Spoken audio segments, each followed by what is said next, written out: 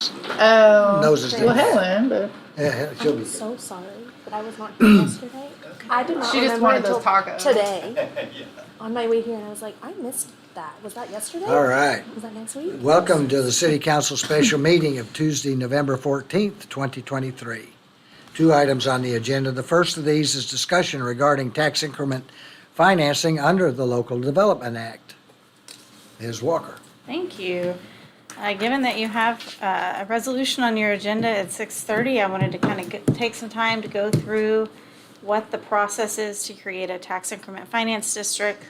As I look around, I think we have one council member who was here the last time we went through this process, so I thought it would be helpful to kind of talk through that. So the basis for tax increment financing is set out in the Oklahoma Constitution in Article 10, Section 6C. There, it authorizes the legislature to adopt laws that allow cities to provide incentives, exemptions, and other relief from taxation for certain types of areas.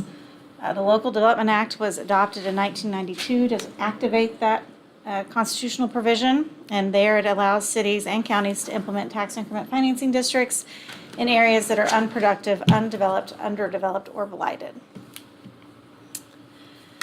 So tax increment financing is just a financing tool to be used in areas where investment, development, and economic growth are difficult but would be possible with the TIF assistance.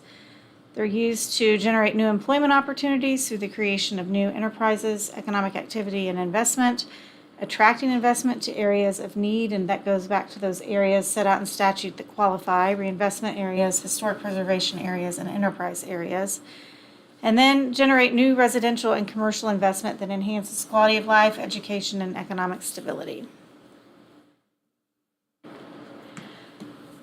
So essentially how a TIF works, or what it does, is it allows the city to direct the apportionment of certain taxes to finance public project costs to stimulate development in a designated area. So the increment is the growth in ad valorem taxes in that designated area, from the date the TIF district is created, or it doesn't have to be both, it could be either one, the portion of sales tax collected each year within that district. So those would be dollars that are typically generated by the projects in the project plan. They do not impose new taxes, they just take advantage of the growth in the existing taxes from the new development. So this shows that for people who are more visual. You do, on property tax value, you'll see typically a base assessed value. And so you go in and you assess what is that property at the date of the TIF creation, and then that growth becomes the increment. So that is the piece that funds the public projects. And then, of course, at the end of the TIF, which is typically 25 years unless it's paid off earlier, all of those revenues then go to the taxing jurisdictions. Doesn't show up on the screen. Oh, yeah, you're right. It looks so pretty on my computer, but you can't really see the color as well. So over time, that increment will grow with the development and culminating at the end when you start collecting all of those taxes. TIFs can be used in enterprise areas, historic preservation areas, or reinvestment areas. Here, we're talking about an enterprise area that's designated by the Department of Commerce. And the entire University North Park area is considered an enterprise area, as are many other areas of Norman.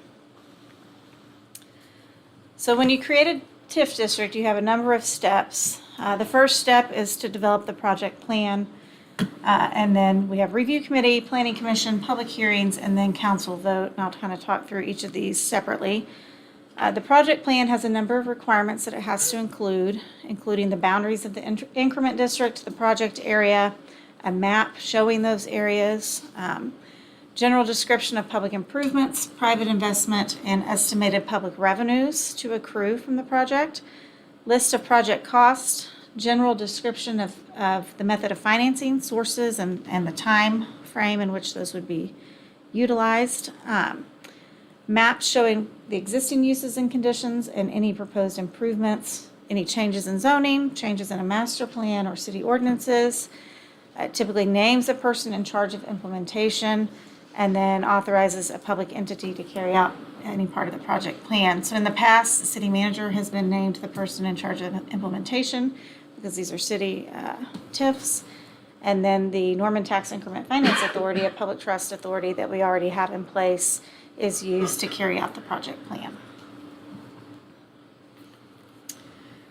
The review committee has to be appointed prior to any public hearings and adoption and approval of a project plan.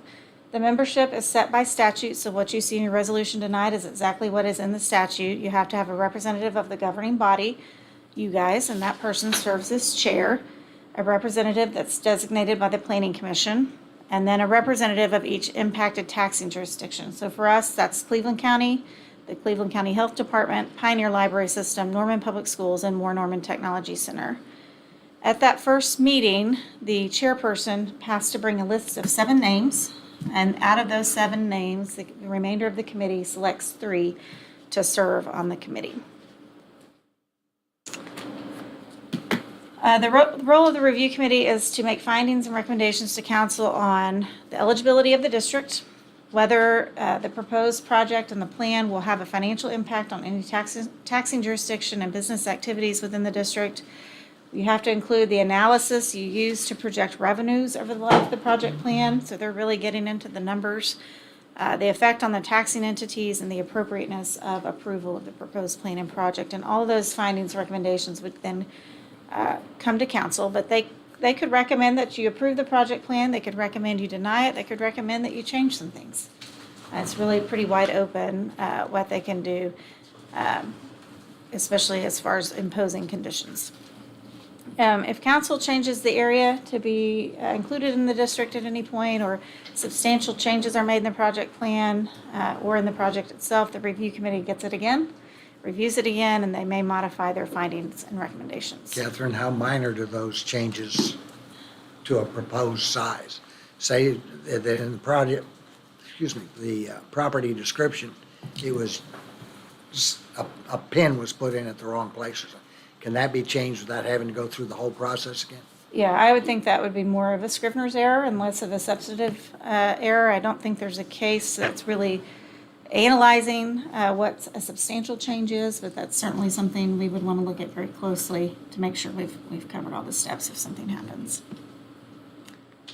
Then it goes to Planning Commission. They review the proposed plan and make a recommendation as well. And as you know, the project plan is going to include any proposed changes to our master plans, to zoning, and those are things that are wholly within the Planning Commission's purview typically. So they'll be reviewing it for those type of things and then making a recommendation to you as well.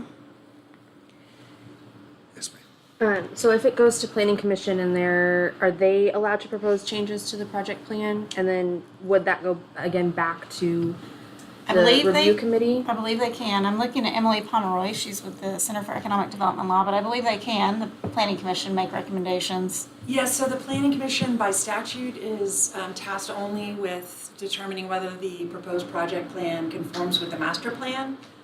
So if there are reasons that it doesn't, then the Planning Commission may recommend changes.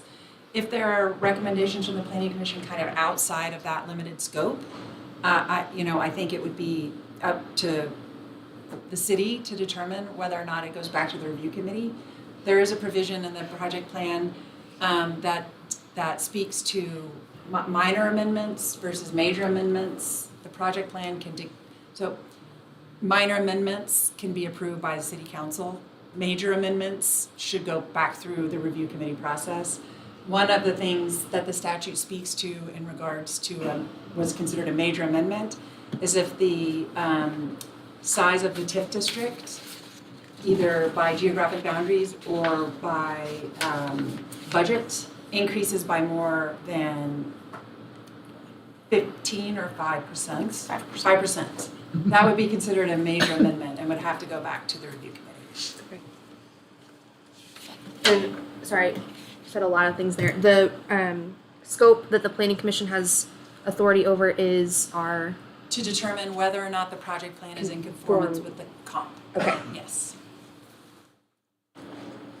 Okay, so after those steps, you then have public hearings, and there are very specific guidelines for what the public hearings are for and also for the type of notice you provide.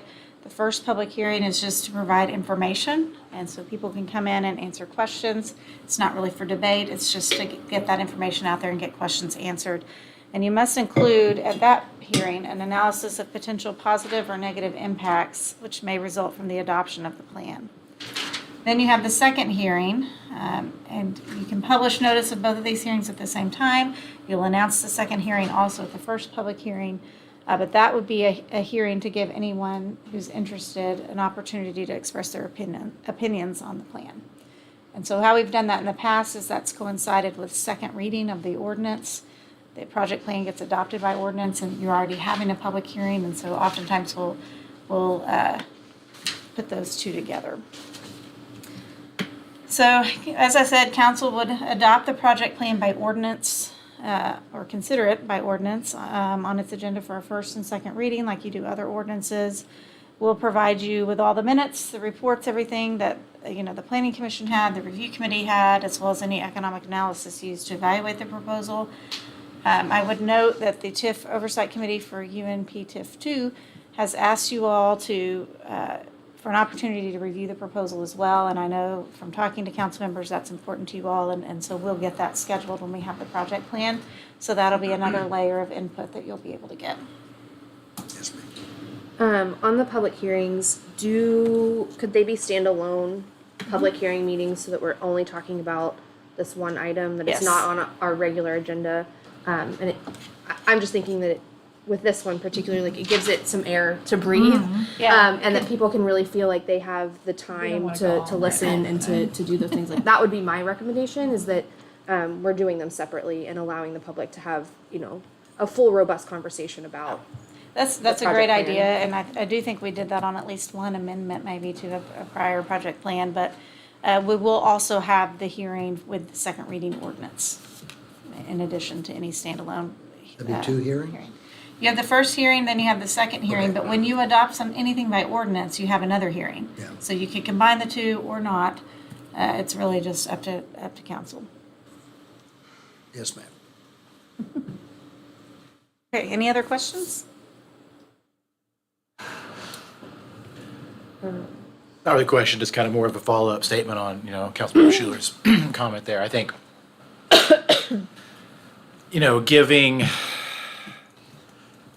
giving people, I think the way you said it, the air to breathe, I think that is a great way to put it. And considering how high the stakes are on this project, I think, giving that space is really important, but also, not forcing people to come give their input on the night we're making a vote.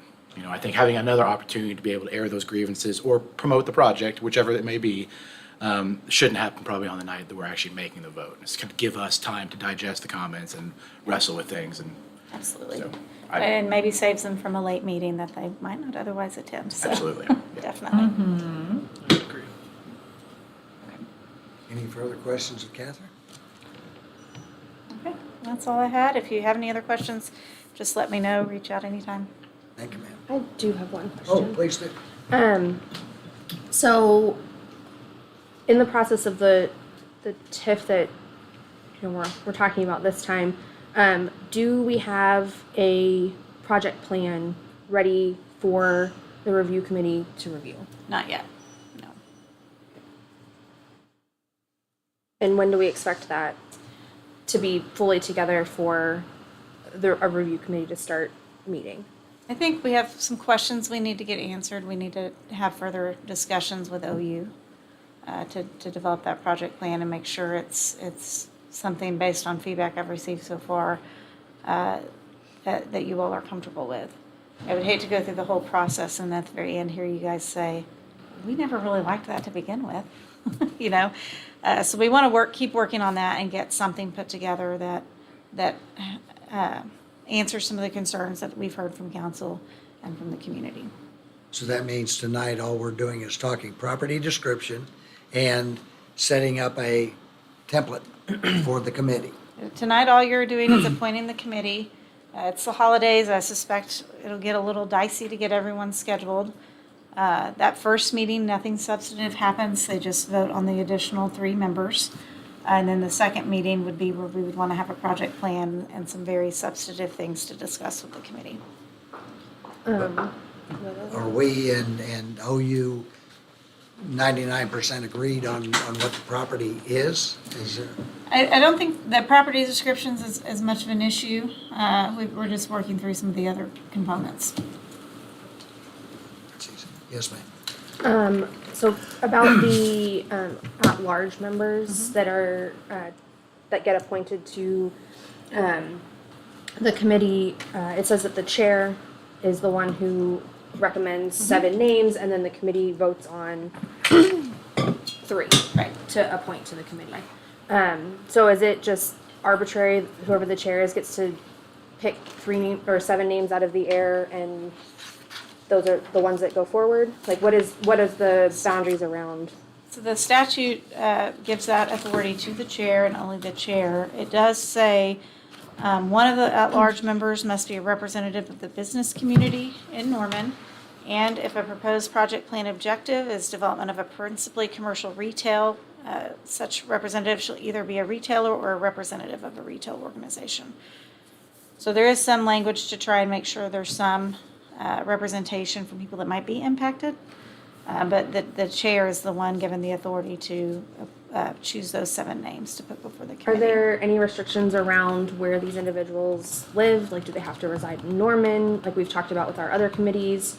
Or is it just like represent the business community generally? I don't think there's a statutory requirement in the Local Development Act that they live in Norman. I know for our appointed boards and commissions, we require that, so that's something we can work through to make sure that we're not violating that code provision. Thank you. Yes, sir. Same line of questioning, but in terms of the planning commission, is that just going to be the chair of the planning commission, or will they actually nominate and select somebody themselves? They have to designate someone. Okay. Typically, in the past, has been the chair. Okay. But it's possible it could be someone else. Thank you. Yeah. Similar line, for the other taxing jurisdictions, they put together whoever they want and recommend Correct. and put forward to Right, designate. so the resolution will tell me to go talk to these other taxing jurisdictions and ask them who they want their representative to be. Yeah. And that's the same way we've been doing it. Yeah, that's all set out in statute, so definitely the way we've always done it. Councilmember Ball? Is Miss McKinney no longer the chair?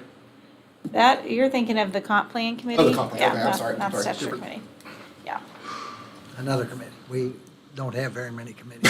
Right. Just have a few. 40 of them. All right. Anything else? Well, thank you. Thank you. Item 2, consideration of adjourning into executive session is authorized by Oklahoma statutes, Title 25, Section 307B4, to discuss pending litigation in the case of Flores versus the City of Norman and the case number. So moved. Second. We're moving into executive session. You guys will excuse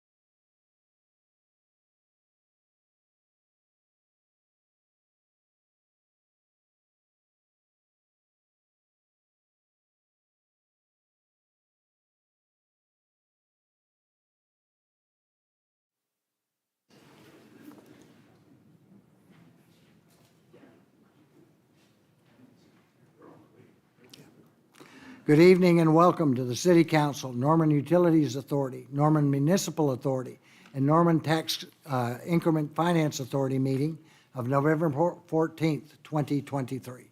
Madam Clerk, will you please call the roll? Councilmember Ball, Present. Councilmember Schuler, Here. Councilmember Montoya, Here. Councilmember Grant, Here. Councilmember Nash, Here. Councilmember Foreman, Here. Councilmember Holman, Here. Councilmember Peacock, Here. Mayor Hykela. I am here. Would you all please join me in the Pledge of Allegiance? I pledge allegiance to the flag of the United States of America and to the republic for which it stands, one nation, under God, indivisible, with liberty and justice for all. Thank you.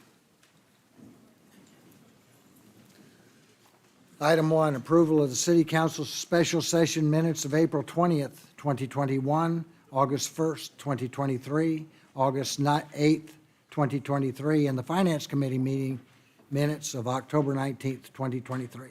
Need a motion to approve the minutes? So second? Have a motion and second. The motion on the floor is to approve the minutes. Council members, you may cast your votes.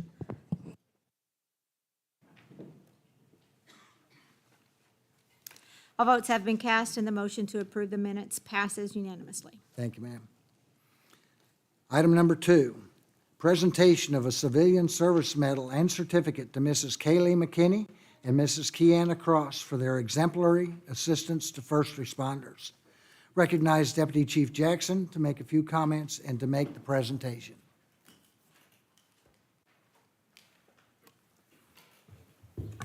Good evening, everyone.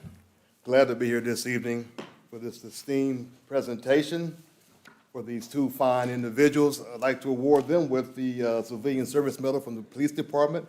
Miss Kaylee McKinney and Kiana Cross, would you step down here for a moment, please? You can step over here. All right. Before I get started, I'd like to read a little bit about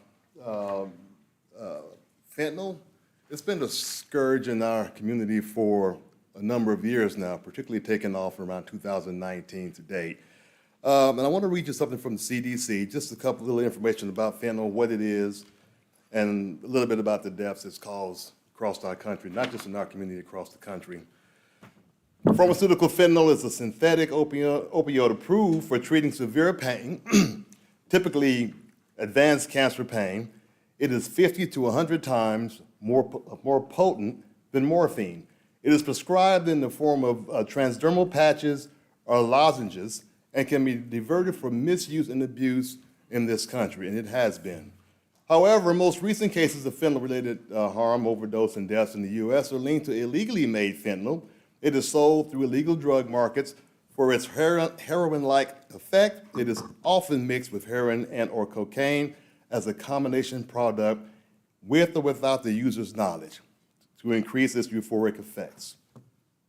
Rates of overdose deaths involving synthetic opioids other than methadone, which includes fentanyl and fentanyl analogs, increased over 22% from 2020 to 2021.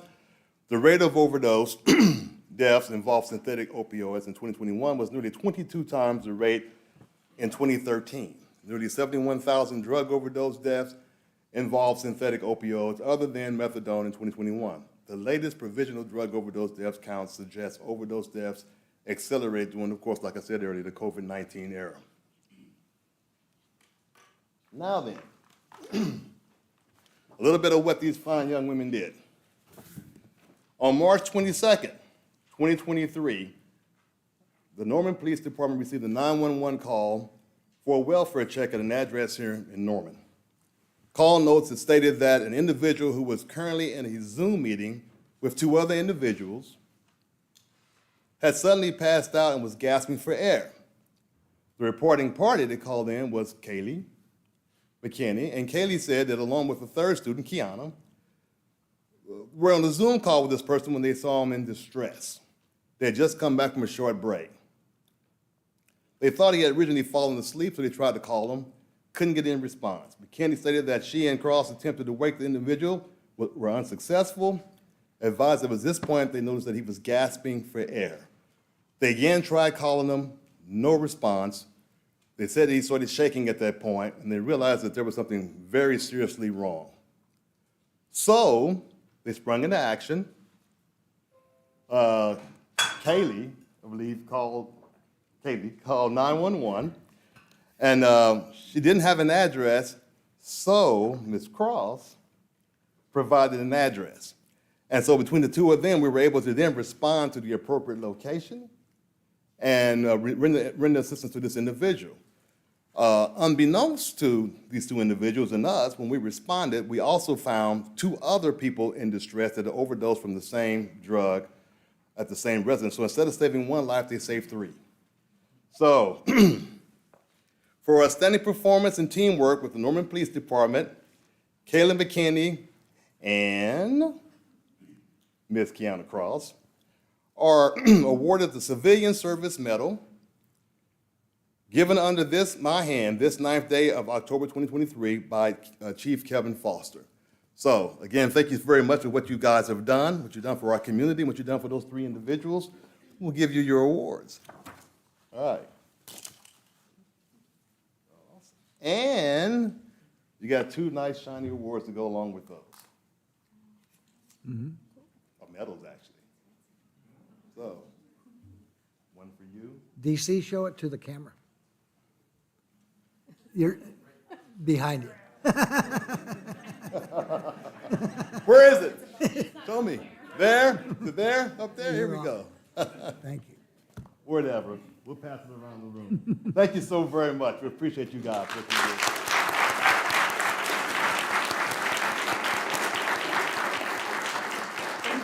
You're welcome. Thank you. Deputy Chief? He would like to get a picture for the website. Excuse me. You aren't quite done yet. I'll get a couple photographs. Where would you like them to stand? Just right where they were. All right. And you get. Want me in it? Okay. I'll stand. Here we go.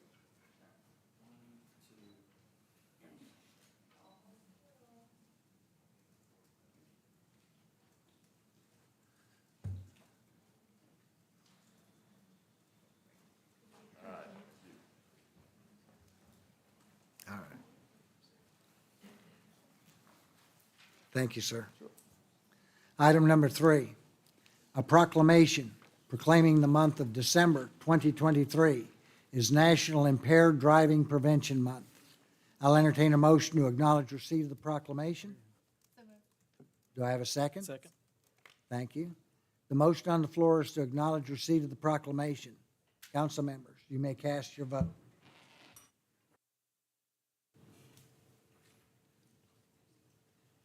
All votes have been cast and the motion to acknowledge receipt of the proclamation passes unanimously. Thank you, ma'am. I'll read. A proclamation of the mayor of the city of Norman, Oklahoma, proclaiming the month of December 2023 as National Impaired Driving Prevention Month in the city of Norman. Whereas every year, thousands of lives are needlessly lost on our nation's roadways because of alcohol and drug-impaired driving. And whereas alcohol, illicit drugs, and even over-the-counter medications can impair a driver's judgment, decrease motor coordination, and slow the reaction time necessary to safely operate a motor vehicle. And whereas the new Infrastructure Investment and Jobs Act calls for the National Highway Traffic Safety Administration to issue a new standard for advanced drunk and impaired driving technology for new vehicles, which should help prevent impaired drivers from taking the wheel. And whereas our technology continues to advance and may one day solve the problem of impaired driving, everyone must take individual responsibility and pledge to never drive while impaired and to deter others from making that fateful decision. Now therefore I, Mayor of the City of Norman, Oklahoma, do hereby proclaim the month of December 2023 is National Impaired Driving Prevention Month in the City of Norman and urge residents of the City of Norman to make responsible decisions and take appropriate measures to prevent impaired driving. I'd like to recognize Captain Carl Pendleton to accept the proclamation.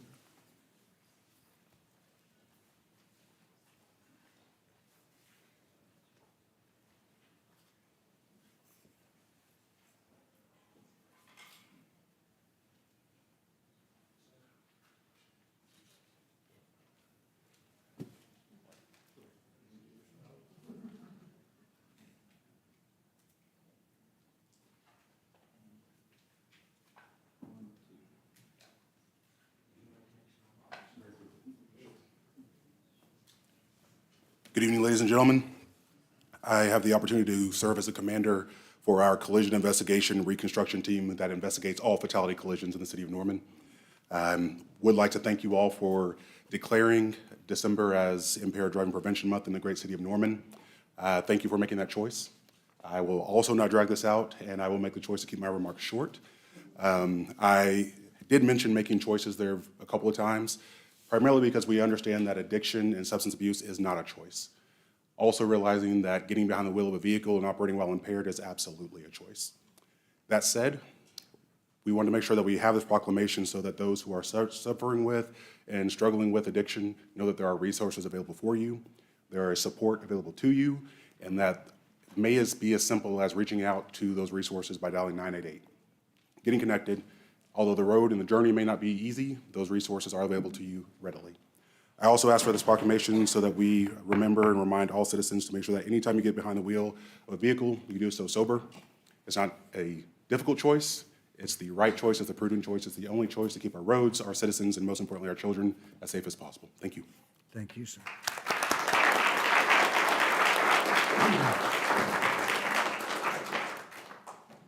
Item number 4, a proclamation proclaiming Saturday, November 25th, 2023, is Small Business Saturday. I'll entertain a motion to acknowledge receipt of the proclamation. Motion to approve. I have motion and second. The motion on the floor is to acknowledge receipt of the proclamation. Council members, you may cast your votes.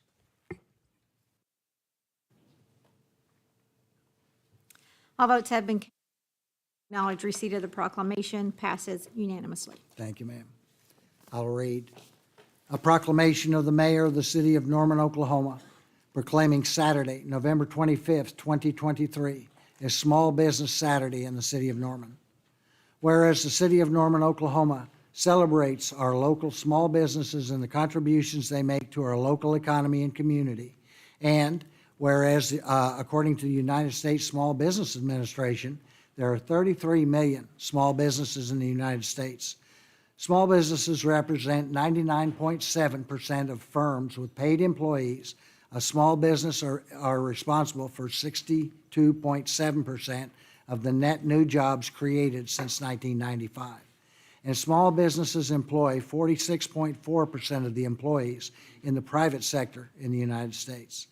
And whereas 68 cents of every dollar spent at a small business in the United States stays in the local community, and every dollar spent at a small business creates an additional 48 cents in local business activity as a result of employees and local businesses purchasing local goods and services.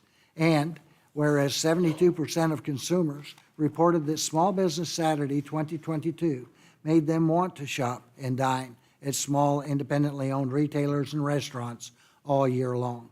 And whereas the city of Norman supports our local businesses that create jobs, boost our local economy, and preserve our communities. And whereas advocacy groups, as well as the public and private organizations across the country, have endorsed the Saturday after Thanksgiving as Small Business Saturday. Whereas the city of Norman, the Norman Chamber of Commerce, and Visit Norman have collaborated with our other partner organizations to promote Small Business Saturday in Norman since 2015. Now therefore I, Larry Heikkila, Mayor of the City of Norman, Oklahoma, do hereby proclaim Saturday, November 25th, 2023, as Small Business Saturday in the City of Norman, Oklahoma, and urge the residents of our community and communities across the country to support small businesses and merchants on Small Business Saturday and throughout the year. I'd like to recognize Ms. Laura Dupree of Gabarino's Restaurant to come forward, please.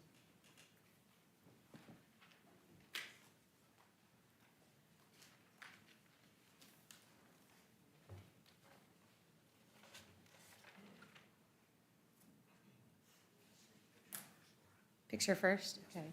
You covered so much, too. I'm not sure there's much left to say.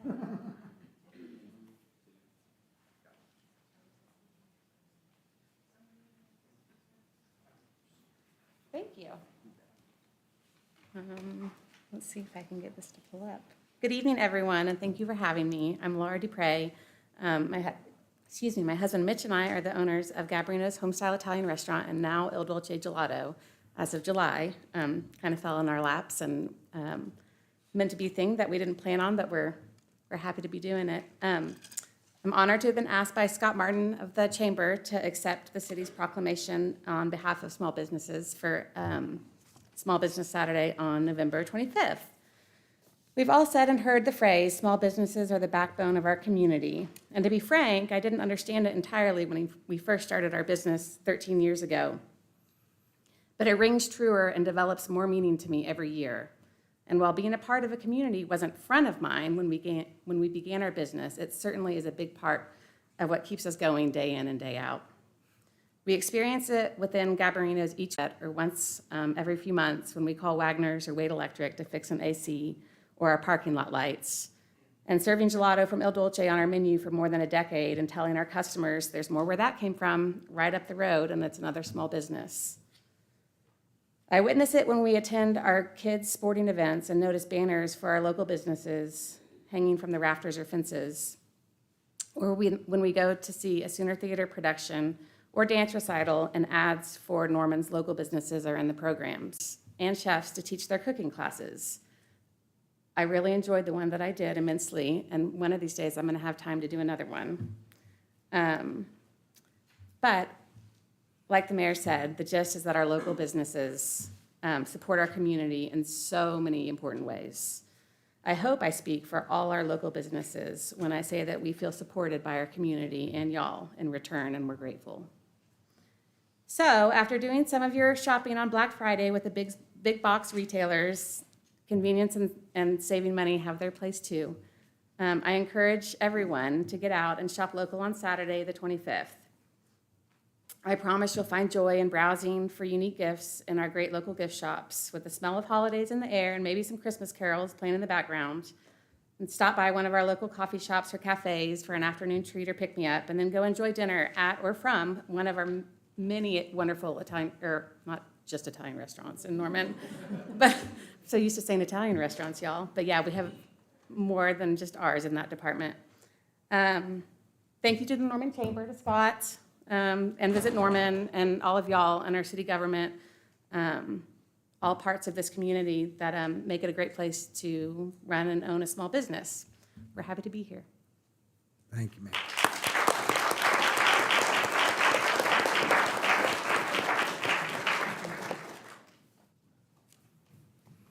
Now time for council announcements. Councilmember Peacock. Thank you.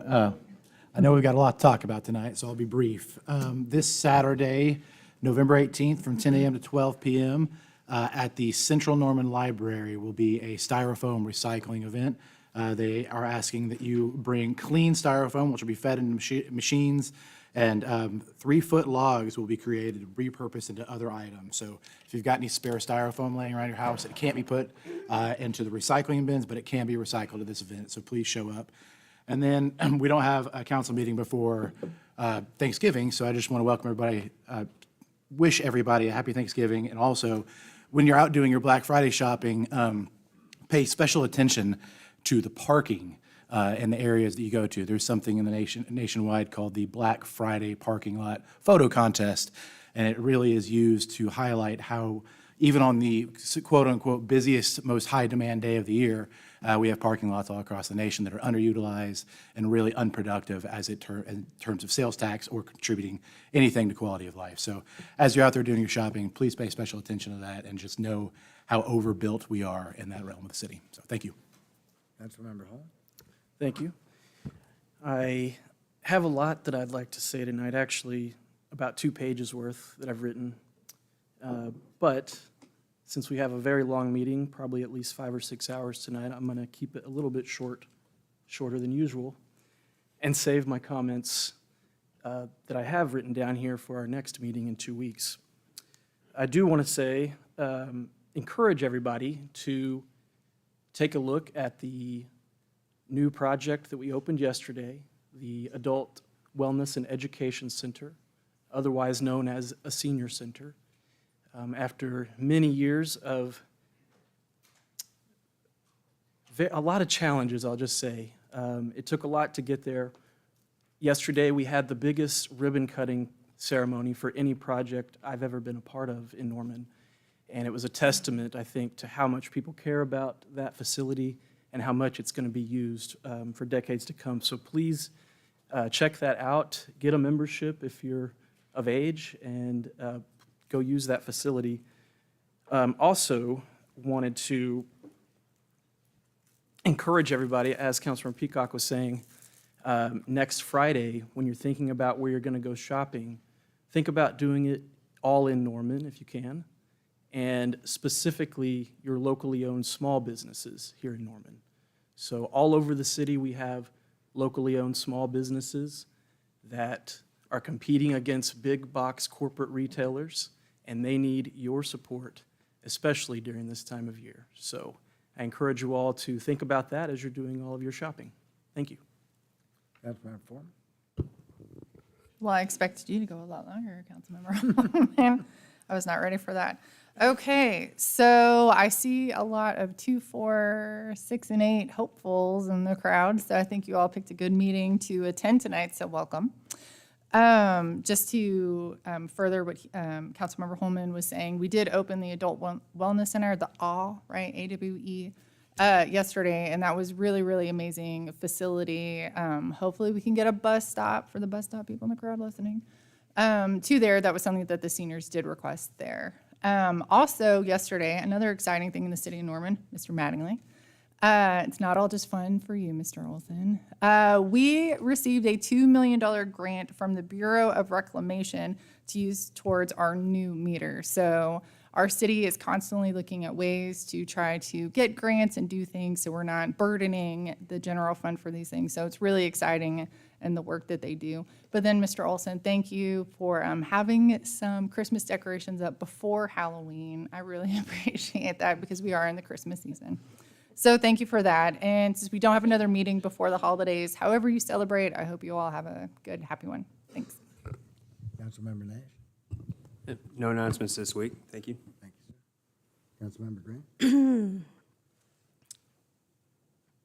Good evening, Ward 4 and City of Norman. I have a few announcements to make. Congrats to our city staff for taking first place in the 2023 Oklahoma Recreation and Park Society Maintenance Rodeo. Well done, y'all. And I'm looking forward to the Environmental Excellence Awards this Friday. As Councilmember Peacock mentioned earlier, these folks actually have been nominated, but definitely go to their foam recycling event. But they are, it's the Lutheran Church and Student Center's foam recycling program, and then the City of Norman has also been nominated as Affiliate of the Year. So best of luck to us. Next, I heard rumors that Main Street was in shambles Friday, and that was not my experience of Art Walk. Did I see homeless people? Yes. But were they blocking access? No. I had to walk around groups of Art Walk attendees checking out artist vendor booths on the sidewalk. And people just hanging out talking to their friends on the sidewalk. My family made an effort to check out the places we always walk by but never seem to visit, and they were also filled with people shopping and friends visiting in the aisles and outside of storefronts. However, I don't want to gloss over some issues we saw this past weekend. There was an incident at Scratch that involved a stabbing.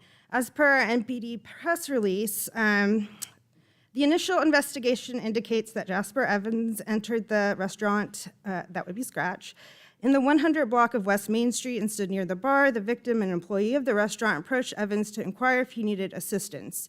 Evans provided an unintelligible response, and the employee continued to walk past Evans when he felt an object pressed into his back. Witnesses observed Evans with a white object in his hand as he struck the victim in the back. The white object was later determined to be a toothbrush sharpened into a point with a wraparound handle. Evans then left the restaurant. The incident remains under investigation. I confirmed with Food and Shelter this afternoon that Evans was never engaged with a friend's house, or that's our temporary downtown shelter, nor the Food and Shelter location off Reed. Additionally, homelessness is a layered conversation that involves gaps between mental health services, hospitals, jails, lack of supportive transportation options, and access to resources. When our systems of care work, and that means they work intentionally to overcome the gaps, we see results like we do through our friend's house. Learned last week, they rehoused 141 people since opening November 1st of 2022. That was accomplished by a combination of getting people transported back to supportive family, transferred into nursing care, also supportive living arrangements for senior citizens, and other housing options. And April Dosher did say in our oversight meeting last Thursday that they have to get creative about that. So, doing away with one temporary emergency shelter will not, nor could it ever address these systemic issues. It would not have prevented the incident at Scratch. That individual was not attracted to shelter services, but instead released, it appears, from the criminal justice system with no plan for him to get connected with all the appropriate resources. Also, not one person called us because there was a social media blast. Not one person has called or reached out to me about this incident, despite drawing attention from the news, because I did get contacted by a reporter about it. I will say, if you want to open records requests, Brady Sexton and Gabriel Bird in my emails, by all means do, and you can confirm, fact check for yourselves what was said on Facebook. Also, perhaps lesser known is the fact we had a campus corner stabbing over the weekend involving 2 game day bar patrons. However, the word from our city manager is that OUPD, the entity that investigated, reports no one is pressing charges. Last, we have a full agenda tonight, and I want to leave off on a positive note. In our oversight committee last week, I was encouraged to learn the request for funding proposal had been awarded to Red Rock, which will run an urgent recovery clinic. This is a community-based mental health service that can function as a sobering center as well and stabilize people in crisis for up to 23 hours. People in crisis can also be referred to longer inpatient mental health care instead of ending up in jail. When people ask what the plan to address systemic issues like homelessness is, I can promise, besides our home-based study and action plan, this facility will be bringing a missing community mental health piece that has, we talk about systemic issues, that's a gap. Anyways, that's all for me tonight. Councilmember Montoya. Good evening, Norman, Oklahoma, and Ward 3. I have no announcements tonight other than whatever holiday you celebrate this week or don't, just enjoy some time off. And thank you all for being here. Councilmember Schuler. Thank you. The only thing that I will say tonight is that I know whenever our chamber is packed, we are definitely going to have a robust conversation about several issues that Norman really cares about. So I thank you all for being here, and if you choose to come down to the mic and have your voice heard, thank you for doing that and for advocating and working in the community. So those are all the announcements that I have tonight. Councilmember Paul. Just to piggyback on what Councilor Grant said, according to our home-based study, 60% of our homeless population, when they were asked what's the biggest roadblock to keep Cleveland County from ending homelessness, is insufficient mental health services. Do you know how many items I voted on that has to do with mental health since I've been up here? 0. What we have voted on is homeless shelters, vehicles, things that enable people to stay homeless without actually treating the causes. Now, this individual that wandered into Scratch on Thursday night and stabbed one of the employees obviously had mental health issues, very possibly on drugs, but he was a homeless individual that I've verified through NPD. So if this could happen at one of our restaurants downtown from somebody who was just released from Oklahoma City 48 hours prior on a plea bargain for a violent crime, it can happen anywhere and at any time. It can happen at 8:30 in the morning at one of our schools. So we will be talking about the SROs tonight, and just hope we keep all this in mind when we decide to vote, whether we're going to fund them or not. And that's all I have. Thank you, sir. Mayor has none. Consent docket.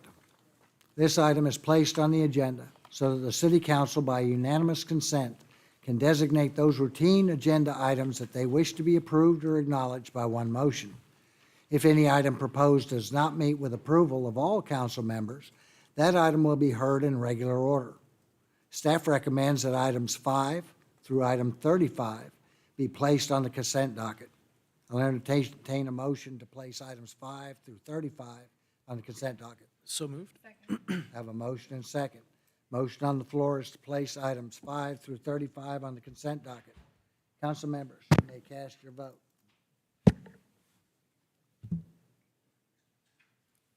All votes have been cast, and the motion to place items 5 through 35 on the consent docket passes unanimously. Thank you, ma'am. I'll entertain a motion to approve the consent docket. Motion to approve. Dead silence here. In a second? Second. Thank you, ma'am. Are there any comments from council regarding any item on the consent docket? Hearing none. Oh, okay. Councilmember Grant. I'd just like to mention item 33. It's a settlement. It says Thompson versus City of Norman. It's actually Marconia Kessie. I would like to highlight this settlement in part because it may meet the community demand for justice around his death, and it is a reminder that these gaps in our system create dehumanizing conditions actually do have a cost associated with them. Thank you. Any further comments? Hearing none. Motion on the floor is to approve the consent docket. Council members, you may cast your vote. All votes have been cast. Approved. The consent docket passes unanimously. Thank you, ma'am. Item number 36.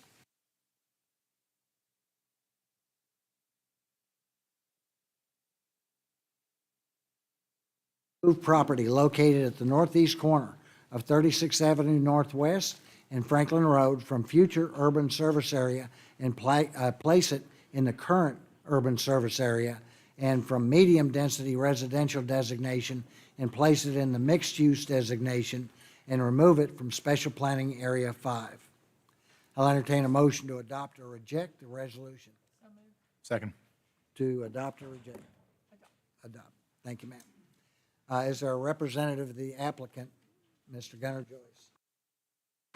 Thank you, Mayor. Gunnar Joyce with Rieger Law Group here. Talk about Franklin Woods. Going the wrong way here.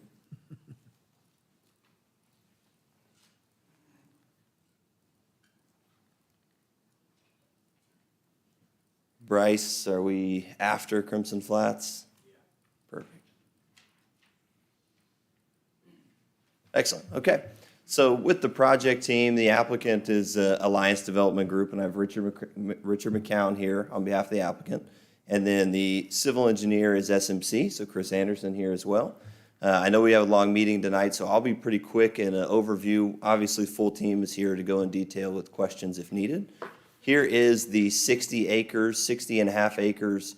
It is just north of Ruby Grant Park, and that is really kind of the driving factor in this proposal. As we zoom in, right here, we have frontage on I-35, frontage on 36th Avenue Northwest, frontage on Franklin Road, just north again of Ruby Grant Park.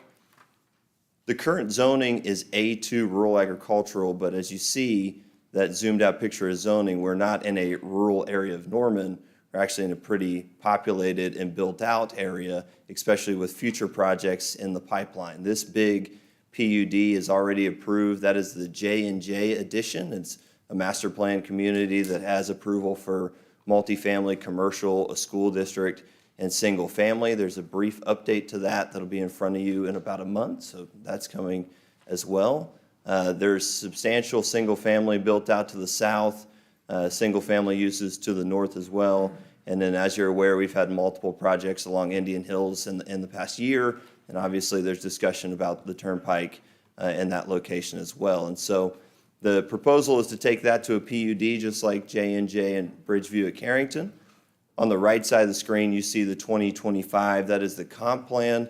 This area, since 2004, this site has been comp planned for density. It's been medium family residential 2025. And so what that means is since 2004, the proposal for this area has been duplexes, apartment buildings, density to utilize what, again, since 2004 has been planned as the city's Ruby Grant Park. And so that is this proposal we're bringing forward today. There's a couple of different items you'll vote on in the 2025 plan, so we're removing it from the existing future urban service area, taking it to current service area, just like the surrounding properties.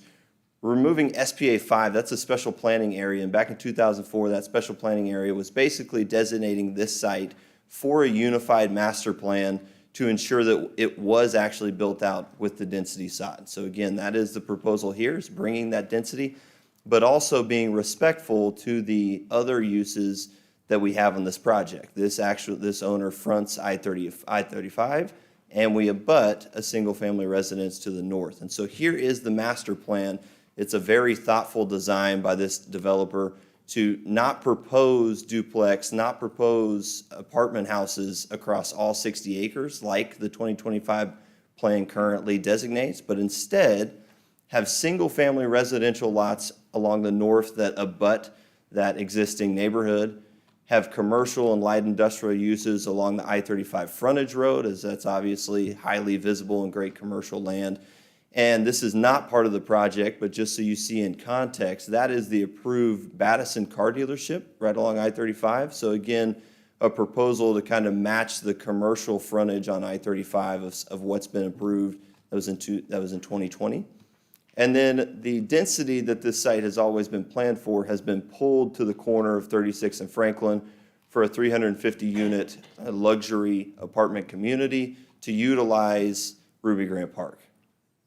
It is a substantial commitment to open space. It is over 27 acres. It is about 45% of the entire development area is green open space.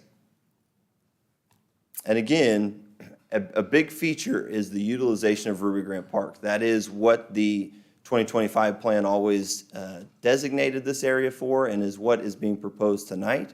Staff reports and public meetings have kind of exemplified the desire for medium density mixed use in this property, and for the density that this project proposes right on Ruby Grant Park. Quotes from the staff report note that the use of apartments across Ruby Grant Park is recommended to allow for space for residents to have recreation opportunities. And again, the intent was to place multifamily development in this area based on the 2025 plan for the area. There's a preliminary plat as well that is the legal subdivision. It's the lot and blocks. There is one request for a variance from the EDC for an extended cul-de-sac. But this is actually built out as a 4-lane divided boulevard. So basically you can have 2 ways of traffic in the event of an emergency. You could still enter either lane if one got blocked off, and staff has reviewed and can support that request. The reason for it is by bringing a kind of larger cul-de-sac to the north, we can keep undisturbed area of this floodplain in this creek, and that allows us to have such a substantial green space in this development. So without that, we would have to kind of dip further into the open space and the floodplain. This request, again, allows the developer to minimize natural disturbances. This required a full TIA. TEC did that report and provided it to city staff. City staff has reviewed it and recommends approval, noting that traffic capacities on 36th Avenue and Interstate Drive all exceed the demand for the existing and proposed trips as a result of this development. And here again is the plan in context, just to note the thoughtful layout. Instead of full density across this entire site, a proposal for single-family lots that abut the existing single family. So we have single family touching single family. We take the density that's always been desired in this 60 acres and pull it down to the frontage to make it usable and walkable with Ruby Grant Park, and a small piece of commercial frontage along I-35. Planning Commission unanimously recommended approval for this project, and with that, I'll briefly bring up Richard McCown to talk about some of the design aspects.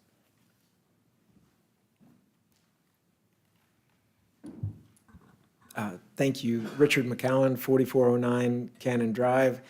We're really excited about this property. It presents a very unique opportunity.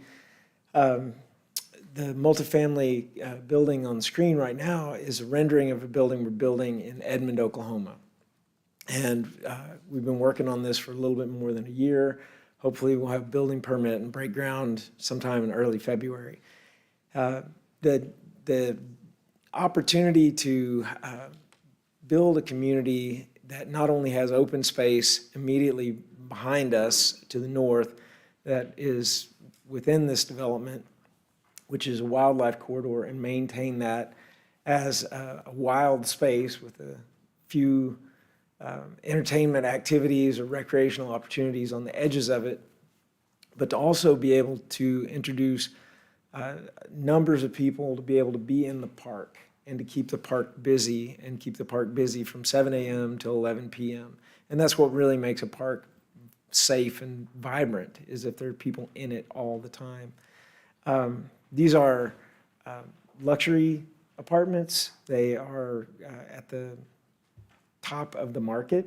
When we look at the housing mix that we're building in the United States, we mostly build for married couples with school-age children living at home. That's the dominant housing form that's being put into the housing supply. And that's one of the reasons we're in a housing crisis. Just over half of the adults in the United States are not married. And that idea of singleness is growing. It's been growing. We crossed over to where more than half of the adults are not married in 2007, and that number just inches up just slightly each year as a percentage. And so this community is really about addressing the issue of being successfully single, moving away from the Hollywood rom-com narrative of, oh, you'll need to meet Mr. Right or Mr. Wrong or whoever it is you're looking for. And this is a place where we think over the last 12 years, we've really learned a lot with our apartments in Oklahoma City about building community and creating a place where people put down roots, build lifelong friends, and we know how to put an amenity mix together where, you know, people bond at the dog park, they join, you know, running clubs, dinner groups, etc. Anyway, I could talk about this for a long time. Y'all have a long evening to go. We're really excited about the opportunity to add this very important and needed piece of housing to Norman's housing equation. Happy to answer any questions. Richard, I have a question for you, please, sir. In that area that you're leaving is almost a conservation area. That's the headwaters of the Little River. Am I correct? That is absolutely correct. And would you explain to us how you're going to protect that? So one of the things we're going to be doing is leaving it undisturbed. We've got on the south side of the creek system, there are 3 different ponds that we'll be building that'll capture the rain runoff from the roofs, the parking lots, and the apartment community. And on the north side, north of the creek, there's already an existing pond between the single-family residential piece and the office commercial portion in the far northeast corner. But then there are 2 other ponds that we'll both be building that are up above the floodplain, up above the water quality protection zone. And we've really developed a lot of best management practices over the years for being able to develop a flume system carrying the water in a surface conveyance, and then building a filtration garden beside that flume that takes a lot of that excess phosphorus and nitrogen out of the rainwater, also out of the daily irrigation people do. So those are just a few of the practices we have. Of course, leaving all those trees really goes a long way toward establishing that healthy ecosystem, especially the understory, where you really provide food for all kinds of wildlife already traveling up and down that corridor and continuing to live in it. That's a big piece of the ambition and the aims of this property. Thank you, sir. Other questions from council? Councilmember Holman? Thank you. So the space on this map, actually right here, that yellow on the south or bottom of the picture, the space between the apartments and the street, that yellow, is that just a green belt buffer or what is that? That yellow line right there represents I'm struggling to remember the exact dimension. I believe it's 84 or 86 feet. I remember it not being 85, but that is an OEC or Western Farmers transmission line, and it's green. We just represented it as yellow. Perfect. And on the perimeter of the apartment complex, I assume there's some sort of fencing or masonry. Yeah, I'm not a big enthusiast of gated neighborhoods. Yeah. That's one of my favorite things about Norman is we don't have very many. But sometimes the market really insists on it. And so this apartment community will be a gated apartment community. And so as you come in from the south, that'll be the main entry where you arrive at the clubhouse, swimming pool, and almost it lines up more or less across the street from Ruby Grant's pavilion on the north end of Ruby Grant. And there'll be a gated entry for future residents to be able to park, and then current residents to be able to move on through the gate. So it'll be a like a metal open fence that you'll be able to see through. It won't be a wall. We're not into building walls. Yeah. And the entrance and exit are both off of 36th Avenue. I see this cul-de-sac on the southeast corner, but it doesn't show it going through down to Franklin. Is that a future connection, or how's that work? So for the apartment community, it's got to have 2 points of egress for fire safety to meet all of the code requirements. And so we'll be putting in both the access off of 36th Street as well as the primary access off of Franklin Road. Okay. And the well site that's on the property, is that an active well site? It is an active well. None of this is possible until we are able to purchase and plug that well. You may notice there's a 150-yard by 350-yard, roughly the size of a football field, green rectangle on the screen. That's the idea to redevelop that oil well site into a full-blown soccer field, place to go play with dogs, all kinds of just big. Right now, it's a scarred piece of land. Yeah. It's been leveled to create the oil well pad, and we won't be able to build any of this and get it financed as long as that oil well's in place. So plugging the oil well will be one of our very next steps. Okay, that was definitely a question I had. There's 2 apartment complexes in Ward 7 that were built around active wells that were not. One of them may have been capped. The other one was not. And there is an active pumping unit in the middle of a nice student apartment complex. So it's very odd and maybe not the safest thing either. And I just kind of thought, wow, why would anybody want to live next to an active oil pumping unit like that?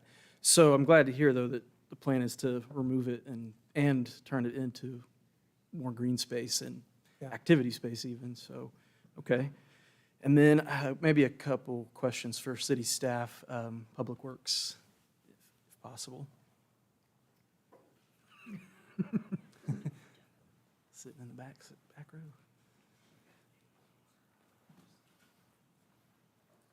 Hey, Scott. Good evening. So we all know about the 36th Avenue project that we've been trying to get done forever. That in 2012, voters approved a bond project to fund roughly 20%, we estimated, of a project with 80% federal funding. And although city staff has been applying for that federal funding since 2016, we've been rejected every single year. Is that right? That is correct. I assume this development would be paying recoupment?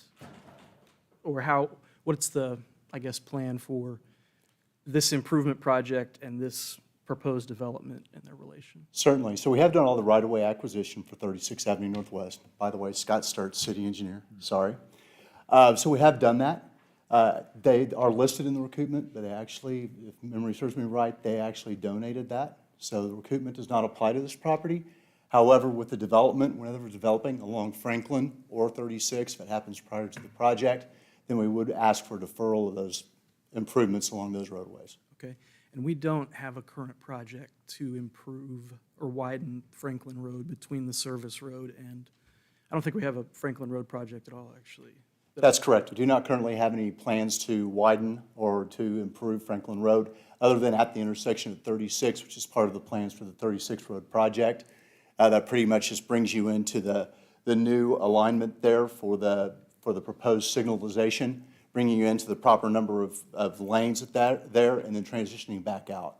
So there's a little bit of work, but it is really more identified with that transition for the intersection than it is for the actual widening of the roadway.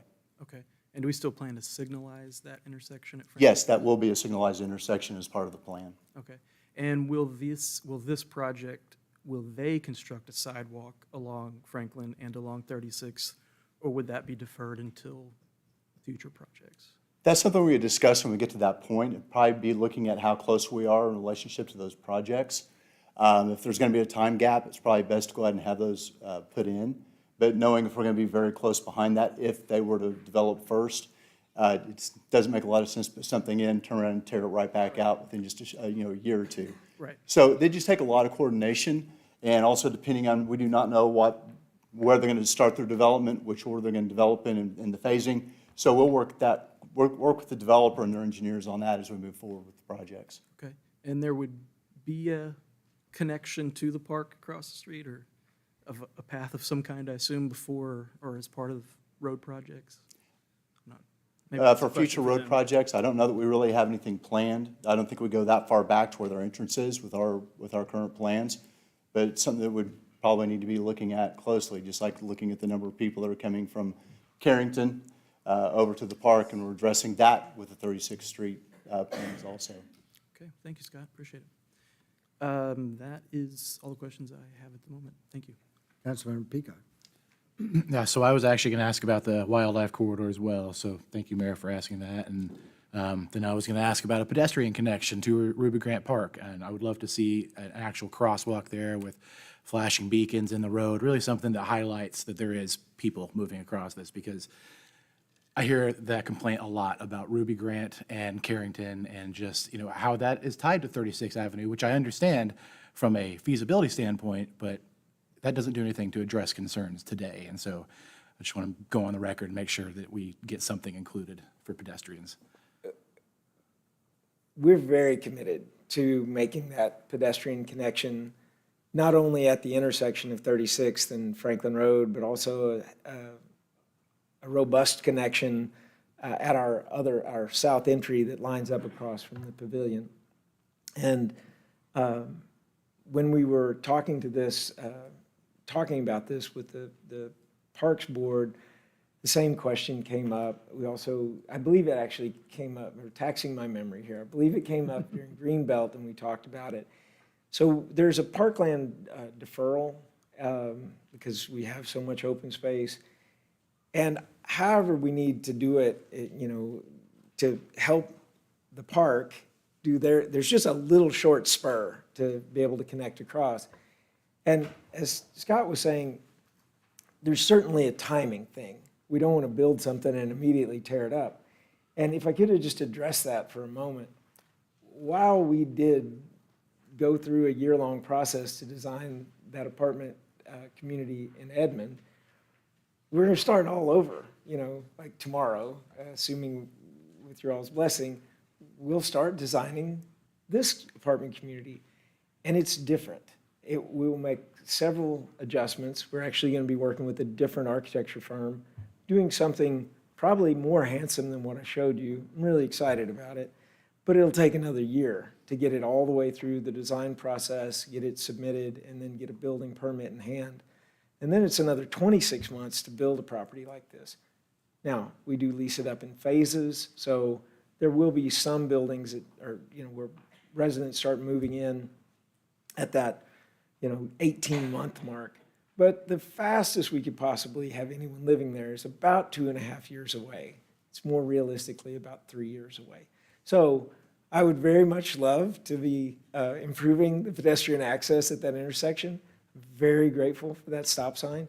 And as somebody that goes on some long treks on Fridays with my brother and crosses that intersection, I'm very aware of how important that is. So we're committed to coordinating, and the city's always been great, and the Parks Department's always been great when we come and want to coordinate. So we're there, hold up our end of the stick. I appreciate you saying that, and having some experience with some of your other developments that we've seen come across council, I know that you guys are good for your word, so I appreciate you saying that. The only other question I really had was on these detention ponds, and are those designed to retain the stormwater on site, or are they actually going to be piped to a storm sewer? No, those will all be wet detention ponds. We have a really specific way that we build them. We dig them as deep as possible, It's kind of fun when you see it because, you know, those yellow pieces of equipment had just disappeared down in there. The deeper you dig them, the colder you can keep the water temperature. The colder the water temperature, the less you have problems with algae bloom. And you also create a little bit of buffer for inevitable siltation. We also build a little shelf around the edge so we can grow some really good aquatic plants in somewhere between 8 to 12 inches of water. Those aquatic plants are really important in terms of taking out particularly nitrogen and keeping the water quality where we want it to be so that they're a really nice amenity and feature. But yeah, we love water and our residents love it, and you know, it gives you endorphins and stuff. That's great. No, I appreciate the answer. Thank you. Councilmember Schuler. Yes, my question was related to stormwater as well. Can you talk to us about how the water flows on this site? So I see the detention on the south and the north, like there's like all of this blue, and then the green space in the middle. But how is the actual like water flowing through the property? So I'd like to ask Chris Anderson to come to the podium because while I love talking about water and I love water quality, he's actually an engineer. Perfect. Good evening, council members. Chris Anderson with SMC Consulting Engineers. As you're aware of the green space corridor going through the middle, that's a creek that runs through there, and there's a 100-year floodplain. The property flows from the northwest down to the southeast through that area. And then on either side, from the north, it flows from the north towards that creek. And on the south side, same thing, flows from the south to the north towards that creek. So nothing is flowing offside other than just going towards the creek and then down to the southeast area.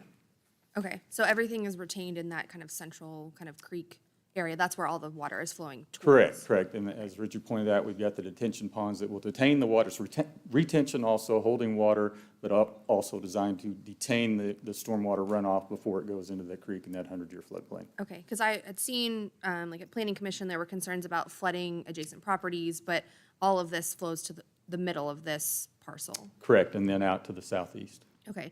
I see that the road off of 36 to the single-family part is crossing the floodplain. I'm assuming that we've gotten approval from our floodplain. Yes, as part of the original application for the preliminary plat, we did have to do a floodplain permit application. And as a part of that, we actually had to design the road crossing and the grading in that area to show that we weren't having any negative impacts in that area. Okay, thank you. My next question is for Mr. McCowan. I noticed in the discussion at Planning Commission that some of the commissioners had requested or I guess suggested for you talking to the neighbors. I know that this would have required a pre-development meeting, but was there any other further reach out to the neighbors to have a? So yes, we did have another, we hosted a meeting at the Carrington Clubhouse, just catty corner in the Carrington Lakes community, just a little bit to the west on Franklin Road. And one of the things that came up that we were willing to completely address, there was concern about the fence where we abut the neighbors along the north boundary line with the single-family lots. And specifically, the concern was, who would own that fence? Would it be owned by each individual? It's very windy up there. I live over there. It is very windy. We're on a plateau. And got with Zach Roach on this. We have a mechanism in our homeowners association to make that fence on the north boundary the property of the property owners association. And that's a really useful tool. If there's any problems with it, it gets into disrepair, a limb falls on it, et cetera, then it gets repaired out of the general funds in the property owner association. We're completely willing to make that. And the other concern was they didn't want it to just be a standard 6-foot stockade fence.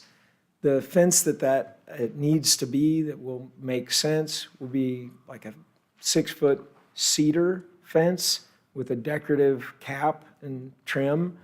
We'll put the smooth side out, keep the poles on our side, and we'll box it out around the existing trees that are the trees are on the property line. And there's no need to split those trees in half and harm them. They're great trees that, are hardy, Oklahoma-proven species. It's hard to be a tree in this part of Norman. Hackberry, there's a lot of hackberry trees over there. not necessarily the most beautiful, but they're sturdy. So anyway, we're content to box out around those trees to our side, and then that'll add more strength and stability to the fence as well. And we'll make it look great. Okay, thank you. Councilmember Grant? Most of my questions have already been asked, but I did have questions around the community feedback. Let me see if there's anything different. How many meetings did you have with the neighbors? Well, we had the pre-development meeting here, and then we had another meeting with the neighbors at the Carrington Clubhouse. All right, that's it. Okay, thank you. Thank you. Thank you, sir. Okay. Appreciate it, Richard. This is an opportunity for members of the public to make comments regarding this item. Madam Clerk, are there anybody signed up to make comments? I have Stephen Ellis.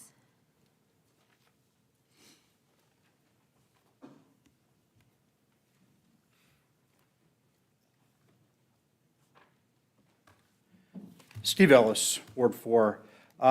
We can have the best laws in the world, but it doesn't really matter if we either don't follow them or we just do sort of cursory rubber stamp compliance. And I fear that's pretty much become the standard for what we do in Norman when we talk about development kinds of issues. We never see applicants address the legal standards or purposes of the rules they're wanting to avoid or change, and we rarely see council members ask about that. So, for example, this issue. A shift from the future service area into the current service area should involve consideration of what we can reasonably afford for sort of more or less strong towns kinds of reasons, right? It turns out that new development, especially development in greenfields, involves interminable infrastructure commitments, essentially. We claim to be thinking about these things all the time. That's something that's important to us. And yet, when the time comes, we just pass these things without ever asking about those issues. So every development proposal, I say, should come with a fiscal analysis for the city. What are the ongoing infrastructure costs that we're signing up to here?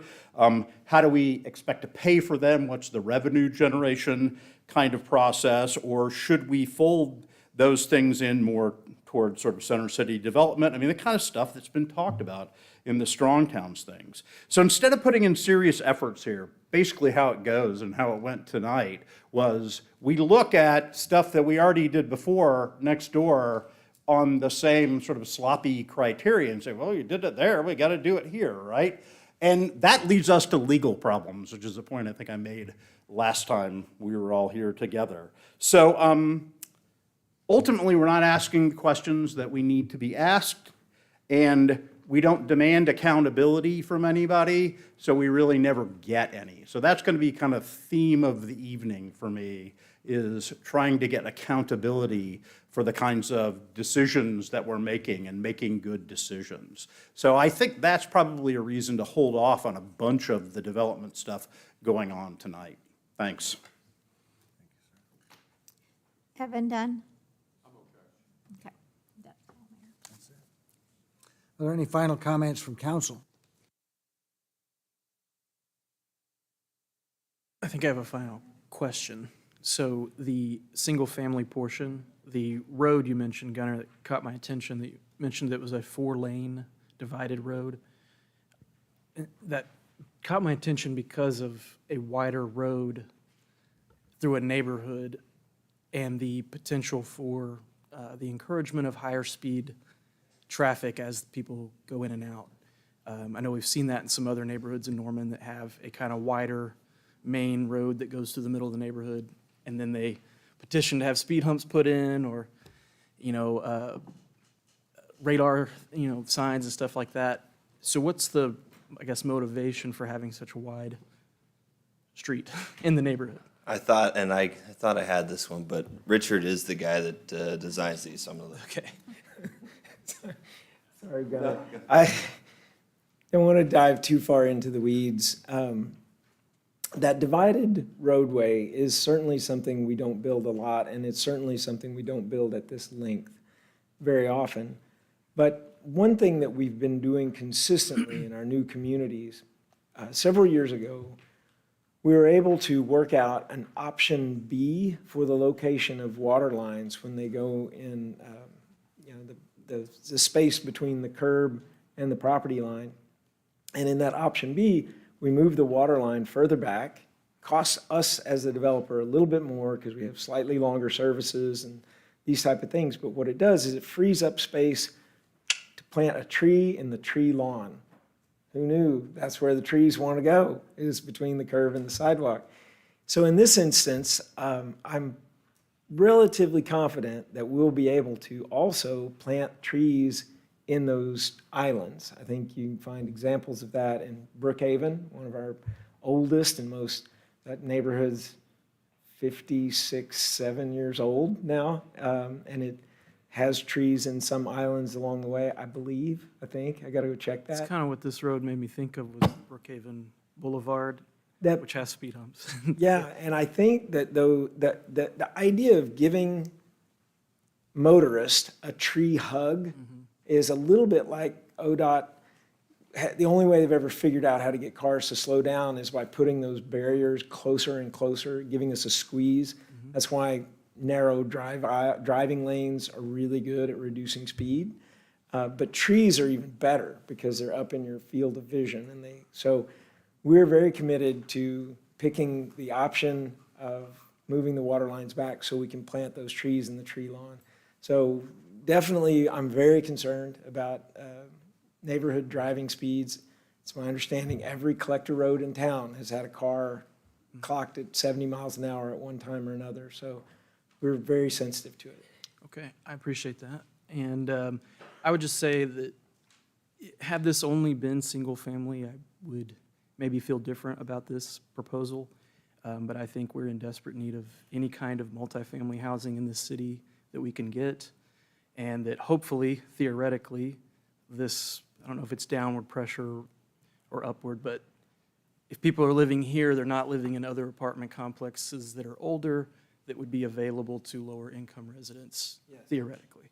And so the fact that there is a large portion of this that is multifamily and the track record that you've shown over the years of stormwater management in your projects, which has been, I would describe, above and beyond any other builder that I've seen come through City Hall. And so I trust that you are designing this in a way that fully protects the green area and the tributary. So thank you. Appreciate that.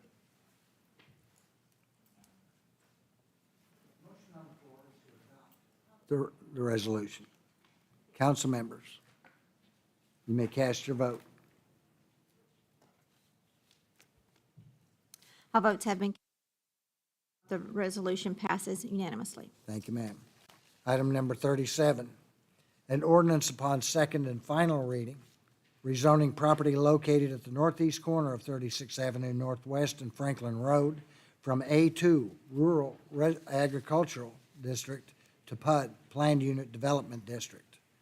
I'll entertain a motion to adopt or reject the ordinance on second reading, section by section. Motion to adopt. Second. Did I hear a second? Thank you. Excuse me, ma'am, you're out of order. We're trying to go through a meeting. This is a companion item to the previous item. Are there any further questions from council regarding this item? I'm sorry, who was the second? Peacock. Okay.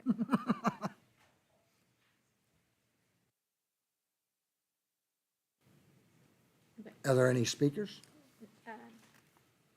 Stephen Ellis.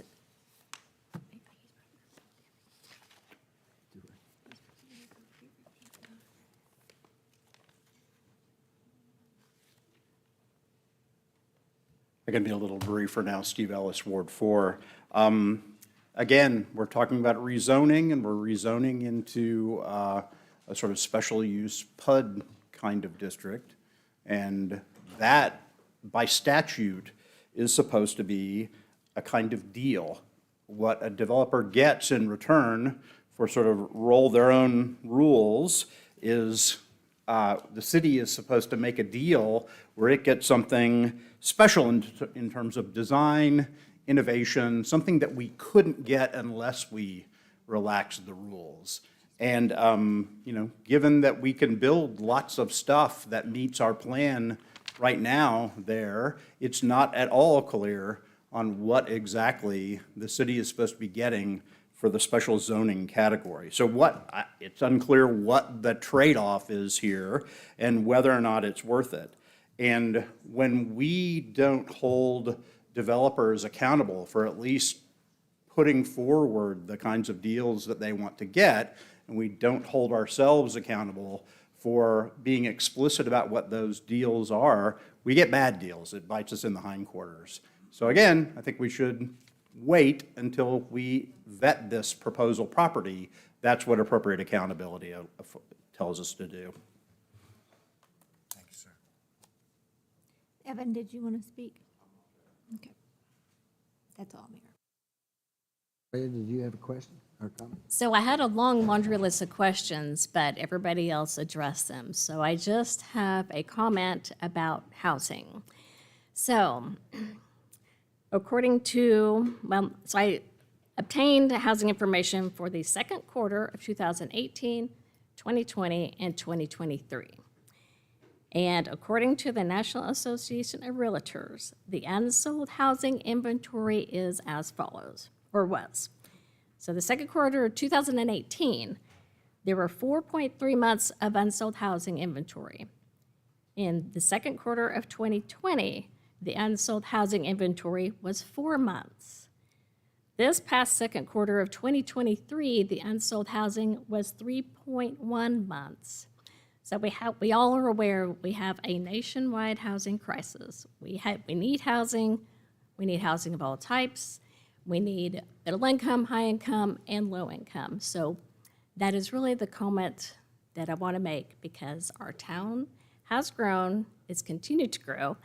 I mean, born and raised here, I remember when Robinson was 2 lanes from 60th Avenue all the way to 60th East. So I just wanted to make that comment about our need for various types of housing. Councilmember Holman. Yes, I do appreciate the comments by Professor Ellis about what we get out of developments in exchange for granting permissions or exemptions or changes. I don't know if a PUD would have been necessary to accomplish this, but with this particular property, the thing that catches my eye the most is the removal of the active well site and remediation of the property that is, in those words, scarred by that use. And so being able to remove that permanently, cap it, and reuse that space for green, open, recreational space, I think is a worthy trade-off. So, thank you. All right, the motion on the floor is to adopt the ordinance on second reading. Council members, you may cast your votes. All votes have been. The ordinance upon second reading passes unanimously. Thank you, ma'am. I'll entertain a motion to adopt or reject the ordinance on final reading. Second. A motion and second. The motion on the floor is to adopt the ordinance on final reading. Council members, you may cast your votes.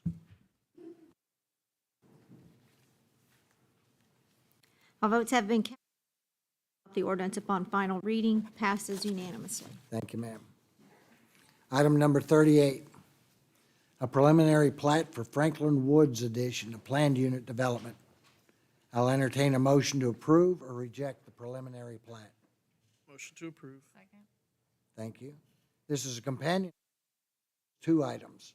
Are there questions from council on this item? Seeing none. Any further public comments, Madam Clerk? We have a few. Benjamin Plummer. Okay. Stephen Ellis. Paul Wilson. Okay. That. All right. No other comments from council? Okay. Motion on the floor is to approve the preliminary plat. Council members, you may cast your votes.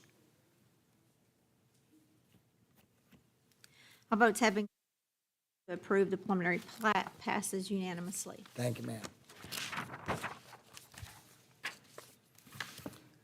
Item number 39, an ordinance upon second and final reading, rezoning property located on the northeast corner of Oakhurst Avenue and East Imhoff Road from PUD, Planned Unit Development District, to SPUD, Simple Planned Unit Development District. I'll entertain a motion to adopt or reject the ordinance on second reading, section by section. Second. Did we get it? Thank you. I recognize Mr. Anthony Perrington. Good to be in front of you guys tonight. As a member of staff, I also have the odd opportunity to also be the applicant or the, not the developer, but on this item. So I'd like to first, let's make sure, I think we're before.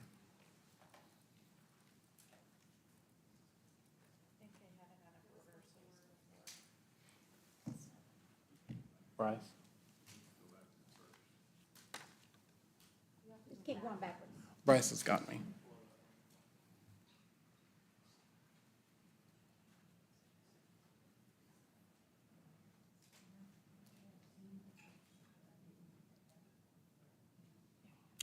All right, okay, so, well, that's kind of anticlimactic at this point, but let me introduce you to this development. It's called Crimson Flats. You guys have heard a lot about it. We've tried to keep you apprised of it every step of the way, so I apologize if a lot of this may seem redundant to you guys, but I do think it's important to make sure all that information is out there at the city council meeting proper.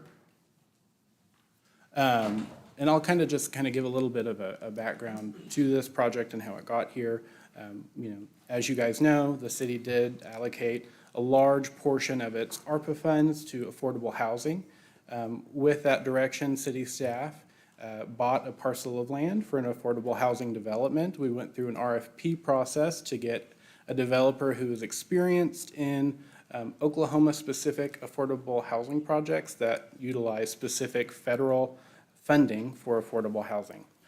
Through that affordable housing property, we landed on Crimson Flats after looking at 6 really, really great applications. This one stood out even then, above and beyond the rest. And I'd like to, this is the first time you guys are going to be able to meet the developer in person, but, and I'll turn it over to him in a second, but throughout this process, it has been kind of a treat for us from city staff to work on this program. I think a lot of things, have fallen into a place where we did not expect them to. And so it has been a really great opportunity from city staff to be able to work on something so thoroughly and be able to really, really, really be proud of the product that we have in front of you today. Even if, city staff isn't necessarily responsible for the actual proposal and all that, we were really, really excited about this project and really glad that we were given this direction from you guys. So with that, I would like to turn it over very briefly to, before I get into the technical stuff, to introduce you to the developer that I've talked about a lot and giving you updates on, but I'd like to have him have the floor just for a second so he can introduce you to him and his company and I think you'll understand why he was the applicant that we selected just by introducing his company. So I'll hand it over to him. Thank you, sir. Thank you, Anthony. Tom Gorman from Bartlesville, Oklahoma. I'd like to start off by saying 2 things. Number one, you all had the foresight and the data you have in front of you it's evident you need this type of housing. It's sometimes difficult to get it built in different communities. So good for you all to recognize that and put forward a program to make it happen. Number 2 is that you gave your staff a framework to work with, and they've done an excellent job bringing this forward expeditiously. Once we were chosen, we said, here's our deadlines, and then they pulled out all the stops to meet our deadlines. And I know there's another council meeting before we actually get the deadlines, but this makes it smooth for us throughout the process. So a lot of kudos to your staff and the consultants they've chosen, the attorneys they've chosen. They've worked very quickly through this, and it's been great. So Tom Gorman, Gorman Management Company. My dad started in the affordable housing business in the late 60s, working with Native American tribes in Oklahoma. I, of course, grew up in it, and I've been running the company since 1997. So, however, it's 30-plus years, whatever that I don't want to think about it. But we have nearly 60 affordable housing projects. All of them are in Oklahoma. We have, this would be the third one in the city of Norman, one of which we're getting ready to embark on a very extensive rehab of. But we want to be a good neighbor to the city of Norman. We want to be a good citizen. And this project could go a long ways to helping us do that. Mostly what I've been talking about is Gorman Management Company that's been around. Milestone Property Development was a company that I started in 2012 to do development, mostly tax credit, low-income housing tax credit development. And we've now accomplished 17 projects in the last 12 or 13 years, development and redevelopment of existing affordable housing. So that's our real brief resume. You all have got a long agenda. I'm happy to answer any questions or expand on anything you'd like, but we're very honored to be working with you and appreciate the process you put in place. It's we're being very good stewards of the money that's been given to you all from the federal government. So Thank you, sir. Councilmember Holman, did you have a question for Mr. Gorman? First, thank you so much for being here.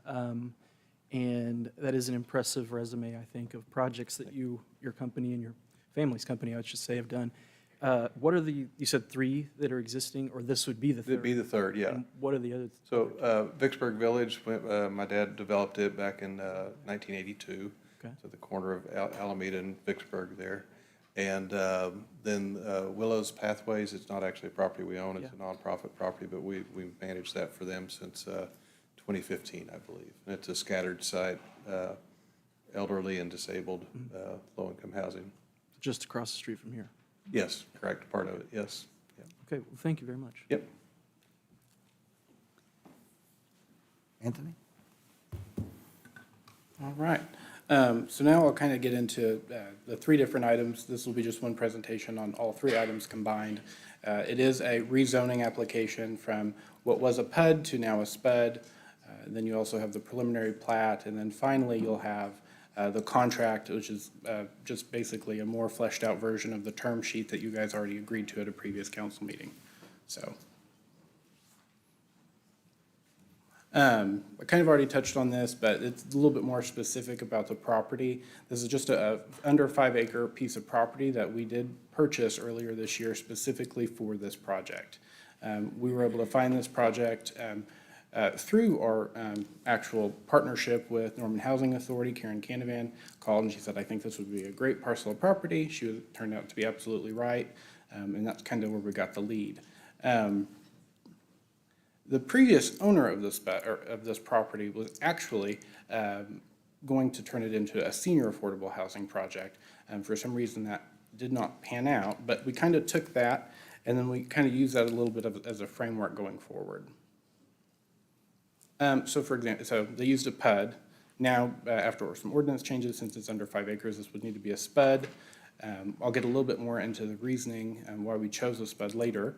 But if you notice in the 2025 designation, this was a medium residential, set for this property, which is going to be continued through this project. So we are meeting that 2025 designation. It is 43% green space. That was something that was really important to us. We're actually increasing the amount of green space that we had compared to the previous PUD that was on the property. You'll notice that there's going to be 2, large parts of this that are going to be like infrastructure base that are going to be on the preliminary plat. The first is going to be the detention pond. Staff was pretty deliberate about how we approached this. These preliminary plats were actually prepared by SMC. We did that because they have a known reputation for their excellence, specifically with stormwater. We wanted to get this right because it is Norman and we know how important this is.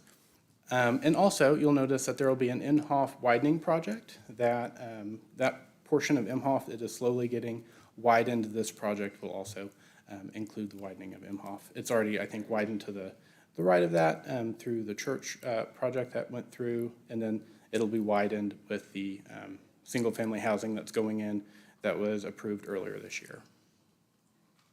And then the site plan. So this is something that was, as a part of the RFP process, all of the applicants had to submit a site plan. And explaining the site plan to you, I think you'll understand why this one stood out so much to us. If you notice on the north part of the property, there's 11 one-story cottages. In context, what you'll notice is north of this property is single-family homes. What we got in some of the applications was 3-story apartment buildings that abutted right next to that property line with balconies. So you'd have, a 3-story house next to, or a 3-story apartment next to single-family homes where you have a balcony facing right into someone's backyard, right? That wasn't a very, good neighbor approach, we thought. This proposal, and Mr. Gorman specifically, was the only application that actually, took into account the other surrounding property to make it cohesive in its design. And this was specifically included so that the actual level and height of the building sloped downward towards the single family that it abuts to. And so that was really important to us. And that was really as a intentional design aspect that we really appreciated. You also have the 2-story, just your normal apartment buildings that are going to be located a little southern, closer to Imhoff Road. And then finally, and this is another thing that we included and we put a lot of weight on in the RFP process is, we wanted a storm shelter for applicants. If you're not familiar with this property, it actually did just get hit by a tornado this year. So, and I can kind of get into that later because unfortunately that also, this is an undeveloped piece of property that also unfortunately damaged a lot of the trees that are on the site.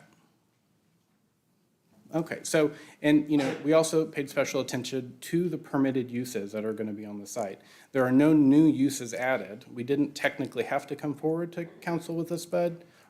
We could have actually just kind of reverted to what it's intended for, which is just multifamily, like a typical residential zoning. But it was important to us that we kind of put some extra layers of protection. So one of the things that we did is we took some of the residential uses that are found in our code. Not all those uses are going to be in the SPUD. So we really narrowed down the amount of uses that this property could be used for in the future. And the 5 uses that are included in the SPUD are on the screen there, and you'll see that pretty much these correspond with the intended project. And then you have, of course, the SPUD narrative. We said this is intended for an affordable housing development that has to comply with Norman's adopted visibility program and a HERS rating of 80. Again, all stuff contained in the RFP that this project will comply with. There will be landscaping around the perimeter, 75 units, 11 is cottages, and then the 64 apartment units. So a 75 unit total for this project. And again, the height of the property that is also maintained in the SPUD, lower where it abuts the single family residential, higher when it gets closer to Imhoff Road, 20 feet height limit for the cottage, 30 for the other structures. A single phase development is anticipated, but we are allowing it to be split into multiple phases if necessary, only because we are relying on federal funding. Then you have the 25 feet setbacks, your typical, your office signage, and then cut-off light fixtures, where there are 100 parking spaces in this development. And then finally, this is another something that we included in the RFP, and this is a design choice. And exterior must be at least 60% brick or stone, with any remainder being cement-type boards. That way, we wanted to make sure that the design, again, was cohesive with that surrounding neighborhood. And again, if you can't tell, there's a little bit of a theme to how we approach the RFP process, right? The community aspect and the design aspect, right? And that was the biggest weight that we assigned in the RFP, right? This is, again, the only one that actually unified the project with the surrounding community, right? We, as a city, intentionally limited the number of units to be the same as the existing PUD, so we're not increasing density. And also, there will be minimal impact on traffic per the study that was completed, and city staff did sign off on that outside opinion. Let's see. And another thing that I think is really important is that there is zero protest for this actual development. And some of you attended the pre-development actually, and if you noted, that no one attended the pre-development. So the few calls that we did receive as staff, at first they were not, in support, but I think after we got through some misconceptions and actually explained the project, everyone seemed to be in support. So we were really happy that, I can't necessarily say that we've gotten, great community feedback, but, typically we don't see that, we see the protests. We have not seen that. So I think that's a really good sign. And I think that is a sign that we did this right.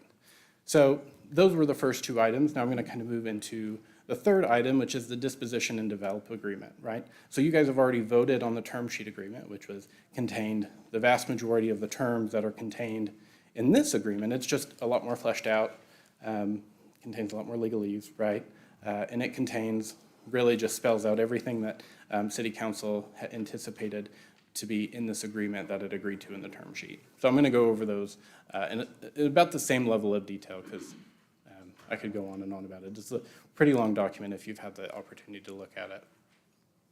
So, I mean, obviously it's a disposition agreement. We will be selling the property. We will convey the property under certain conditions, right? As a part of the sale, the site will be split into two separate parcels. That's for regulatory and federal funding reasons. We are granting an option agreement, and this is specifically how we decided to do this, to purchase both parcels, which is, again, subject to an award of that federal funding, right? The total purchase price is the same that we bought it for earlier this year, $525,000. And so and I'll kind of explain how that tracks out throughout the agreement. And I kind of want to talk about, again, this is intended as an affordable housing development, and we'll talk about how it will ensure that it stays in an affordable housing development. But I think we have to kind of back up and talk about what is affordable, right? Affordable is anything 60% or below average median income for the area. So I put up on the screen what that would look like for different types of households, right? We have a one-person, $34,000 annual income. For 4 people, then we get into just under $50,000 per year, right? So what do the rents look like? So, and this is set on based on, you take that average income of that individual or that family, and their housing prices cannot exceed 30% of that income. That is what HUD deems as affordable, right? So for an efficient, or for a one-bedroom, for one person, right, that'd be around $922 a month, right? And then it kind of goes up from there. That's at 60% AMI, but it can go lower. So, and this is the important part, and I think this is the part that you guys are going to be most concerned about, right? The 75 affordable units will be for at least 40 years, right? There are multiple levels of accountability here. Not only do you have the SPUD, the disposition and development agreement, this will be contained in the actual deed to the property, and on top of that, keep in mind that this property has to receive federal funding to move forward.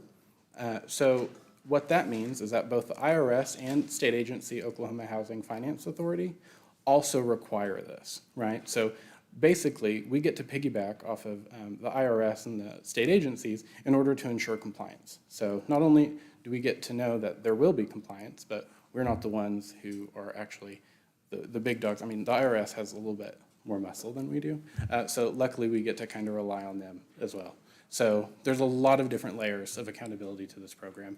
And we're kind of just benefiting from something that's been in effect since, I think, the 70s. So, and again, let's see, depending on the timing of the federal funding, right, the project completion is either going to be in August of 2026 or October of 2026, and it's just going to be how the federal funding is timed. So we're actually going to get a project pretty soon, sooner than I anticipated.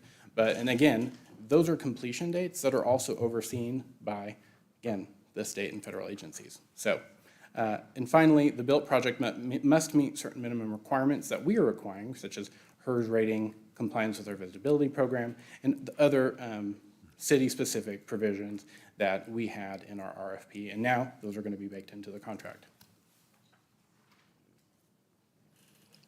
Again, and I can't stress this enough, there are so many layers of restrictions on requiring this property to remain affordable through the affordability period, which is 40 years, right? We are also going to require the property to include those affordability covenants that will be in the deed, and there's going to be limitations on transfer of the property, right? And again, those would probably already exist, but again, they're going to be baked into this contract so that we have to sign off on any limit or transfers of the property prior to that affordability period expiring, so that way that we can maintain, or we can ensure that this project remains in good hands through that term.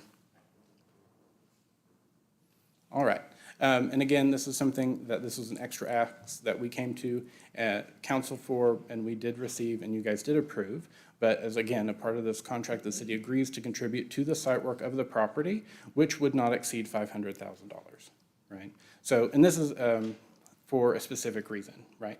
Reducing the amount of site work for that property in turn increases our chance of getting federal funding through OFA and through the federal program. So this actually increases our chance of getting funding, making this property more likely to happen, and this project more likely to happen.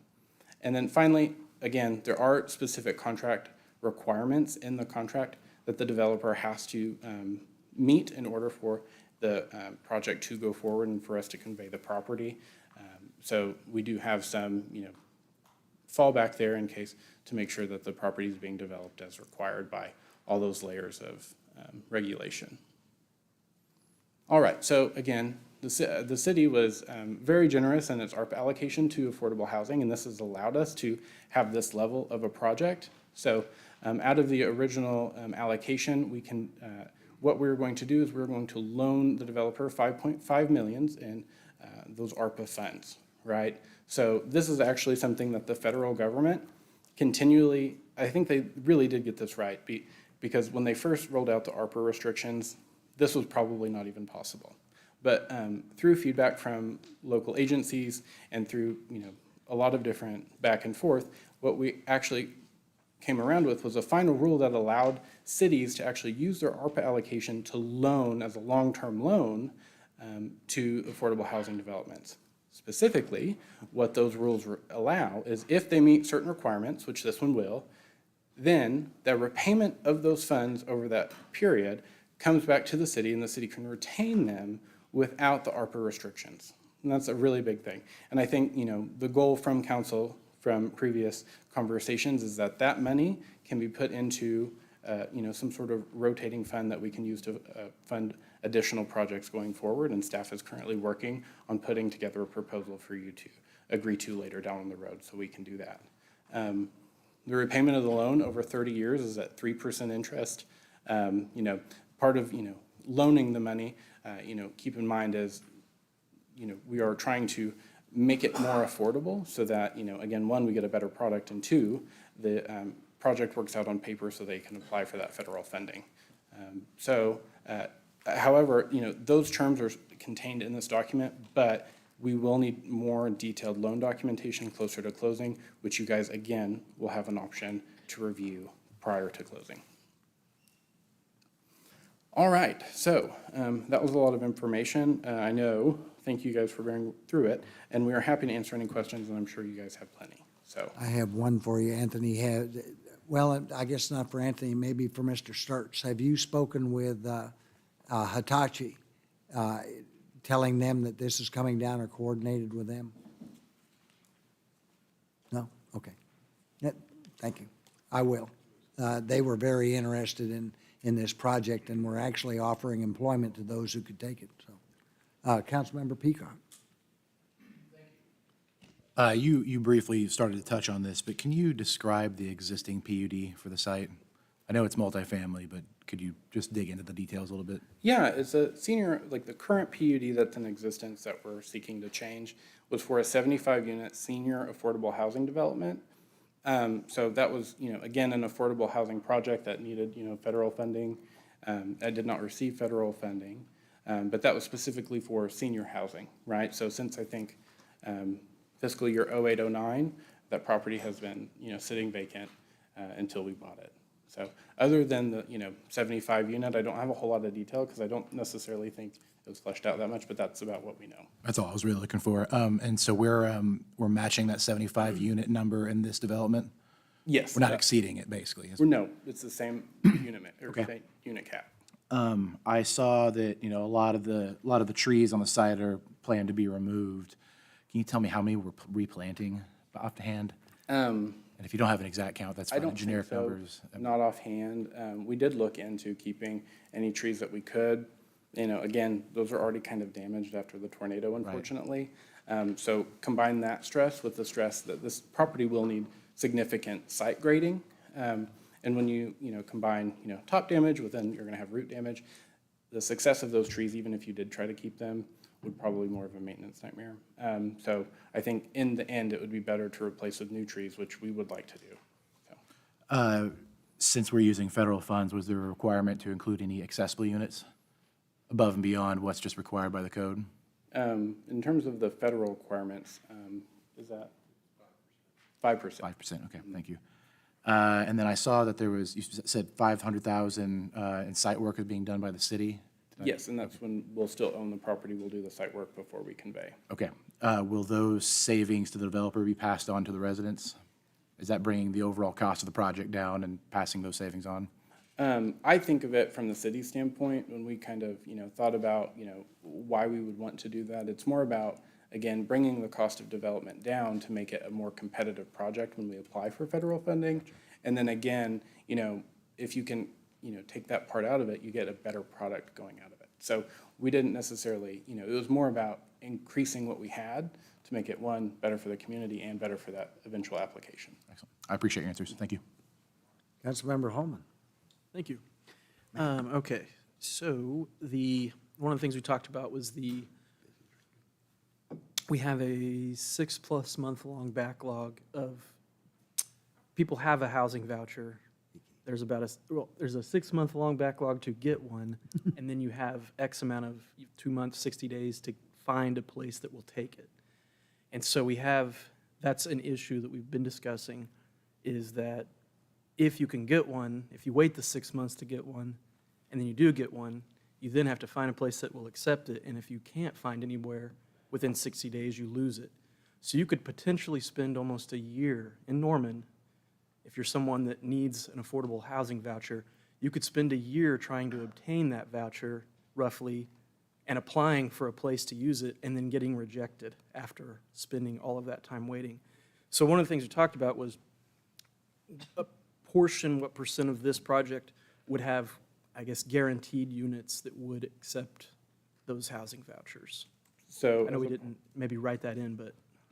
Yeah, so, and I think that is also contained in the agreement. It was contained in the RFP, and this is something, again, we have wonderful partners with the Norman Housing Authority who said that, and this project will have 10 units that will use the project-based vouchers from Norman Housing Authority. So that's huge, right? And this is something, again, I can't believe I didn't mention this was like one of the largest things in the RFP. The reason that is because in Norman, as we've heard already, this meeting, right, our critical need is 1-bedroom units, right? This specific project, we really put a very heavy weight on prioritizing these 1-bedroom units, and the majority of these units will be 1-bedroom, right? And so, again, that was specifically because of the needs that you are talking about. So the project-based vouchers, as well as the unit mix, is something specific that the city, included in the RFP and that this project will meet. So, and I'll turn it also to Tom, who will discuss. So the RFP and the Oklahoma Housing Finance Agency's qualified allocation plan, which is the plan they use to select projects to fund, are at loggerheads with each other. They want more 3-bedroom units. They want a higher bedroom unit count. You all wanted 1-bedroom. So we did work really well together to get a proposal together that we think will fit both needs. The other thing is, if we accept the low-income housing tax credit program, we are required to take vouchers. So Would that apply to the whole complex? 100%. Okay.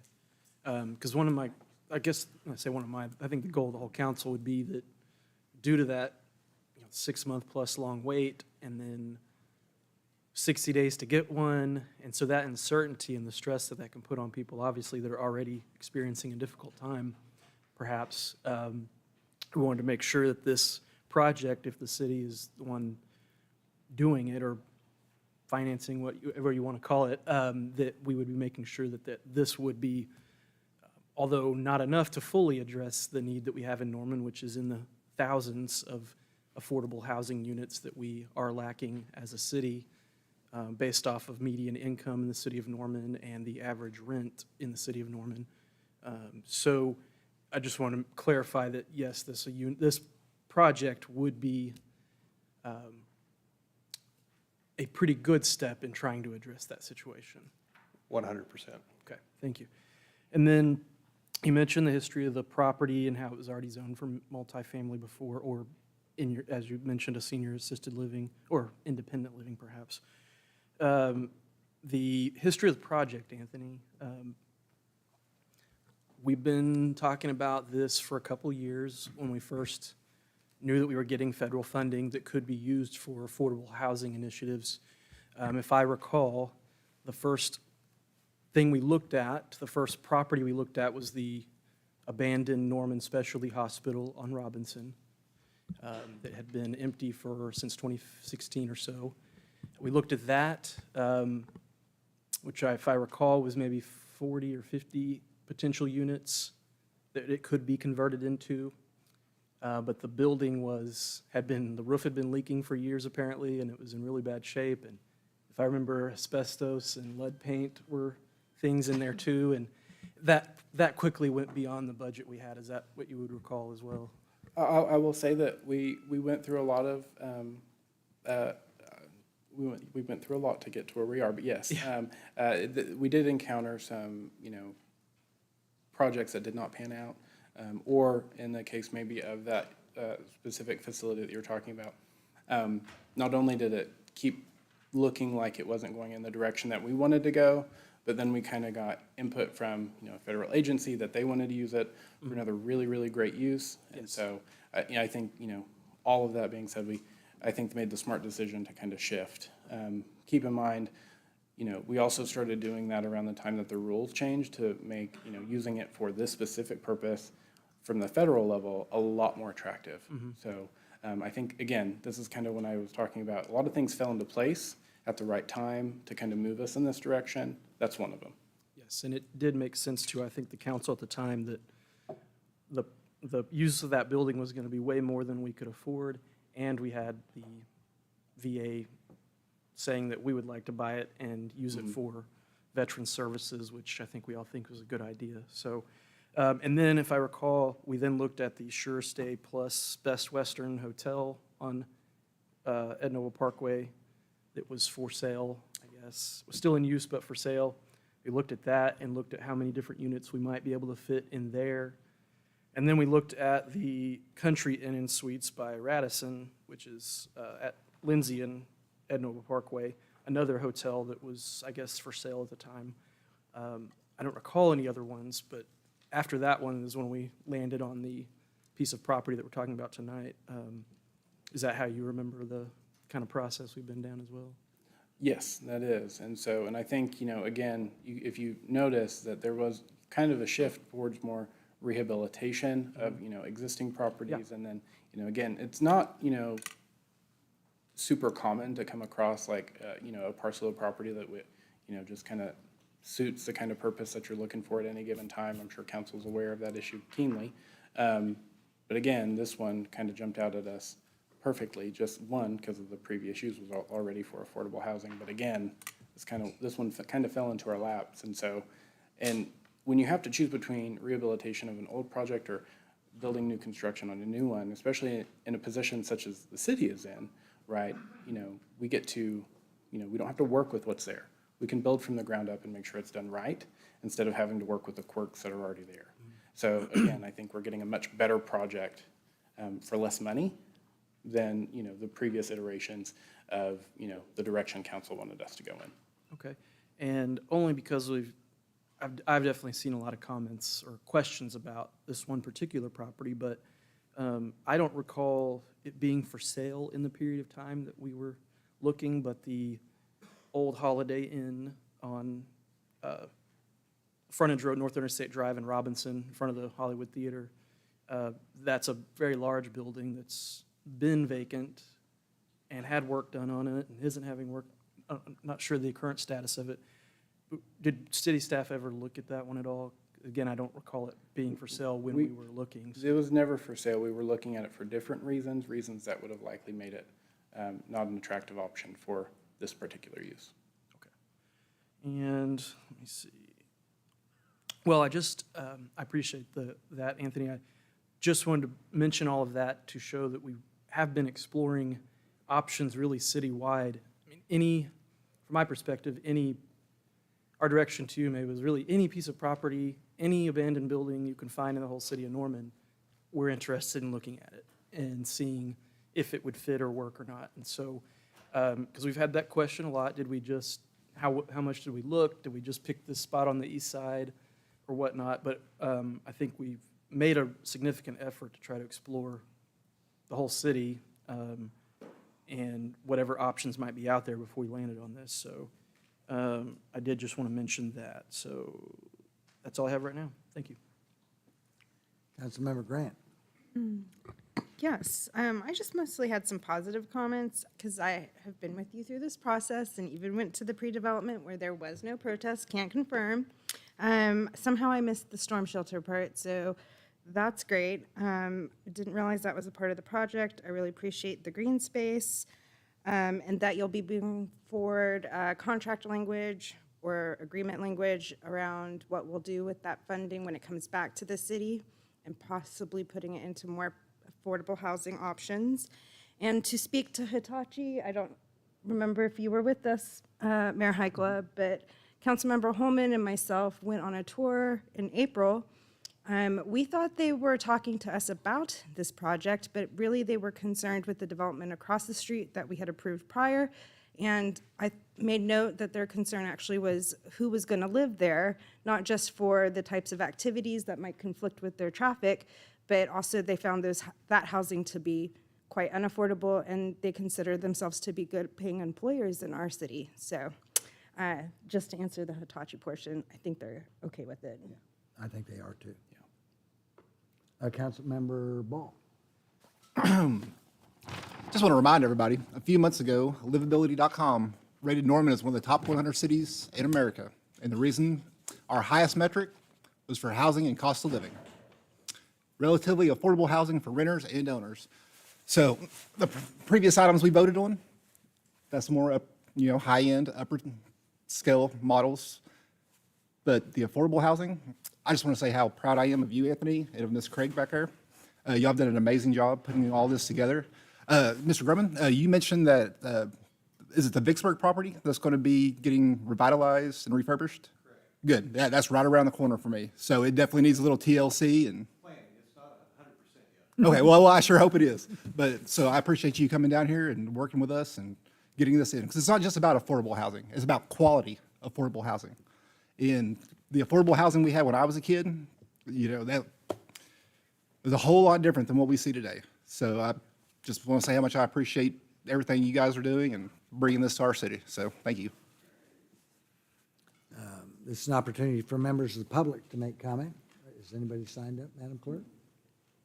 Yes, we have a few. Stephen Ellis.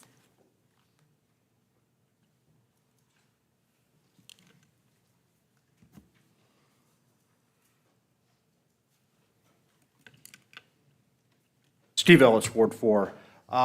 Norman does a lot better when we propose our own projects, it turns out. I thought that last presentation was an excellent example of what we should be doing. It's clear what's at stake. It's clear exactly what's being proposed and what's being gained, in particular, by the legal changes that we're proposing. So the idea of narrowing the uses to make sure that this stays affordable housing actually really sounds attractive. So, if you're going to complain, you got to throw out some compliments when it's done well. And thanks to Councilmember Holman for trying to clarify some analogous issues with the previous project. But I still think it's important to note that we're not asking the kind of strong towns kinds of questions yet about ongoing commitments that we're signing up for. It may well be that they're worth it, but that's a question that always needs to be asked. Where do we expect to find the money for what we're signing on to, which is essentially sort of like forever friends in this neighborhood? I also want to raise an issue, and I think it actually just came up moments ago. There's a bit of a red flag regarding the property management company selected. So the Vicksburg property that they currently manage has some issues, which is what I think we were just discussing, right? It could use a makeover for sure. But not only issues in terms of sort of the physical plant and the upkeep, and the housing stock itself, but also sort of like tenant relation kinds of issues. There have been some tenant organizing efforts in the area, which is sort of where I'm getting that kind of information. It's been reported, for example, that there aren't carbon monoxide detectors in many of the units, just single-purpose fire detectors, and people are being told that there are also CO2 detectors, but they're relatively easy to look up. You can just do that on the internet, and apparently they're not. Likewise, there's some unclear communication with the tenants, and in particular about the upgrades that we were just talking about a minute ago, right? So there's mention that there are going to be upgrades. Well, maybe there aren't going to be upgrades. What are they actually going to be doing? And it seems like maybe there's been some overpromising about future plans to the tenants. And right now, tenants are a little fearful about speaking out about sort of delayed maintenance and being put off by these promises of future upgrades. So, you know, affordability doesn't mean that just anything will do. I think that, you know, this plan may well be a good plan to go forward, and I like the idea, but I think accountability requires that we look into some of the kinds of issues about the management company. So I hope we'll get a chance to do that. Thanks. Thank you,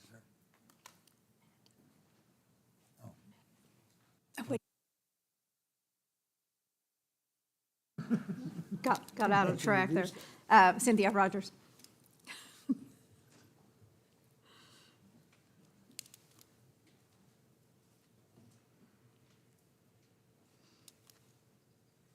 Good evening. I think we have a long way to go. Cynthia Rogers, Ward 4. I'm very excited about this project, and I think this is the sort of way you go about leveraging public funds to get things that private markets won't provide. We know, as Councilmember Montoya pointed out, there's, you know, housing gaps, and it's harder for private markets to fill these gaps in affordable housing. So later on, I'll reference this comment about when you need to use public funds to leverage housing building, and we don't need it for market rate housing, but for affordable housing we do. Thank you. Lee Hall.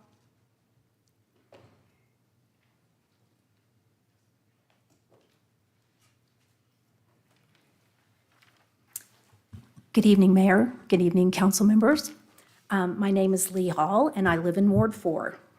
I'm here mostly to express my gratitude to the council for your continued thoughtful dialogue, recognizing the need for affordable housing options for our Norman neighbors. Tonight, you have the opportunity to demonstrate your commitment to finding affordable housing solutions by supporting agenda items 39, 40, and 41. I had the privilege of representing our community on the RFP review team, along with Karen Canavan and Brandon Hopper and city staff who made sure that we had some of the best minds in Oklahoma available to help us understand the path to successfully compete for tax credits to make this project financially feasible for the city and for the developer.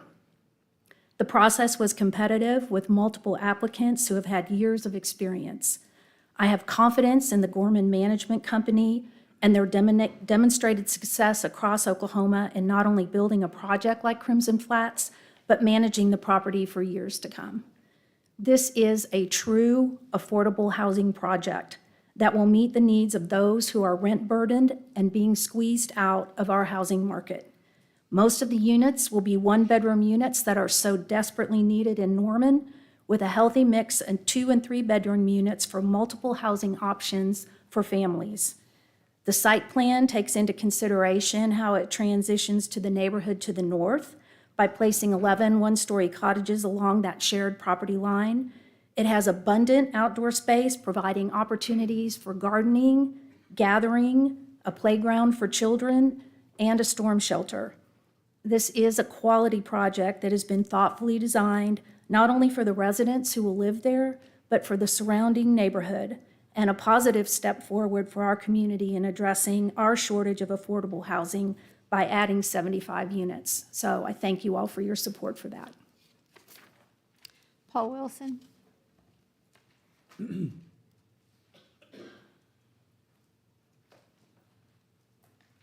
evening, council. Paul Wilson, Ward 1. I'm not gonna lie, I have been excited about this project since I first heard about it, and I've been to most of the meetings on it. And this project is 100% needed and 100% done right. I did have the pleasure of going to the One Norman CivicCon on affordable housing. And I will tell you this right now, the speaker was dead on. The way you combat housing shortages is to build housing, but you have to build the right type of housing.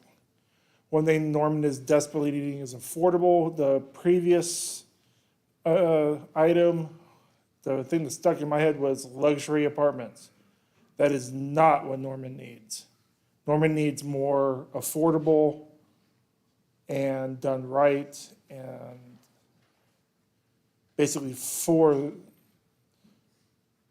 the starter families. I mean, that's one thing we really lack in Norman is starter homes, starter apartments. So I am 100% behind this. I love this idea. I love the project. I don't live too far from it, so I just hope that eventually we do put it on a bus route. Because that's one thing that I have had issues with it about is the location of the nearest bus route. There isn't one. So I'm just glad this is finally moving forward, and I'm hoping that this is one of many down the road to help with our current crisis of affordable housing. Thank you. Cheryl Ann Denso.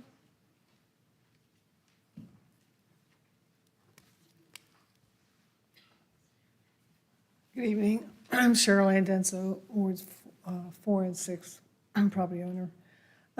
The one thing I haven't heard in this discussion for this piece of property is how much is going to be handicapped accessible. The problem I've seen in Norman in the past is a developer will come in and build a 200-unit complex of apartments, and maybe one or two will be handicapped accessible housing. And I really feel like if you really want this development to be very affordable, the people who are needing assistance generally are the ones that cannot work to their full capacity. And I really firmly believe that any affordable housing units put in this city need to all be handicapped accessible. Thank you. Evan Dunn. Okay. And that's it, Mayor. That's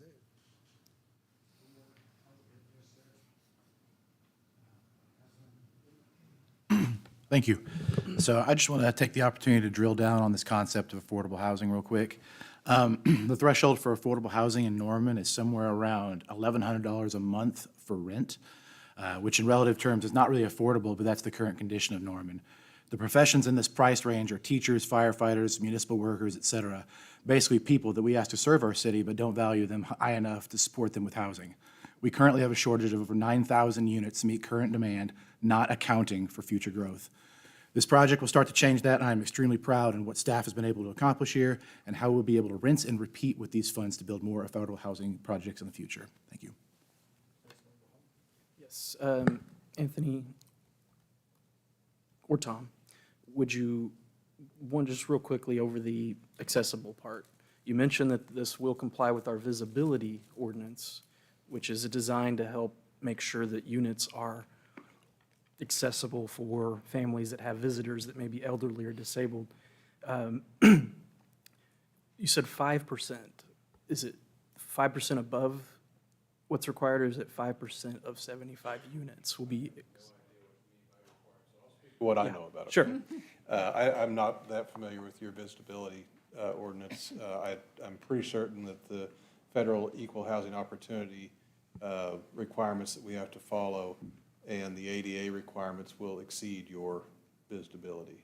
Okay. There will be accessible routes to every unit. Now, if they're on a upper floor, someone may have to climb stairs, but any ground level unit will have an accessible route to it. Okay. That answer your question? Yes, and I agree with the commenter that is a very important And piece. navigation across the entire site, there won't be a curb that, Right. it'll be accessible. Yeah, that's part of our requirements from Perfect. other programs. And I think they will probably exceed your requirements, so we Thank you. will at least meet your requirements. I appreciate that, and would just say that, to the best of my knowledge, this is the largest affordable housing project the city of Norman has ever done. And for the entire time that we've been exploring this idea, when we got these federal funds, my position has been that I believe with a lot of focus justifiably on the issue of homelessness and housing affordability in Norman, to me, the best way and the most cost-effective way to reduce homelessness is to keep people from becoming homeless in the first place. And to me, this project, although doesn't get us near the 9,000 affordable units we lack, but it is a major step to help with that issue, in my opinion, to keep people in homes, making sure they don't end up on the street in the first place. Thank you. Yes, I would like to echo the comments of my fellow colleagues here on this dais.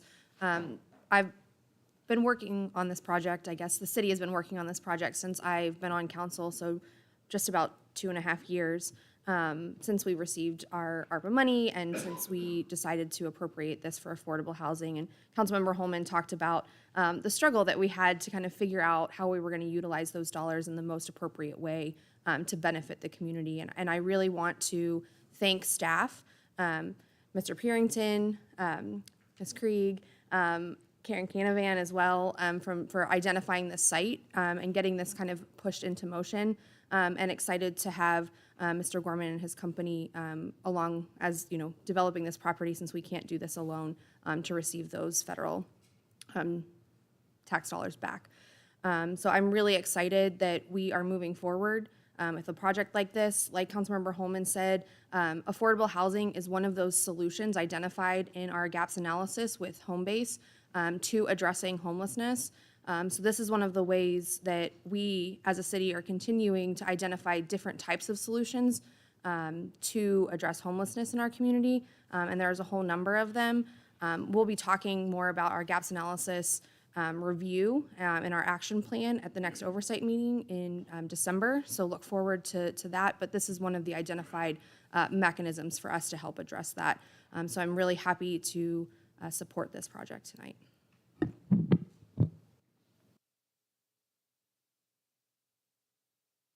Very one-sentence comment. Okay. You made the comment about the number of units that we're building here, and I just wanted to say that the program that the city's put together has probably increased what we could possibly do with this on just a straight market, just the way we do business. Your program's probably added probably 50% to the number of units. So you like it when I throw out numbers like that without something backing it up, but by rough numbers in the back of my head, that's about where we are, that we'd be somewhere between 40 and 50 units if we were to try to do this project without your assistance. So.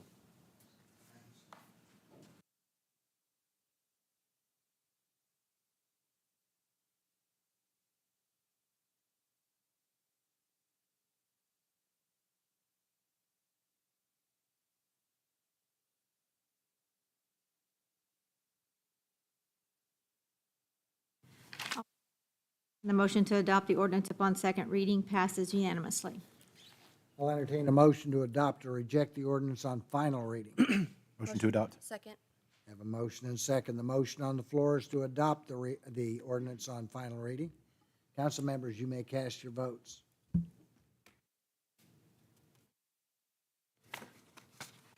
All votes have been cast, and the motion to adopt the ordinance upon final reading passes unanimously. Thank you, ma'am. Item number 40, a preliminary plat for Crimson Flats Addition, a simple planned unit development.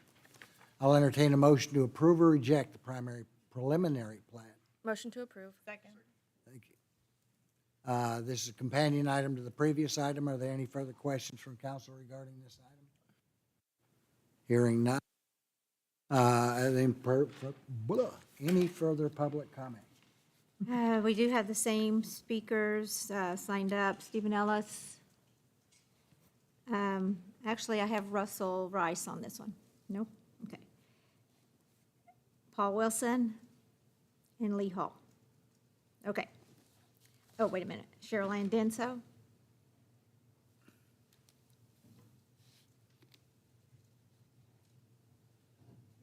Again. So, just to be clear, these particular units are going to accept HUD vouchers. Most people who use the HUD vouchers do need housing that is accessible. They need widened doors. They need to be able to get in and out of their units easily.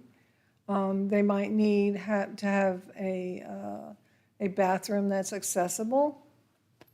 I just want to remind council that unless you write it into the rules of the property, that it probably won't happen.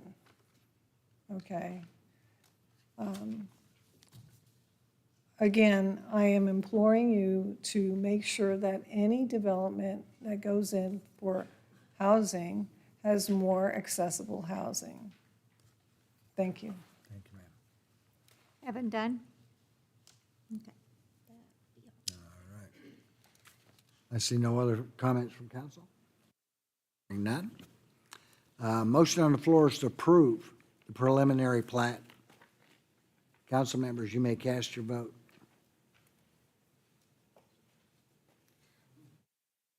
Been cast and the motion to approve the preliminary plat passes unanimously. Thank you, ma'am. Item number 41, a contract with Milestone Property Development, LLC, in connection with the above described property and authorizing the city manager or his designee to execute any documents on behalf of the city to effect actions, including issuance of letters or of comment or relating to the transaction and budget transfer. I'll entertain a motion to approve or reject the contract. Motion to approve. Second. Thank you, ma'am. This is a companion item to the previous two items. Are there any further questions? Hearing none.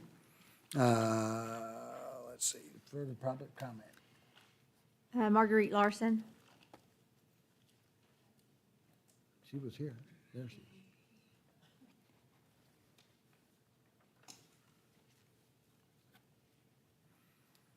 Marguerite Lawson, Ward 6. So I just had a question about this. If we are going to allow the city manager to have 100% jurisdiction, do we have any oversight? I just don't have a whole lot of confidence and trust that it's going to be worked in the best interest of the community. So that's all I have to say. Thank you. Thank you, ma'am. Stephen Ellis. Cynthia Rogers. Lee Hall. Okay. Oh, Cheryl Ann Denso. And Evan. Okay. Excellent. The motion on the floor is to approve the, excuse me, let's get down to the right thing. Anything else from council? Not hearing none. Okay, the motion on the floor is to approve the contract. Council members, you may cast your votes. All votes have been cast.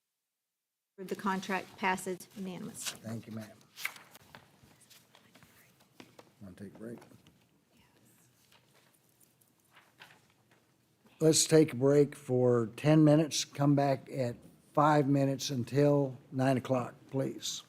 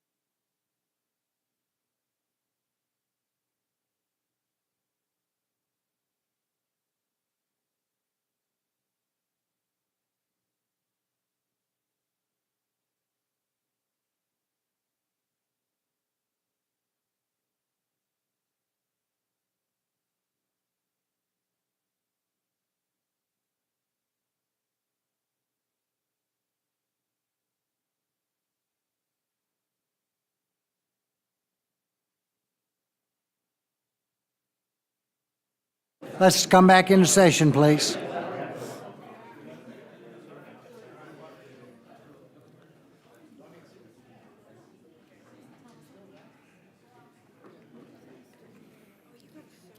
Okay.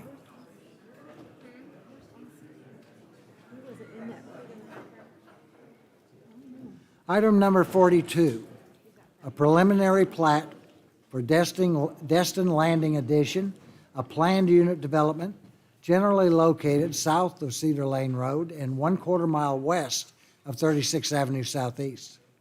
I'll entertain a motion to approve or reject the preliminary plat. So moved. Second. A motion and second. Is there a representative? Yeah. Mr. Mayor, thank you very much. Sean Rieger representing the applicant, Home Creations, basically in this case, the Farzani family. So thank you very much. Housing, let's do more of it. 301 units is this next item. Very important for you to understand on this item, this is not a rezoning. This is not a 2025 plan change. This is only a preliminary plat.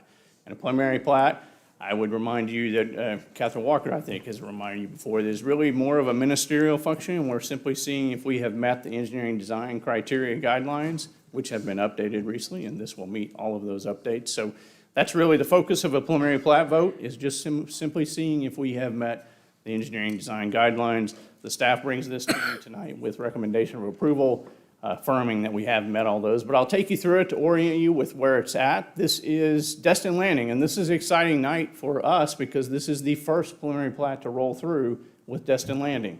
And Destin Landing was a large PUD project years ago. Councilmember Holman, you remember when this came through? We worked so hard to get this approved with really an extensive design that covered a large area. This is the first plat to come through. And this plat comes through quite a bit later for reasons really of sanitary sewer. Station's Chris Anderson with SMC. He has a trifecta tonight. This is his third one tonight. So he is here. He has designed this and brought his expertise to it. The reason is sanitary sewer, and we only have a couple of slides to show you on this. This is the project, the subject area. It's about 90 acres south of East Cedar Lane over here. That red big block right there is the supercenter of Walmart on South Classen. So that's the Walmart supercenter. This area right here that I'm sort of circling is the Links, the apartment complex with the golf course. And this is right next to it on East Cedar Lane on Southeast 36th Avenue.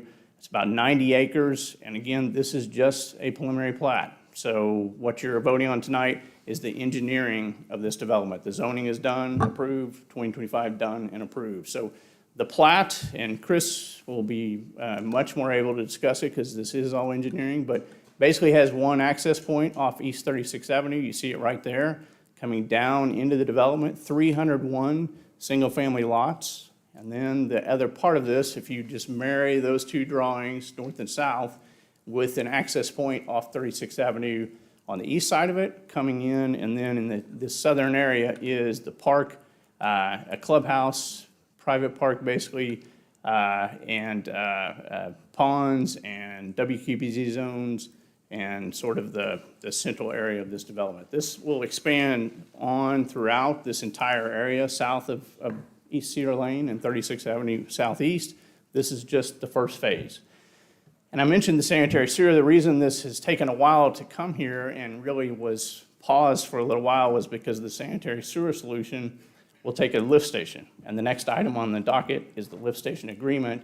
There was discussions, and you funded a study for discussion of whether we wanted to move that sanitary sewer lift station farther east, all the way over to 48th Avenue, or even farther, to maybe even discuss farther east. And Chris Mattingly and his staff was very helpful to consider those ideas and solutions. It has been decided that we're going to go ahead and proceed with the lift station at 36th Avenue, just north of here by about a half a mile. And so for that reason, with that now resolved, this is now being brought forward to go ahead and put into implementation. So that's simple. If you have any engineering questions, Chris is here. I'm happy to answer any questions you have, and we appreciate you very much. Thank you. Questions from council? Councilmember Nash. All right, thank you. Can we go back to the slide, I think, right after this one? There we go. So that ridge right below the entrance from 36th. Yes. That's actually the inflection point between basins.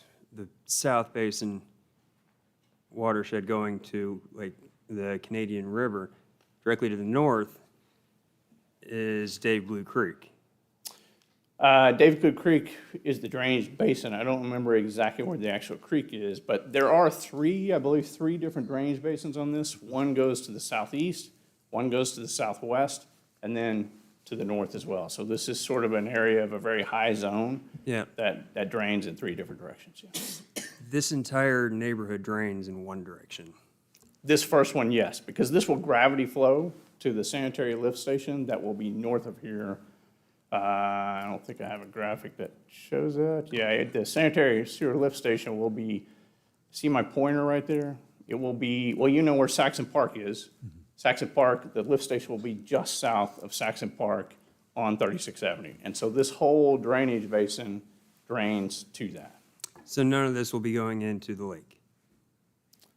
Into Lake Thunderbird? Yes. This will. This drains towards Lake All right, that's my, thank you, that's kind of my point here. Mm-hmm. Maybe this is administrative. If that were the case, then we would just have an application online that we could just replace the entire council with, fill it out and be done. But this is coming in front of us. I can't say anything for the mistakes of councils that came before me, why this was approved in the first place. But what I do know is that this is putting our already impaired lake, our water source, in jeopardy. And 50 years from now, if the city of Norman is condemned to buying its water from Oklahoma City, I know that I can't, with a clear conscience, know that I was a part of that and approved any kind of project that would put that water supply or that water source in jeopardy. And so I'm sorry, I can't approve this one. Okay, let me just ferret that logic out. So if your logic is that you can't approve any more housing that drains to Lake Thunderbird. Not this dense. Okay, this is only about 3 houses per unit acre. This is 301 houses over 90 acres. 3 units per acre is at the low end of housing. So about how many gallons of water per inch? I don't know. About 1 to 1.5 million. I don't know. But my point is, if you're not willing to approve single-family housing at roughly 3 units per acre, if I have the math right, anywhere to go to Lake Thunderbird, 2/3 of the city of Norman drains to Lake Thunderbird. There's a ridge line right through the city. So that would take away all of North Norman. That would take away all of East Norman. Oh, I just approved one a little bit earlier tonight. I'm sorry, I can't approve this one. Okay. I may be the only one on the council that can't, but just letting you know, that's why I can't. Thank you. Councilmember, were you done? Yes. Councilmember Holman? Okay, I do share similar concerns with the lake being an impaired body of water, and anything can make it worse. Any development's not likely to make it better. And I think that's been one of the primary points of the opposition to the Turnpike proposal, is that the lake is an impaired body of water, federally declared, and it's 70% of our water supply in the city of Norman. It's going to be hard to develop in Norman if our water supply is in jeopardy or has problems. So that's always been my concern, even 10 years ago or 9 years ago when this project first came before us. If this were to be approved tonight, you would be coming back again, is that correct? Would this be coming back again? Other sections? Certainly, yes. Yes. The rest of the development, if I recall, was a mix of housing, single-family. And commercial. Commercial and apartments. Multifamily. I think there was a senior center concept in here, I believe. Multifamily, single-family, commercial. And rural estates too, I recall. I'm sorry? Rural, maybe Yes, rural estates. if you go over to the lower east. So this particular section, though, if we approve it tonight, this is what would be built? That's correct, for the first phase. Do you happen to recall the discussion back then about the fire station? Vaguely. How? I think there was some thought of a fire station in this area. Part of the PUD being written to dedicate a piece of land for a future fire station. And it's been so long since we've ever talked Yeah. about it, so. I'd have to go back and review the PUD, but I do remember some discussion about that, yes. Okay. Well, like I said, the drainage issue into Lake Thunderbird is a concern, I think, for all of us on any development that's in that watershed. So I agree with the comments about being concerned about that, and just wanted to state those on the record. Thank you. So I appreciate that, and let me respond to that. So the engineering design criteria, the EDC, we just went through a large update of that. I don't remember how much we spent in time and money on the EDC, but it was quite an effort and brought in many stakeholders. The EDC decides how we as a development community have to build that project. The EDC is your criteria and your guidelines, your rules upon us as to how we build stormwater. And it anticipates us building in the Lake Thunderbird watershed. So if there are new criteria that council members want us to meet, then it must be in the requirements. It must be in the law. If we're meeting the law as to how we have to drain stormwater and treat it, and I think Scott Sturts and Mr. O'Leary, I would hope, would confirm that we have met every ordinance in that regard, then we have met your expectation of how we protect Lake Thunderbird. So if there are new requirements being put upon us, we would want to know what those are. And we would hopefully want to know what those are before we enter into the engineering of the project. Thank you. In this instance, though, it just is a matter of an empty piece of property that naturally doesn't have concrete on it is going to be better than covering it with concrete for the lake, the health of the lake. And so Yeah. that's our concern, is that it may not be this one development that causes the lake to have more of a problem, but the culmination of every development over a number of years is what has got us in this situation with the lake. Between Norman and Moore and Oklahoma City, expanding urban development outwardly into these watersheds, and the runoff that comes off of all these driveways, the lawn fertilizer chemicals that are in everybody's lawn. Everybody, somebody changes their oil on their own in their car, and some of it gets on the driveway, and then it rains. That goes into the storm drain and into the next tributary and into the lake. And so that's just our concern, I think, with any development that's in that watershed because of the situation we're in with the water. And I just, again, want to make sure that we're Right, and clear. I mean, it's a great debate, and I'm always fascinated by these debates, because the way communities deal with that, then you would put in regulations that would perhaps say a developer has to filter the stormwater. And so then the challenge of the community, though, is that developer can build anywhere in the metro, anywhere in central Oklahoma, anywhere in the state. So then you as a community who needs 9,000 houses, do you put yourself at a competitive disadvantage where that developer simply says, I'm not going to do that. I'm going to go to that community where I don't have to do that. And that's a tough discussion, and we understand that. But those discussions were had when we went through the EDC update, and I don't think the city decided to and this just happened in the last 2 years, I don't think the city decided to put any new criteria on us as to how we drain in the Lake Thunderbird watershed. So, I think there was new criteria, but nothing that I'm aware of that isn't met in this project. Well, and like Councilor Nash said, we did approve a project earlier in this meeting that off of Little River, and I think we felt comfortable enough with the buffer and the fact that they were leaving so much of it natural, the creek area itself. I mean, is that going to be the case with this development? Will it be similar to what we just saw? Actually, there's quite a bit, yeah, if you look, and Chris, if you want to talk about it, but right here on the screen, you see this large area coming right down the side here. That is the WQBZ, and that's another thing let's talk about that. The Water Quality Protection Zone, called the WQBZ, is very unique to Norman, and it was put in there to protect Lake Thunderbird. That's what it was designed for. We are meeting that. We have fully protected the WQBZ, and the whole focus of the WQBZ, which only is effective in the Lake Thunderbird watershed, was to protect Lake Thunderbird. So We've completely met that. Chris, do you want to talk about that a little bit? Well, I think you pointed it out, the area there to the east of the lots is a drainage way down through there with a couple of natural ponds and vegetation, and we designed all around, not in that, but around it, so, and away from it. And would there be similar, like in the previous project, the detention ponds, holding water, being deeper, those types of things that were mentioned by Mr. McCown?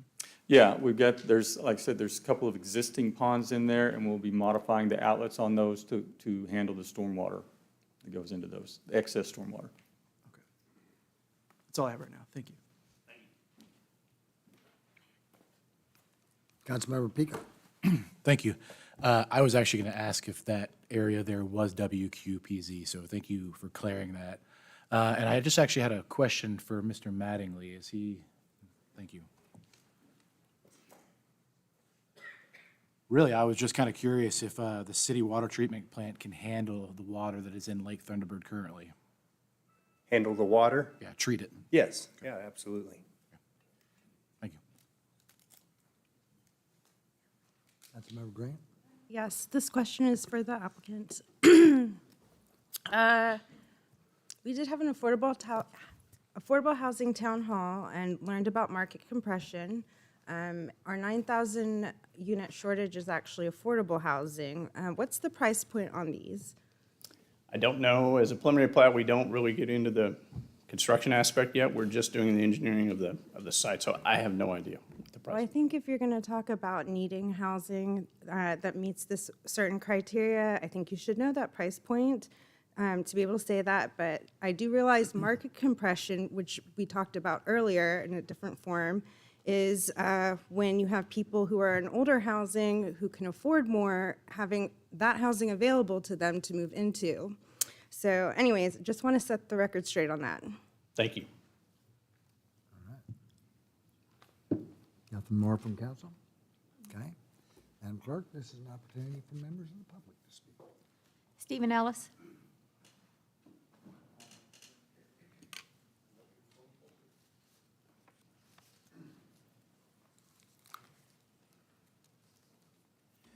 Steve Ellis, Ward 4.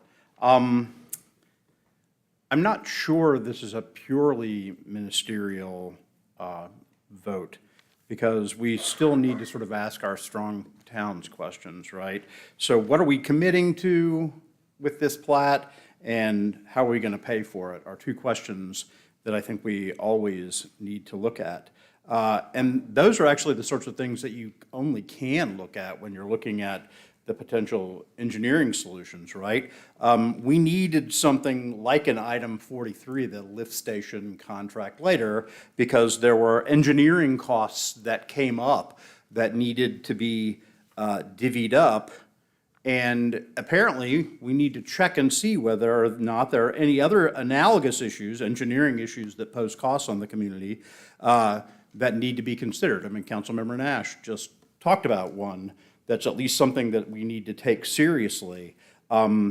It seems to me that if we can delay a plat until we get a cost-sharing agreement worked out for the lift station, then if we find things that are analogous to the lift station, potential costs that are being imposed on the community that aren't being internalized by the developer, that's something that we need to explore right now, and I think it might take a little more time than we've given to it. I also just, want to get my first little sort of like market-oriented point in here tonight. I was sort of amused by the implied threat that developers won't work in Norman because, the way the market works, if you've got a bunch of pent-up demand, people are going to be willing to do the supply at some sort of cost, right? I don't think we should take particularly seriously the idea that supply won't chase the demand. The other way is the one that's troubling. Thanks. Evan. Okay. That's all. Anything else? The motion on the floor is to approve the preliminary plat. Council members, you may cast your votes.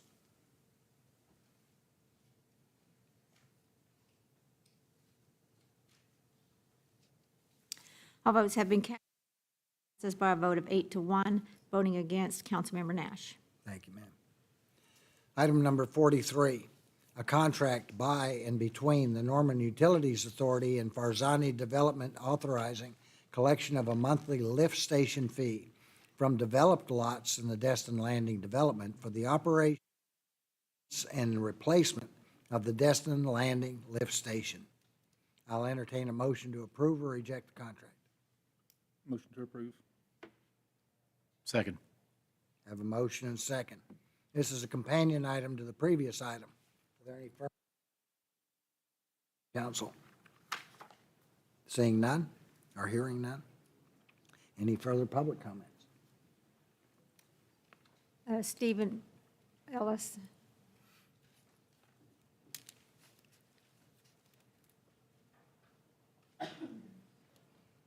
Steve Ellis, Ward 4. If you're going to complain, you got to be positive when it's time to be positive. And I really like this item because it's one that involves a contract that's basically in cost sharing, right? So when a developer imposes costs upon the community, it's appropriate to get a contract with them to internalize some of those costs. They should be paying for this lift station, and it's going to happen, and that's all a very good thing. So yay team, thanks. Cynthia Rogers.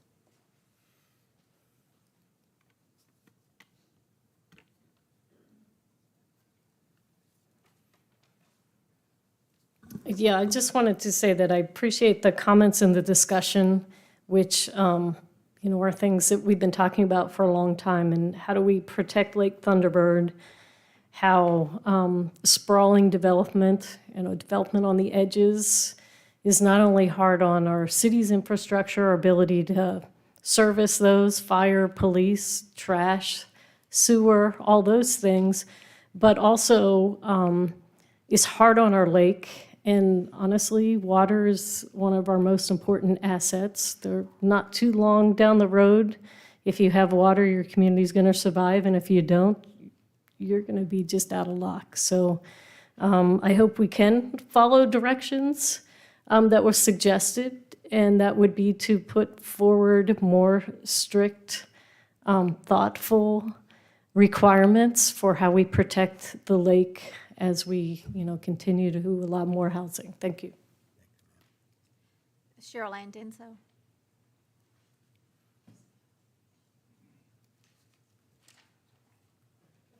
Cheryl Ann Denso, Wards 4 and 6, property owners.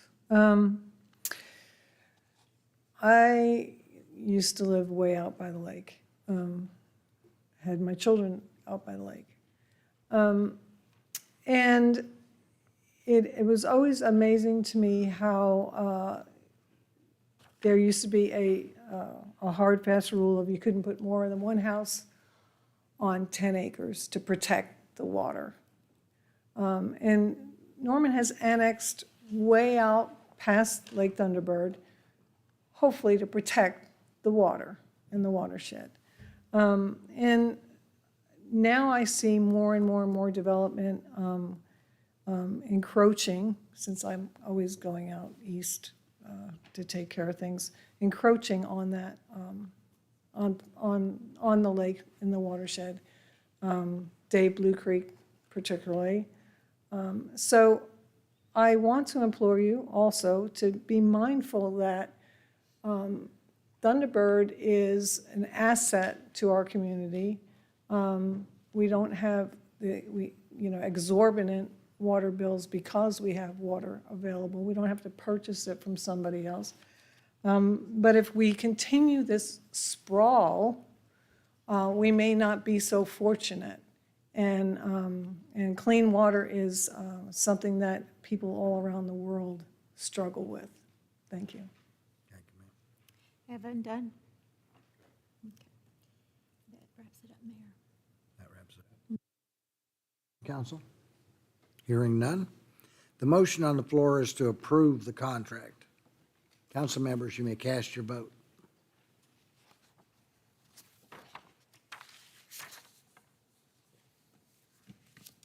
All votes have been cast, and the motion to approve the contract passes unanimously. Thank you, ma'am.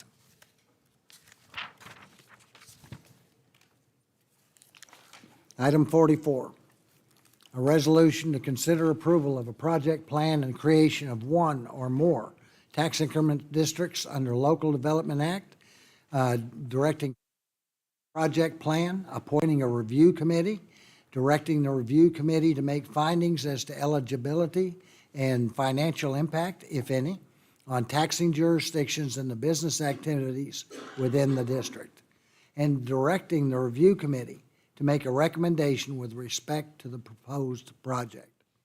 I'll entertain a motion to adopt or reject the resolution. So moved. Second. To accept or reject? Accept. Thank you, ma'am. Councilman Walker.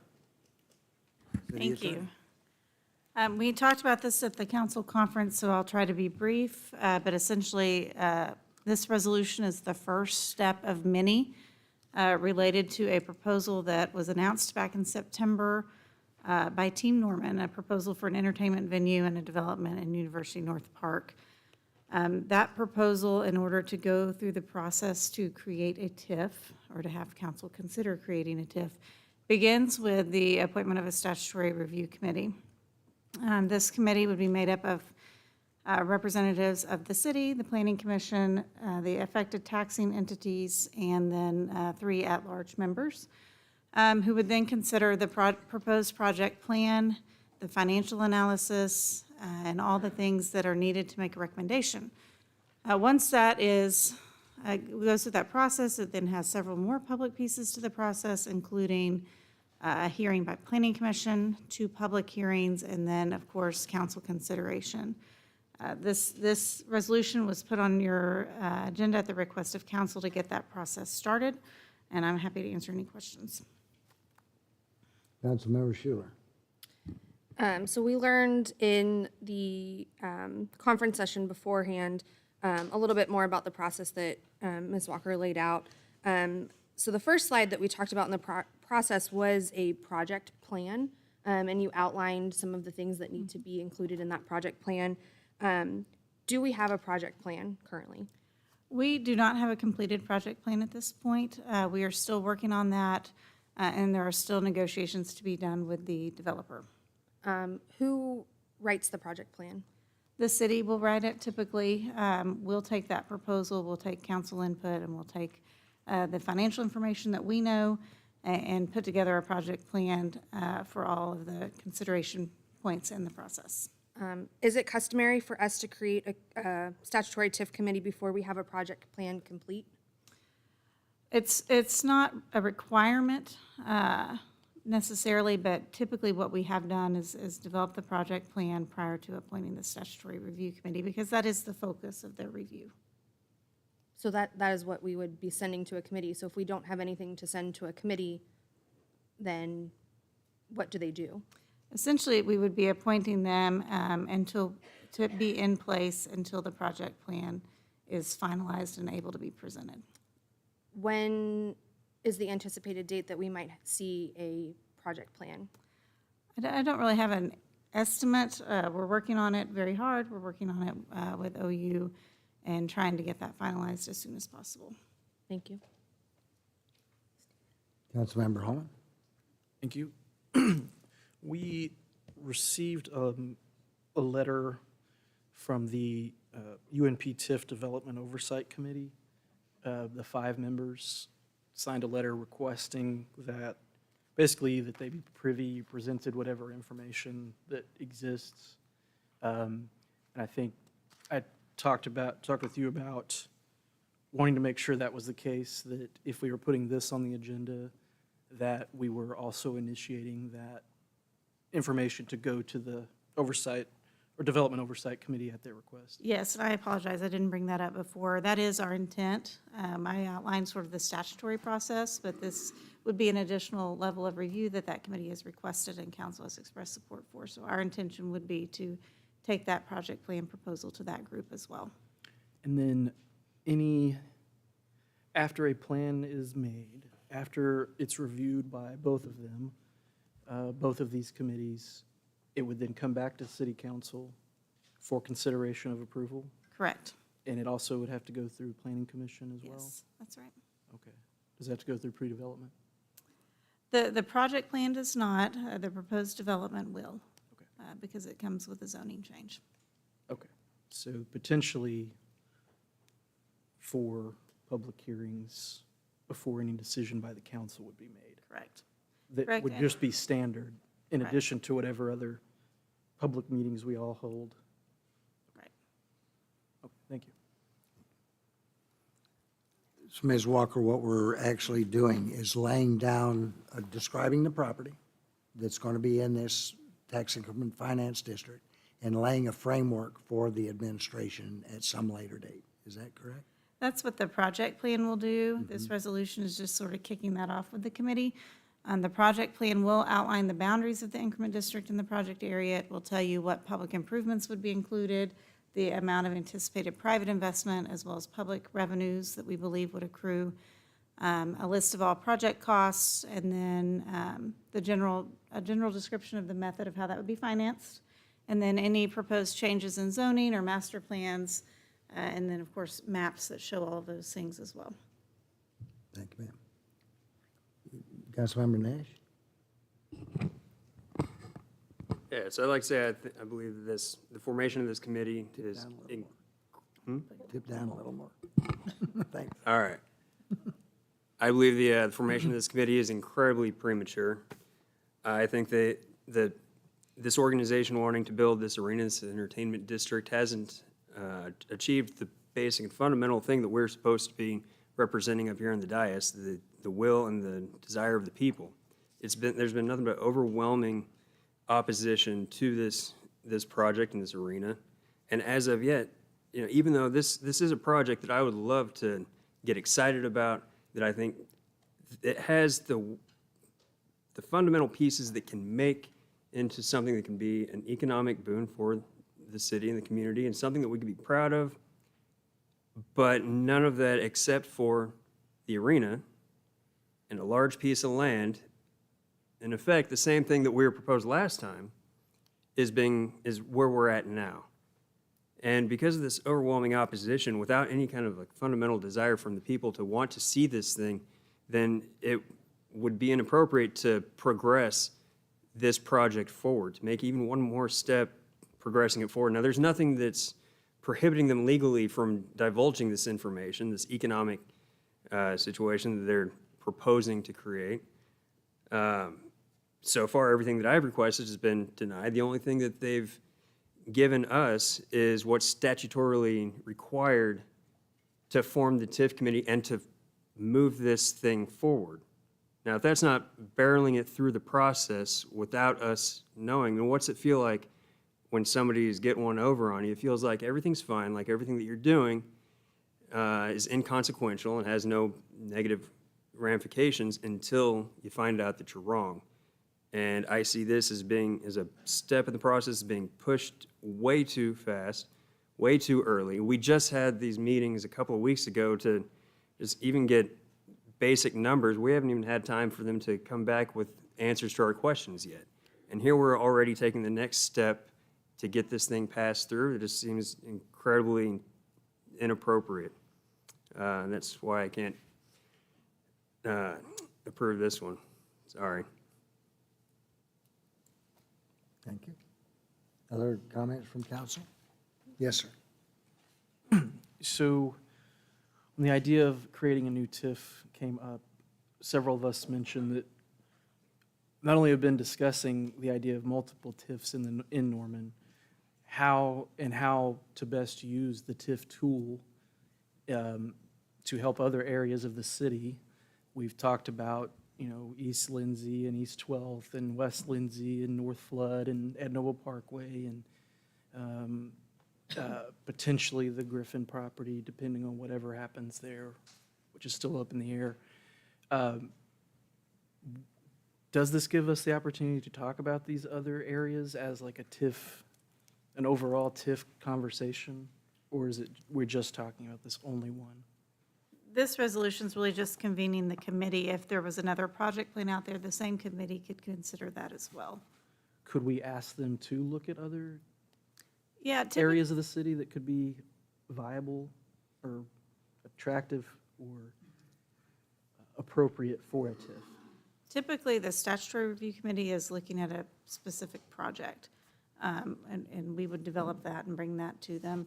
I think a council committee might be a great place to start with that. I know that's something you guys have been discussing, to kind of start looking at all the different opportunities. There are certain areas designated by statute that qualify, just as a matter of law, and so we can put those up on a map and look where those opportunities exist. We had a conversation maybe a year or so ago, but I don't think we got into those specifics, so we could certainly bring that back. Thank you. All right. Are there any comments from the public? Yes, we'll start with David Moore.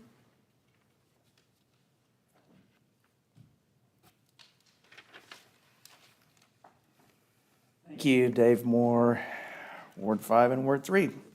The City of Norman, a project plan and creation of one or more tax increment districts and appointing a review committee. Now, council and audience, turn to page 724 in your packet. You've read these pages, correct? I assume so. Then you notice this proposal comes from Team Norman to build this grandiose entertainment district they've been slobbering over for so many months now. I draw your attention to the numbers listed here, 60 and 40. Ever since the arena idea was resurrected back in February of last year and morphed into the entertainment district we face today, we've heard 80-20. The university and private investors would provide 80% of the funding, and the city and public money would provide 20%. In fact, it still says 80-20 on the Team Norman website today. Those numbers were obscene enough, though. No public money should ever fund this type of private business venture, but there was Norman's own version of the new fascism, corporate socialism, and public-private partnerships, sheep's clothing. You have a business idea? Great. You buy the land, you pay for it, you build the building, you develop it, you pay for your own business ideas. Don't come along and say we've got to divert public tax money away from truly public projects like schools to pay for private business ideas. But wait, now the numbers are 60-40, with city and public tax dollars providing 60% of the funding, and OU and private money only amounting to 40% from a proposal that wasn't even on the council agenda last week. What happened? What's the big rush? What's the big rush to pass this rigged item when there's no way in the world that the council members have been able to truly study the new proposal? It's a stacked deck, and it's not stacked in favor of the people of Norman. Then there's the issue of the review committee that's supposed to figure out if all of this is even a good idea or not. Look at pages 727 and 728. Guess who's going to be on the review committee? The same people who came up with the proposal in the first place, Team Norman. Team Norman is going to review Team Norman's proposal, basically. That's called conflict of interest. And if the council doesn't stand up today and say no, then the fix will be in. Thank you. Thank you, sir. Alex Lanfear.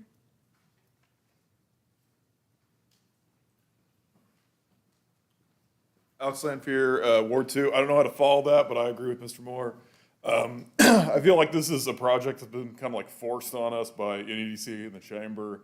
If OU and private interests want to pay for it, cool. I just don't feel like paying for it as a taxpayer. I also have some issues with the transparency around it. I feel like all of those like visioning town halls solicited public input in good faith from the community. And, I saw all those cards. I saw, people wanted homeless shelters and community centers. And then at the end, we get this pre-canned response that we saw a few years ago and the public rejected. So I'm against this. I appreciate it. Thanks so much. Thanks, sir. Marguerite Larson.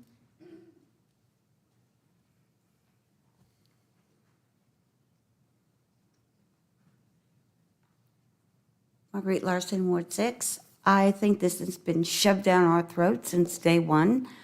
Frankly, I'm tired of hearing about the SEC. I think we need to start thinking about what's best for Norman and Norman residents. If you have all this surplus of money, then why don't we start investing it in our own community? I don't think that any type of an arena is going to be bringing in $1 million. You're just going to be you're just migrating money. Like what happened at Target is just going to be moving to this area. You're not going to be incorporating any more money. You're just basically moving it. I think this is a waste of taxpayers' money. The arena has been voted down before, and I just think this should be dismissed, put to bed, and be done with it. Thank you. Stephen Ellis.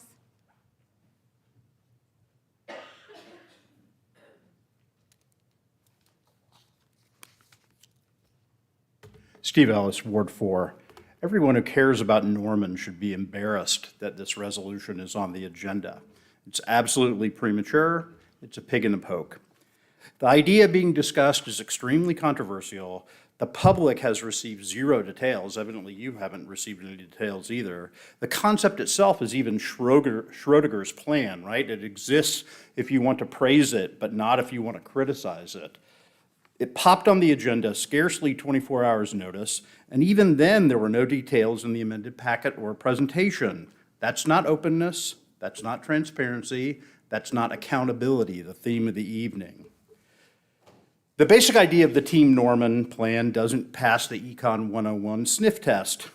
Economic development incentives in general, and TIFs in particular, do not generate net new economic activity. That's what the evidence tells us. Instead, they move existing activity. And that's what Norman's experience with the UNP TIF was. We needed to end the increment collection there, remember, because of the diversion was crushing our general fund because of the diversion into the TIF budget. Even if we don't have a sales tax TIF here, it shows that that diversion exists, that you're just moving the cheese, not creating anything more. All of that raises a host of issues about city government picking winners and favoring some over others. We'll talk about that more later. But further, economic development incentives like this reflect a real lack of faith in the market. If we're predicting future demand, things like the SEC or whatever, then we should expect that market forces are going to lead to the correct supply response. There's zero reason to have the government being picking winners here of the relevant suppliers. What we just saw, the presentation, really should confirm your general skepticism that we should feel. There's still no project plan, much less any appropriate economic analysis. We're setting up a group of yes men for the plan, whatever the plan turns out to be. That's how it works statutorily. Passing this resolution would confirm the worst suspicions of the most jaded Norman resident about who really runs Norman. By statute, the people on the staff review board are likely to be advocates for it because they're the people who are proposing it. We only, or at a minimum, you should postpone this issue until we get a project plan. And then, before we even do that, you should let the public have a chance to vet the economic claims because, like last time, they're really almost certainly garbage. When you look at the actual empirical evidence, these things don't generate new revenue, and the entire point of the plan hinges on that. So don't do anything tonight, please. Cynthia Rogers.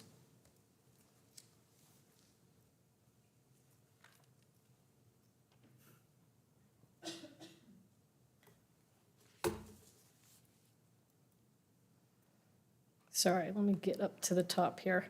So I'm really passionate about data-driven research and informing policymakers.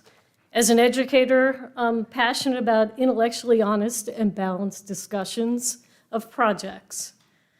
Also, if you take a look at my CV, you will see that this sort of project falls squarely in my wheelhouse. I'm really knowledgeable about the studies on economic impacts of sports facilities and incentives.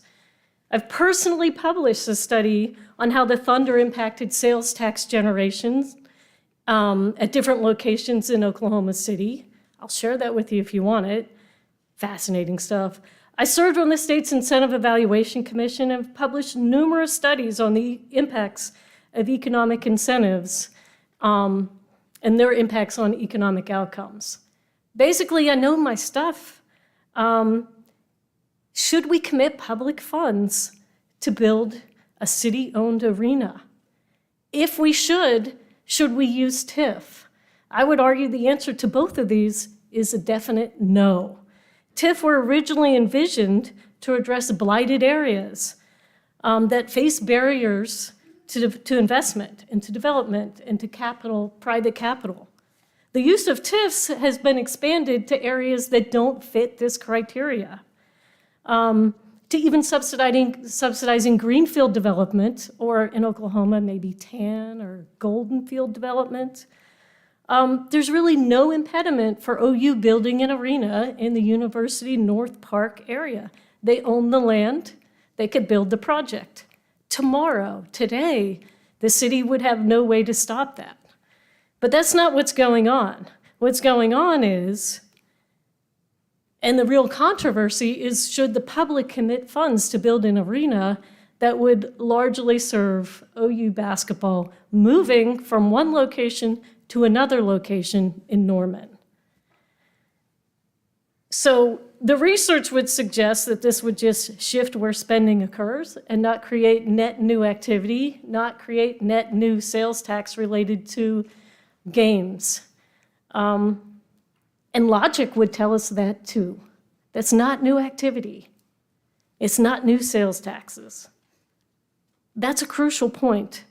If this isn't an economic development aspect, then is it a quality of life aspect? Well, then we're talking about something more like Norman Forward.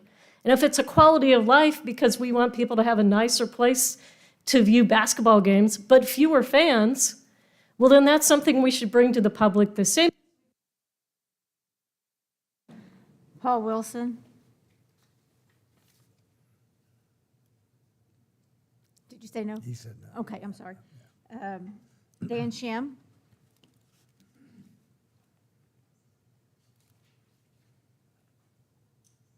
Mayor, Council, Dan Shem, Ward 5. I would encourage you to adopt the proposal and form the committee. The committee commits you as council to nothing when you form it, but what it does do is allow the plan to be presented.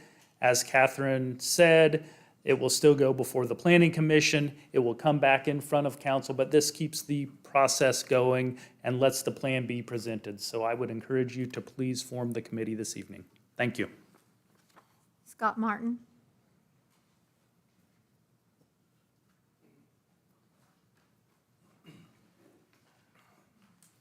Good evening, Mayor, Council. Scott Martin, Ward 5, and also with Norman Chamber of Commerce. I'm excited to finally be before you on this topic. I thought this was going to be a couple months ago, but thrilled that we could be here tonight to discuss forming this committee. And briefly, I just want to lay out some of what Ms. Walker talked about, which was who's on the statutory TIF committee.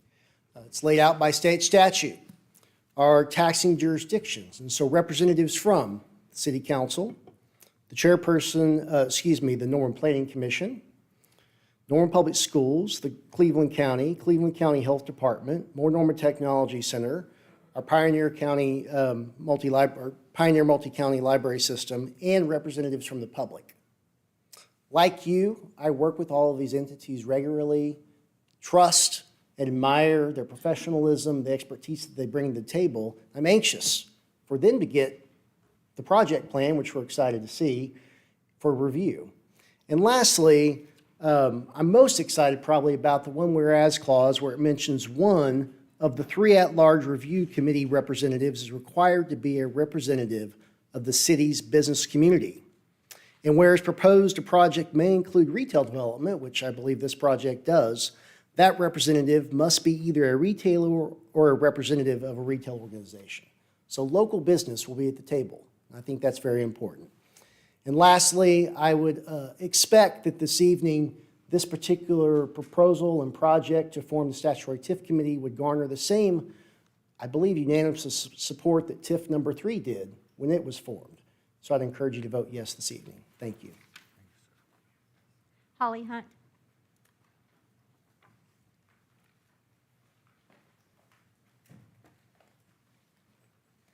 Good evening, and I'm excited to be here for the first time, so I appreciate the committee, the council, and the mayor. I've lived in Norman since 2003, and I am a resident of Ward 3. I want to thank the council, honestly, for the discussion this evening and for considering item number 44, the creation of this TIF committee. We are, OU is part of Team Norman, and we're excited to be a part of Team Norman because we think that this entertainment district is going to be beneficial for our students, our student athletes, and our graduates.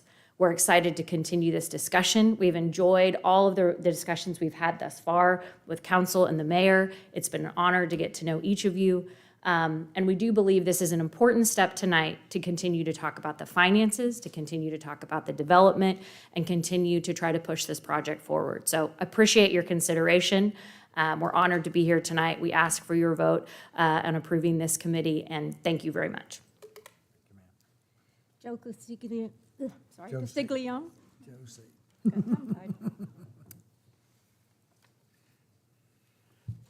Well, good evening, everyone. Thank you for the opportunity to be here, and appreciate your willingness to listen for a couple of minutes. As mentioned, my name is Joe Castiglione. You get to practice that a few more times. Over a 25-year resident of the city of Norman. I live in Ward 8, but also here to represent the University of Oklahoma. We're part of really a special moment in time. And we're faced with opportunities to make the most of it. And I think this is one of them. We have a chance to be part of a transformative project for the city of Norman and our county of Cleveland County that really serves many, many people. I know that there'll be talk of an arena, and for us, that is a very good thing because it allows us to continue to bring people to Norman, to marry the town gown, to represent this city, this state on a national scale. And why that happens is because facilities are very important to the growth of programs and the attraction of the best people, whether it's athletes, coaches, how it transcends to the rest of the campus, other people come into this community. So tonight I ask that you support this. We're making an investment in it as well. We're putting significant financial resources toward this project. Let me be clear about that. This is creating additional competitive benefits for the city of Norman. We want to be a great partner. We're going to operate as a great partner. And every part of this project, we plan to be and have been transparent. So whatever questions that come through this study, it'll be able to bring the sunshine, the light, whatever it is, on all aspects of the project. So I ask that you support the forming of this committee tonight, and we'll work together to make something very special happen. Thank you. Cheryl Andenso.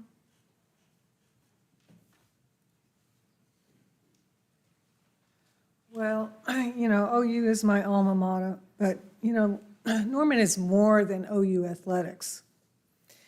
Norman is so much more than that. And I feel like this smacks of cronyism when you stack the deck with people who are basically Team Norman. And I also feel like if you want to make money and not have to put out money to make a lot of money, invite a corporation like Buc-ee's to Norman, and everybody will go there and enjoy the tax benefits from sales from Buc-ee's. That's just seeds for thought. Thank you. Thank you, ma'am. Evan Dunn. All right. Councilmember Schuler. So I know that this got on the agenda yesterday. I know that the public was particularly outraged by the lack of notice, and that this is the start of the process. I think also this was the first time that council has, in any way, shape, or form, talked about this publicly with our community. And in our conference session, was the first time that we got a layout of exactly what the process is going to look like. And I am personally concerned that we don't have a project plan ready to give a committee if we were to approve this. tonight, and, also that we, as council members, only got to see what realistic numbers look like last week. So I appreciate that there is a timeline that OU is working on, but I also think that we need to allow our public some time, and I think allow the council some time to really digest the things that have been in front of us. So I would like to make a motion to postpone this item until we have a project plan ready to deliver to a review committee.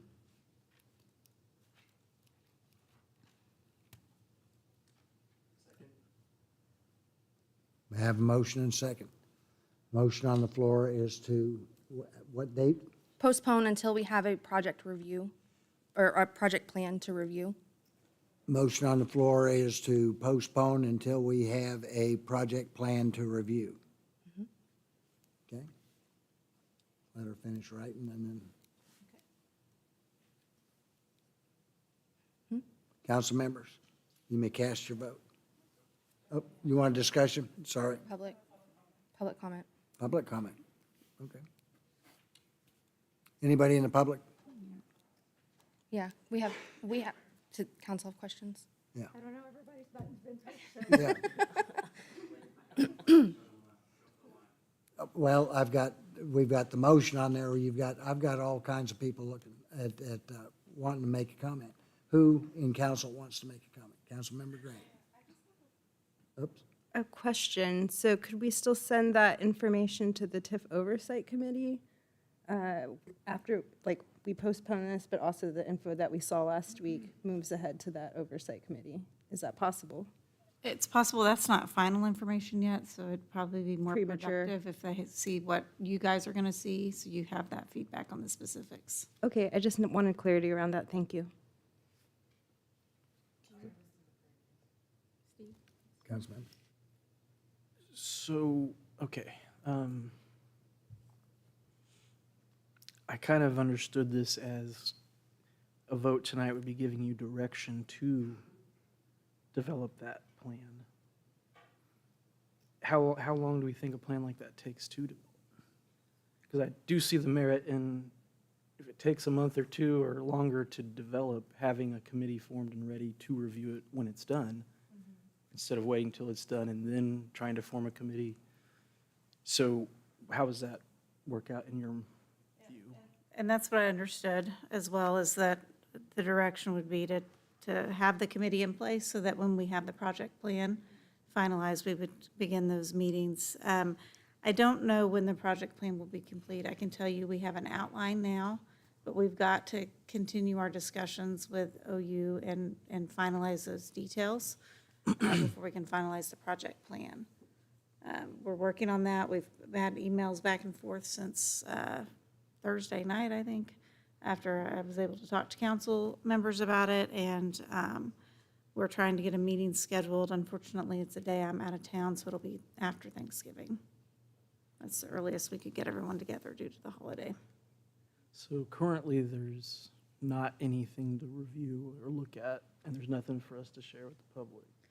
Right. I mean, we have working documents we're trying to work through and trying to develop our final documents. And as soon as those become final, we want to share that. And when that happens, we will convene the committee and get that process started. Okay, thank you. Council, excuse me, Catherine, the longer we, please control that, the longer we spend waiting on answers for those things, does it make it harder for us to lock down the price of money that'll be used on this? Our interest rates moving? Yeah, as you all know from our own projects, construction costs don't seem to be going down, and neither do interest rates. And so that's definitely something that I think we're all thinking of in terms of wanting to get something put together pretty quickly for council to consider, so we can get going if that's the direction of council. And on the scale that this is, that money was be used at, that's quite a bit of money, would you say? Right. And so there's one thing to expediency, and that's that's being able to talk to people, to get that plan done, to get all the numbers right. If the numbers keep on changing because of interest rates and such, because we're waiting. It's real hard to come up with a final number. I mean, you can be close, but close doesn't make it in this kind of a thing. So if we're going to build the framework and at least have those things going, I would recommend that we do not postpone, that we go ahead and get it done, and just to work and just work out how we need to pay for this so that we can get those numbers finalized. That would be my thing. Any other comments from council? Okay. Yes. Oh, sorry. Yes, sir. Motion to approve contingent on a project plan at a future date, or is it to postpone until we have a project plan? Postpone is what this motion is, then the next will go back to, depending. Okay. The next will go back to. Thank you. Just wanted to clarify. Yeah. Did I stab you in the hand? No, it was me. Sir?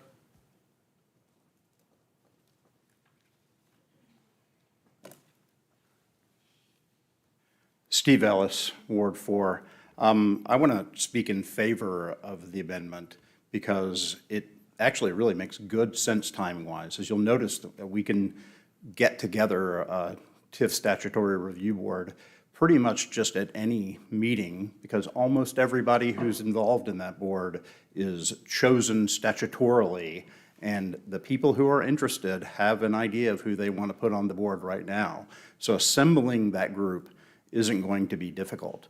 The advantage of this plan is that it gives the public a chance and the city council a chance to have a look at what the project plan is likely to be. You're in a slightly better situation than the rest of us are because you know at least, or at least some of you know something about what's being proposed.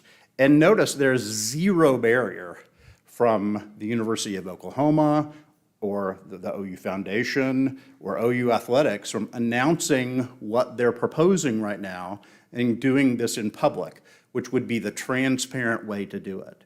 So, thank God for tenure, because I'm going to talk against my employer here, but OU doesn't necessarily have the interests of the whole town in part, which goes back to what TIFs do. TIFs change where activity is, so they change who the winners and losers are, and surely the project plan being proposed is going to be one that's advantageous to the University of Oklahoma. It does not follow, and it's important to see that it doesn't follow, that it will be advantageous to the town as a whole, especially given that the limit is mostly a limit of demand. I understand that when people from the president's office were in front of the Faculty Senate Executive Committee, they were a little bit uncomfortable answering questions like this. One of the members of that committee is a spouse of an economist at OU, like me, and was asking the questions, and evidently didn't get very good answers. So I think it's important that you get the answers beforehand before you decide whether or not you want to take any steps in this direction. We're not saving time. It'll be easy to pull people together once we decide that this is a project plan we want to go forward for. Thank you.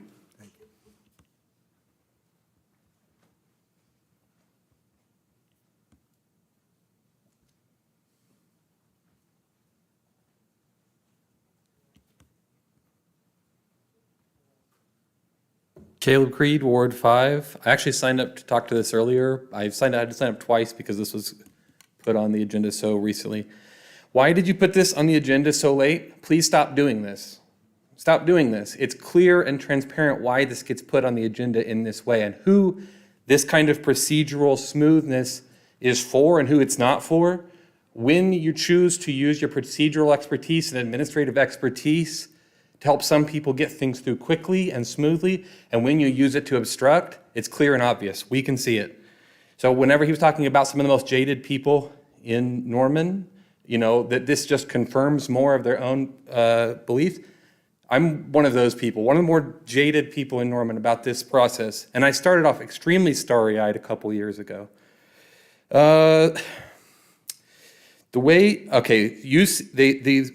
when you make room for these money developers Sir, to, yeah, the question on the floor right now is, do we postpone or? yeah, I'm getting to that. Okay. They see housing, they see development they see it for what a speculative asset. And that is divorced from its use by the people in Norman. And we saw 3 examples of that today.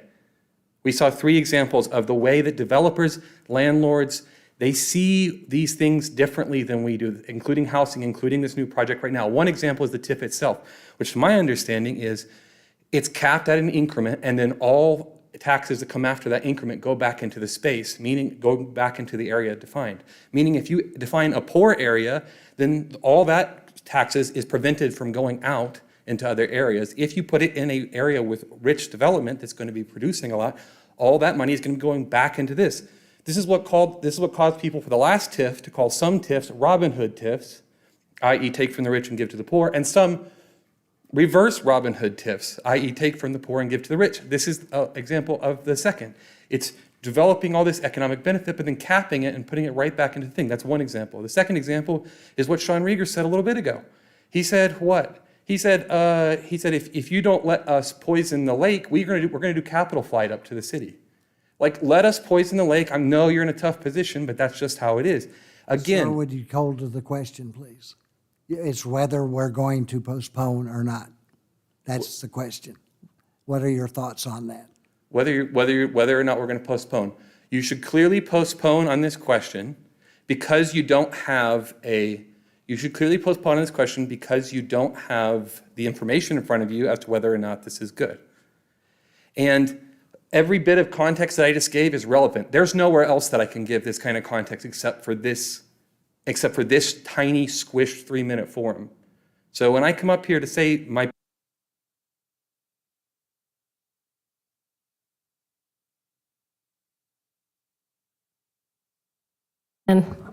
I support postponement, and the main reason is process matters, public input matters. If we're going to do a project that people are going to be on board with and feel like they were kept in the light, having the first study session to discuss this publicly and then voting to move the process forward is very bad optics. It's also super disrespectful to citizens who want to be engaged and want to be involved.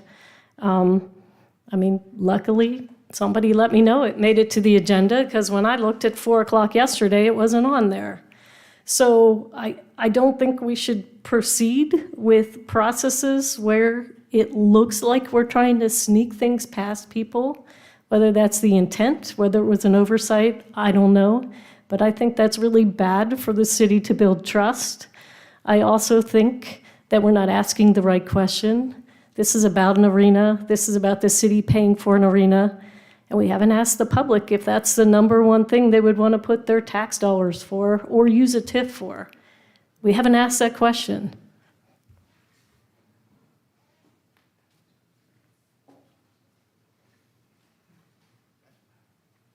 Thank you all. I'm Sean Burridge. I'm a newcomer at Heaven's Boat tonight. I'm in Ward 4. I just want you all to think about something here. This is not a vote on a new arena or an entertainment district. This is a vote to set up a committee. And in my opinion, it's a vote to set up a committee to get what these people are talking about, which is transparency. Right now, there's a lot of talk about numbers, meetings. Let's get it going. Let's get it out there. Let's form this committee. Let's get this plan together, and let's show the people of Norman exactly what you guys are going to come back later and approve or disapprove. Okay? Listen, this is a very simple procedural vote. I'm the former Democratic leader of the Oklahoma State Senate. And we used to have vote on bills multiple times. We would say, well, this time the title's off the bill. If the title was off the bill, that meant I was going to get to vote on it again. Well, the title's off this bill, okay? It's going to come back to you. In my opinion, setting up this committee will start the process of transparency. We'll start the process of open and honest discussion on this issue. Now is the time. Maybe the plan will be ready in a couple of weeks, maybe ready in a month. Let's get this on. You all do not have to approve this in the end. Let's see what's possible for Norman. We didn't talk about it. OU needs this arena. Needs an arena for 2 women's sports, basketball and gymnastics. But Norman needs this entertainment district. Because let me tell you something, if this is voted down, there'll be a phone call to other places saying, Norman's the same. They don't want this to happen there. Let's at least have the discussion. Let's just at least have the discussion, and that's what this committee does. Thank you.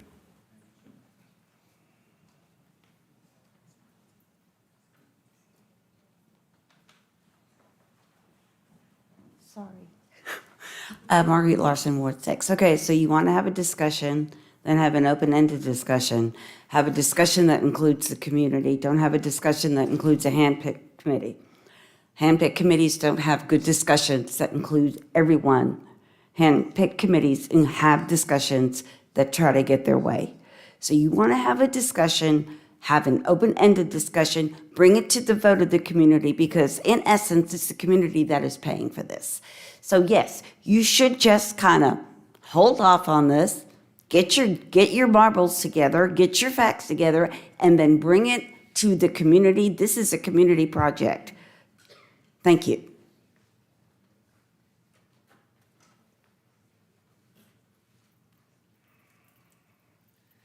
Thank you.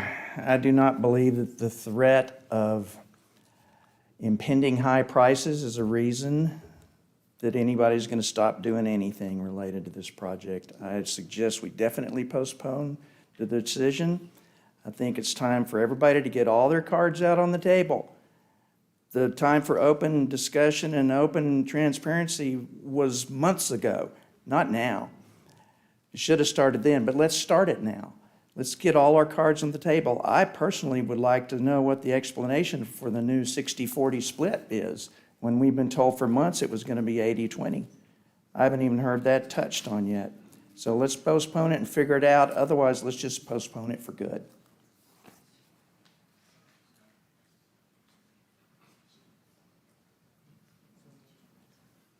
Good evening, Councilors, Mayor, good evening. I don't envy you guys up here.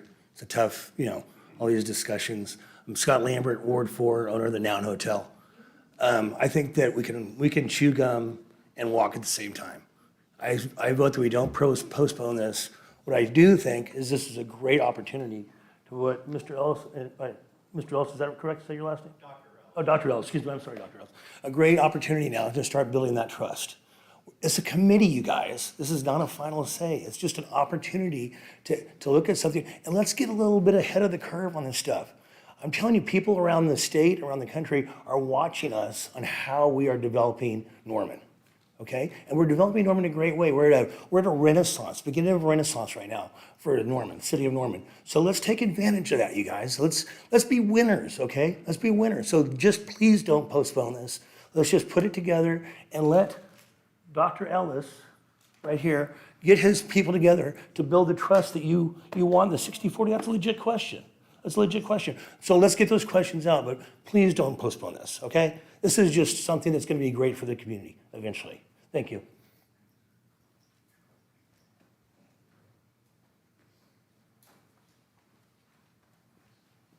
Alex Lanfear, Ward 2. When things get snuck onto the agenda 24 hours before a meeting, my trust is eroded. So please postpone this. Thank you.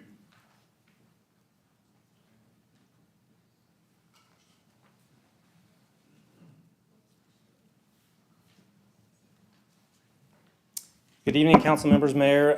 Kyle Hurley, Ward 8, a hopeful, as council member Elizabeth said earlier. So anyway, if I were sitting where you are, I would vote to not postpone this. I am a little bit concerned that this was brought up last minute and everything, so I get that, but it was brought up. And it's here to decide. And as Dan Shim said very well earlier, you're not on the hook for anything, as several people have said. So I would advise you all, if I were sitting where you were, I would vote to not postpone, make the decision tonight. Thanks.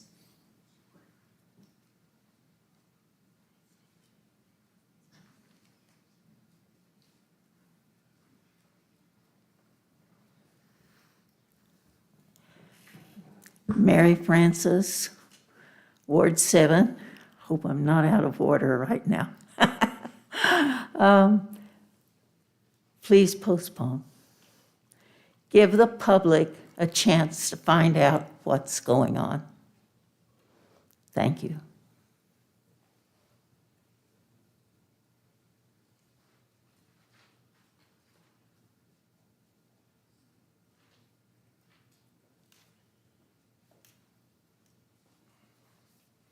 Scott Martin, Ward 5. I came here tonight under the thought that the council member had, that this was going to create the committee, that then the project plan could be rolled out at that point in time. Earlier this evening, you've already eliminated one of your council meetings for the rest of this year. You only have 2 left now. So further delay does nothing at all. I go back to my Boy Scout motto, be prepared. Get it done now, and then when the project plan's ready, the committee can be called immediately, and then the details can be rolled out as expected. Councilmember Holman, I agree with you in your intent. This doesn't commit you or anybody else to anything. All it does is bring out the facts, which I think we all want to see. So please do not postpone this item and vote against the motion to postpone.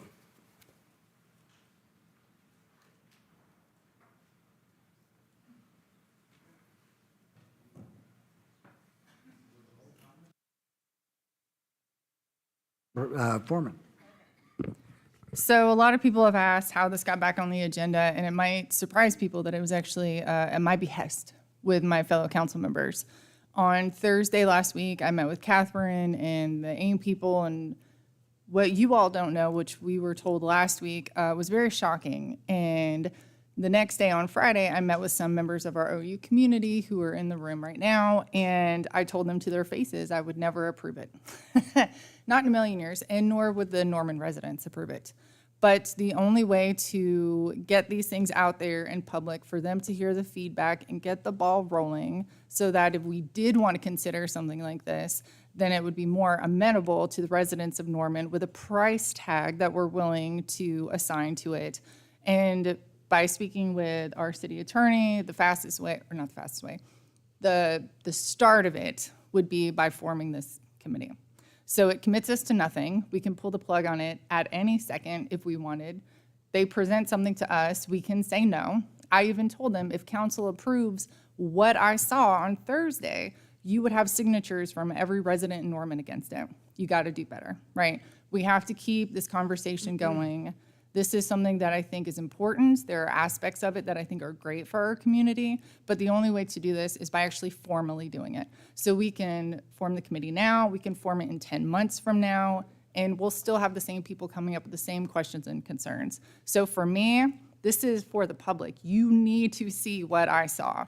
You need to go to these public hearings, and you need to be heard, because it's a very scary proposition, and the only way to get this going, and maybe they might listen, right? Like, we're all partners here. We all want to work together and further Norman. But the only way to do that is by forming this committee. So I will respectfully not be voting for the postponement tonight. Thank you, ma'am. Councilmember Grant? I appreciate where Councilmember Foreman's coming from. I will be supporting the postponement because what I saw last week I felt was premature then, and I still feel it premature now. And that's all. Thank you. Thank you, ma'am. Councilmember Holman? Thank you. So, like my colleague, Councilmember Foreman said, we were asked by city staff Thursday if we would want this item on the agenda. My response was only if it is also going to be going to the UNP TIF Development Oversight Committee as they had requested. And only if we were not committing to anything other than beginning a process, a public process. And so that's how, unfortunately, City Hall was closed on Friday, and the agenda wasn't updated then, and for whatever reason, wasn't updated till yesterday afternoon. And I absolutely understand how that appears. I feel the same way, and said this is not a great way to kick this off by having something go on the agenda the day before. But that is how that ended up happening. For me, I need something to show the public that I can present and get feedback on and recommend changes to if necessary. I am not pledging my support for any project tonight, and I will not vote for any project that doesn't meet several benchmarks that I have regarding housing, public space, walkability. Those are all important to me. The focus seems to be an arena, but the things around it are what is really more important, in my opinion, like the housing component, what type of housing it is, public space, walkability, those things. And so I don't see a major problem other than public being uncomfortable with it, which weighs heavily with me. So I don't mind having this plan developed so that we have something to show and having a committee waiting to review it when it is ready. Because I have other project plans I think I want that committee to review in regard to the other TIF areas that we talked about. So I normally do support postponements. I'm not going to support this one tonight because I do want the public process to begin right here. Thank you. Councilmember Montoya? So my decision-making is typically based on 3 items. Qualitative information, quantitative information, and most importantly, my constituents. So of the qualitative information, I've attended the presentations and I've seen the dream of the arena and the entertainment district. The quantitative information, I really haven't seen a whole lot. And if any of you out there know what I do, and some of you do, I cannot make a decision without having enough quantitative information, financials, projections, feasibility studies. Most importantly, the vast majority of my constituents are not for this project at all. And lastly, what really gives me pause is the Oklahoma State Statutes, Title 62, Section 855, subsection E. Approval of the proposed district or the proposed plan or project by the governing body, which is in accord with the recommendation of the review committee, shall be a majority vote by the governing body. Such approval which is not in accord with the recommendations and/or conditions set forth by the review committee shall be by 2/3 majority vote. So, based on that, I will be voting yes to postpone this item. Councilmember Peacock? So to build on Councilmember Holman and Foreman's comments, we are not approving a TIF tonight. We are not approving an arena tonight. This is the first step in a process, and there will be several opportunities for the public to put their fingerprints on this via engagement and input. We will have not lost the opportunity to pivot or to change elements of the proposal or to outright reject the proposal if the terms prove to be problematic. Council will have the final say in this regardless. I am trying to get to a point, I think we are all trying to get to a point where we can actually debate the substance of this proposal and not simply attack it in a vacuum with no details or details from an outdated past proposal. I understand there's a lot of emotion wrapped up in this concept, but I can't make this decision based on emotion alone, and I need facts to do that. This is where we are getting to tonight, and I very much look forward to those future discussions where we are talking about the merits or lack thereof of this proposal. And while I have the floor, I just wanted to ask the city attorney real quick. We are not selecting the statutory committee members. Those are required by law as they are a taxing jurisdiction partner, correct? Correct. And council is not able to select the representative of each taxing jurisdiction, that each taxing jurisdiction selects its own. I appreciate that. By statute. So, as with that, I will also respectfully not be supporting the postponement tonight. Thank you. Councilmember Schuler? Yeah, so I was going to say something else, but before I do, based on what Councilmember Peacock just said, just to be clear, there are 3 at-large members that are going to be selected, and that is by a list of 7 that is put forward by the chairperson of the Statutory Review Committee, and that person listed out in this is the mayor. So just to be clear, there is some level of not just who is laid out in the the statute, but also some extra members that might be appointed as well. And that won't come back to council before those people are approved. They will be approved from that list of 7, and the committee will vote on them to appoint. So I think Ms. Walker talked about that in our conference earlier about kind of the process, and that the first meeting of the committee would be to appoint those additional 3 members. So my postponement recommendation and amendment tonight was really just to continue furthering this discussion, because my fear was that we were going to have this very quick vote. I understand that other council members were in the queue, but I think that it also allowed the public to get more feedback, to share more information, and it allowed us to kind of pause and not try to rush through this item. I know that it is late and that we still have 2 more items, but I think this conversation is important enough that we really need to at least take some time. So I do understand where my fellow colleagues are coming from in terms of like starting the process and transparency. I do think that that is where the council as a whole is really trying to come from, that we do care about what the public thinks about this. We want input. And I also believe that, the applicant also wants that. That has been my, experience with any of the meetings that we've had with OU and with other interested parties in this. I do believe that they are trying to come to the table in a different way. But tonight does not instill that trust with the community. So I understand where my fellow colleagues are on this. And just because I vote to postpone doesn't necessarily mean that I will vote no to approve the committee. Councilmember Nash. Yeah. So, did I hear that correctly, that if this TIF committee decides one thing and we are against what they're presenting to us, that it takes a supermajority of the council to approve? To approve. Okay. It would not take a supermajority to turn it down. So when should the public put forward $170 million towards private venture? Well, when the public wants to. The moment that we form this committee, we lose any leverage that we have to make this thing into something that we want.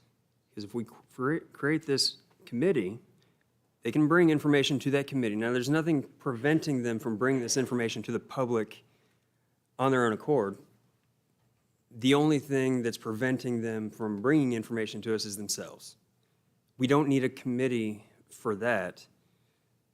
In fact, as long as we don't have a committee, they have some incentive to bring back something that the public can really get behind. And I'm not trying to say that this project should be shot down immediately. This thing has the makings of something that can be a great thing for the community.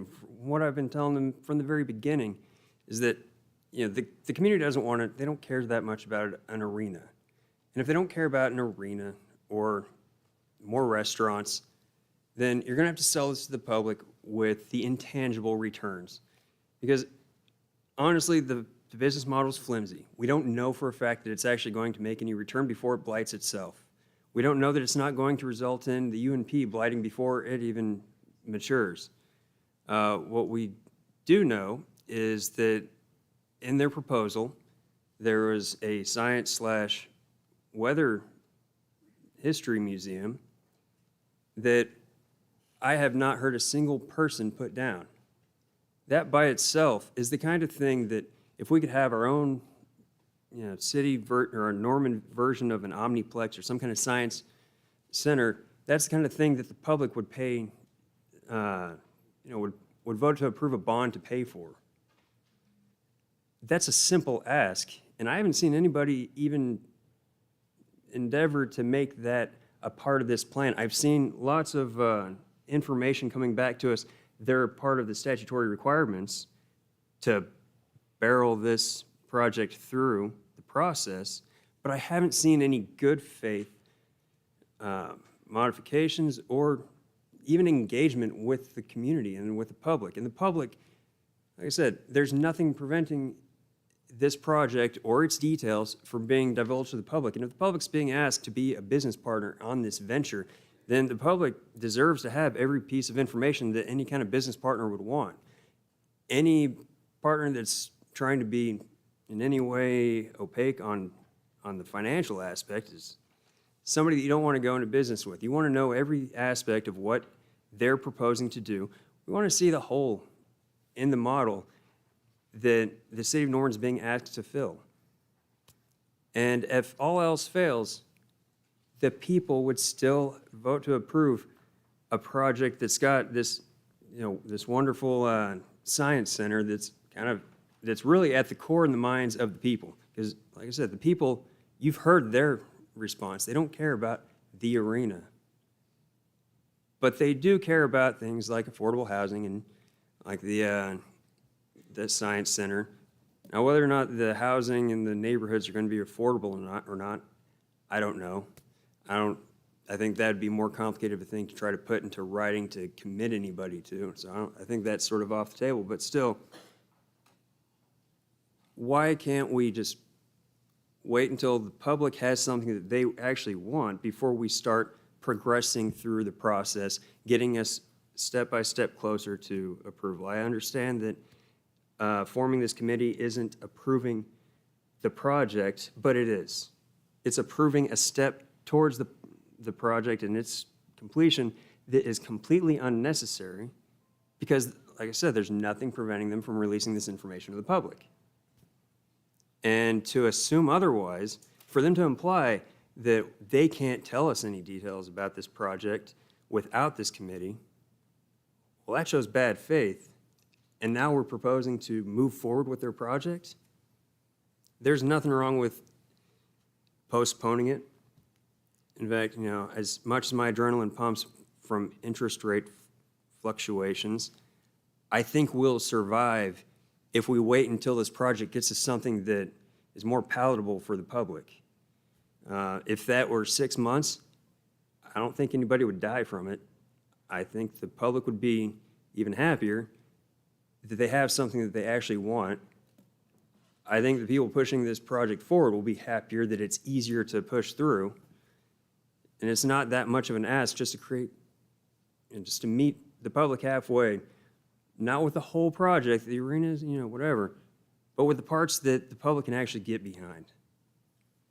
And that's why I think that postponing this is really the only option that we have to ensure that the public gets what it wants with the $170 million that they're asking to, and the TIF financing, and by the way, whether or not we actually approve the TIF for this area, the area is going to develop economically naturally, whether there's an arena around it or not. So it's not like we have to buy this economic center. As much as it's been threatened to us to have another mile of cars, I like Hondas, but not as much as Jeeps. I like the options. So postponement, there's no harm in it. The only thing that we can get from postponement is beneficial return that gets the public closer to something that they want to have built in their town. I think that's it. Thank you, sir. All right. The motion on the floor is to postpone until we have a project plan, date uncertain. Council members, you may cast your votes.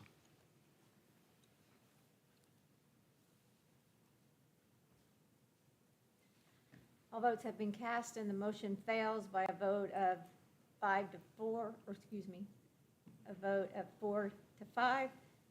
Voting in favor, Councilmember Grant, Councilmember Montoya, Councilmember Schuler, Councilmember Nash. Thank you, ma'am. Back to the original motion. Would you like me to reread it? No? A resolution to consider approval of a project plan and creation of one or more tax increment districts under the Local Development Act, directing preparation of a project plan, appointing a review committee, directing the review committee to make findings as to eligibility and financial impact, and if any, on taxing jurisdictions and business activities within the district, and directing the review committee to make a recommendation with respect to the proposed project. I have a second and all. Any further comment? Oh, well, there she is. Councilmember Holman. Yes. Catherine, the project plan, as it's developed by the city, what is that based, what input is that based off of? What the foundation, what the university gives you, what we give you, public feedback, what is that, how is that formed? Yeah, typically it's based on the proposal made and then what, based on financial analysis, we believe is feasible. And so we've got to have those conversations, definitely want council to be involved in that. Happy to do a public presentation when we're done with it, with the draft of it. The main thing is, I think it's important to get council's input on that prior to taking it to the statutory review committee. Because of that provision that Councilmember Montoya cited, you all need to be comfortable with what gets presented to begin with. So so the plan gets developed, and then we vote to send it to that committee, or not? We get a draft, and we can suggest changes to it. Yeah. We could show that draft to the public and say, what do you think of this Yes, draft? we can have those discussions in public meetings.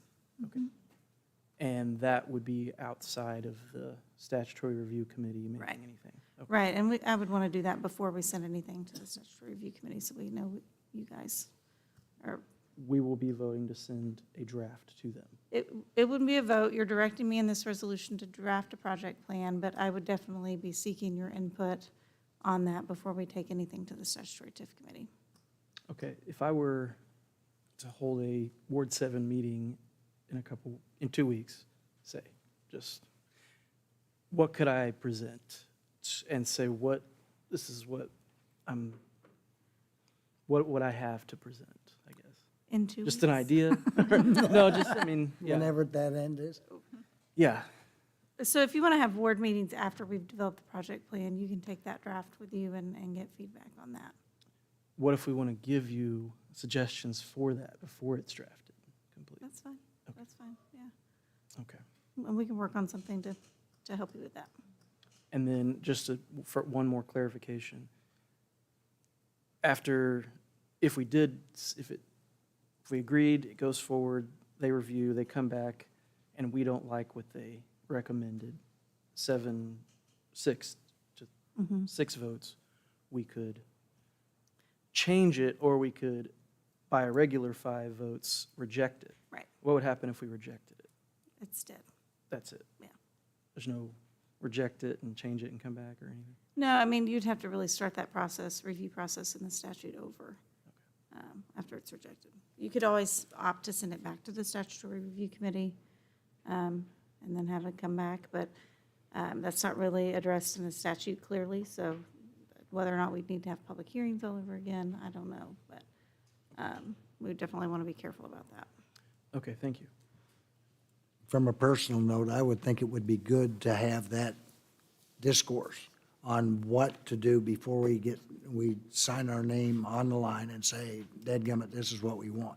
To have that discourse, depending on time. Again, some say that it's not a time-based idea, but it is, because we have to get ready for other that are external to us, other deadlines that are coming up. So it may require us meeting maybe a couple times extra to be able to talk those things over. I mean, it makes it hard. But anyway, the motion on, No, I'm sorry, go ahead. okay, the motion on the floor is to adopt the resolution. Council members, you may cast your votes.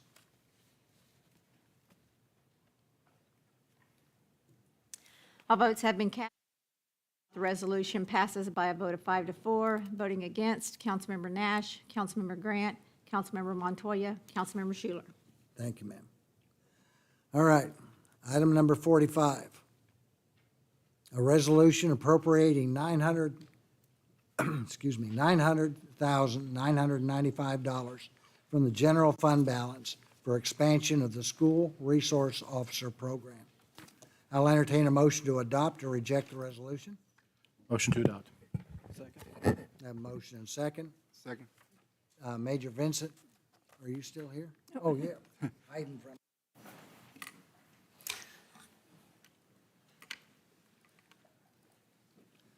Okay, good evening, Mayor and Council. My name is Chad Vincent. I am with the Police Department, and I am here tonight to present a resolution to add 4 school resource officers to our current program. This resolution is the same resolution that we brought several weeks ago. I've unpacked it a little bit just to expand on a couple pieces of it, and it's brief. So I'll walk through that. Just a quick background, in 2008, the voters approved the public safety sales tax. We refer to that as a PSST1.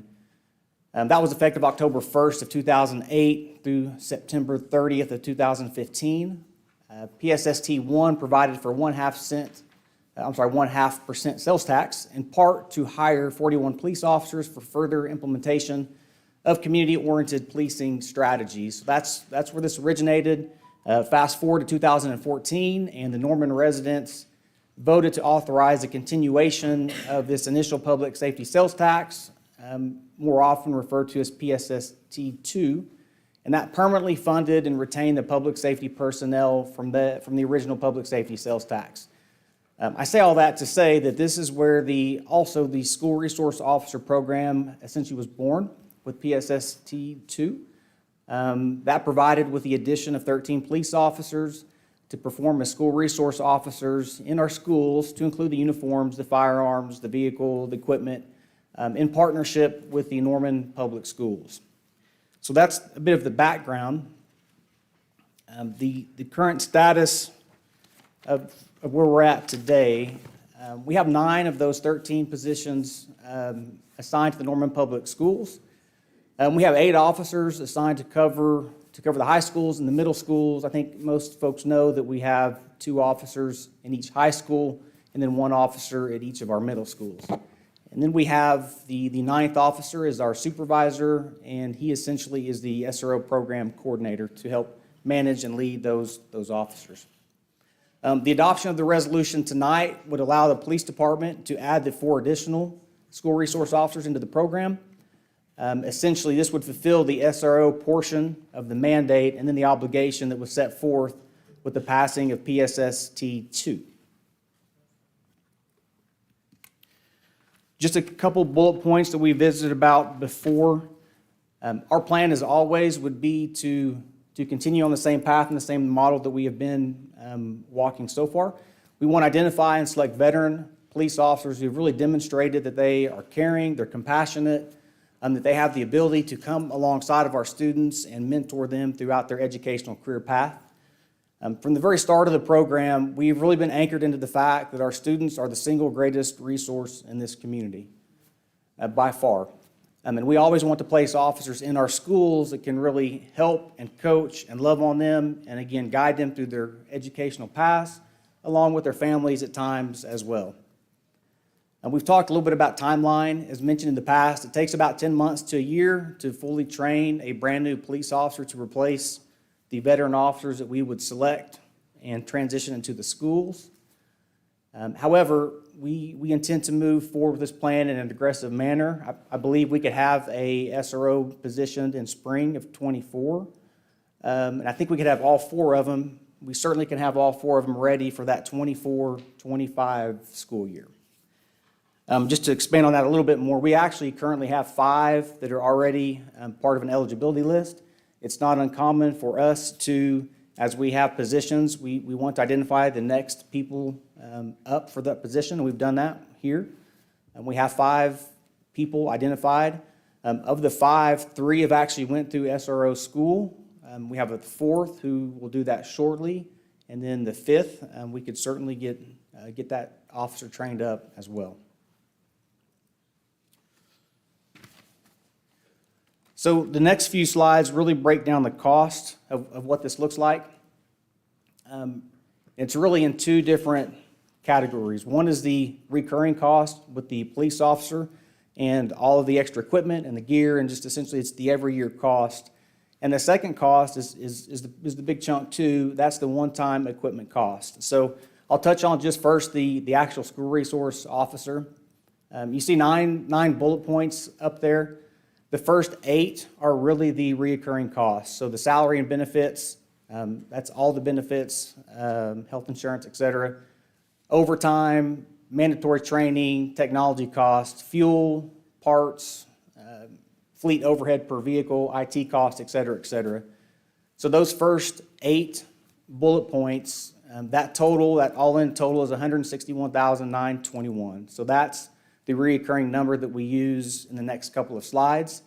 That 9th bullet point that you see up there is the one-time equipment for the police officer to get them completely upfitted, uniforms, equipment, computers, all that one-time cost to get them up to speed where they need to be so they can be a fully functioning police officer. So again, that's the cost for the officer itself. Then we're going to transition to what we call the one-time cost. That's for the vehicle. Vehicles are expensive. We, like every item that we deal with, it's a continual cost. Every time we purchase a batch of police cars, they become more expensive in every line item category. In short, right now, a police car is $86,300. That's the all-in cost. You can see the base model for our Ford Explorer, but then it takes another $25,000, which is an incredible amount of money, but that's what it takes to put light bars and cages and all the parts that make a Ford Explorer into a deployable police car. So again, that's the two pieces from a money standpoint. And then we kind of put them all together to get the total cost. And this is how the total cost was calculated. It's essentially because we are already into the school year, the total reoccurring cost was prorated. So what you see with that very first line item, it says the SRO with associated cost. It's essentially prorated along with the reoccurring salary and then times 4. So that gets you $485,793. And again, that's just for the SRO cost. The second line item is the one-time cost. That's for the cars. That's $86,300 times 4, and that gets us to the $345,200. And then that third line item is the one-time equipment that I referenced earlier. That is just a bit over $70,000. So we ended up with the all-in cost of $995. And then I just kind of wrap up with a bullet point just for consideration as we move forward. The recurring cost with that is $647,684. And again, that's for the officer itself. So that's a little bit about the cost and how we got to where we were at. Really, and then I like to kind of summarize. I never want to get, when we start talking about school resource officers and the impact that they have in the community, I always want to bring us back to really why. I think that's the big question, is why and what's important to them and who are we. And I usually like to kind of wrap up with our mission statement. The Norman Police Department school resource officers are dedicated to ensuring a safe learning environment while providing valuable resources to students, faculty, staff, parents. Our main mission inside of our school buildings is to develop permanent solutions to problems, and this is most importantly, we want to actively mentor our students in an effort to create future leaders in this community. Our mission is to create the next group of the people that are going to lead this community forward in all of these challenges that we find ourselves navigating through. And we're proud of the program. The men and women are doing fantastic work in the schools. I kind of share this story. The first day of school, I thought that I would go out, maybe jump into school, help out, thought I could provide some value. Started off at Whittier. I go into the school. I find Joel Formby pretty quickly. He's in the process of helping kids. They're tying ties, and they're doing some kind of photo shoot, and he's taking selfies with the kids.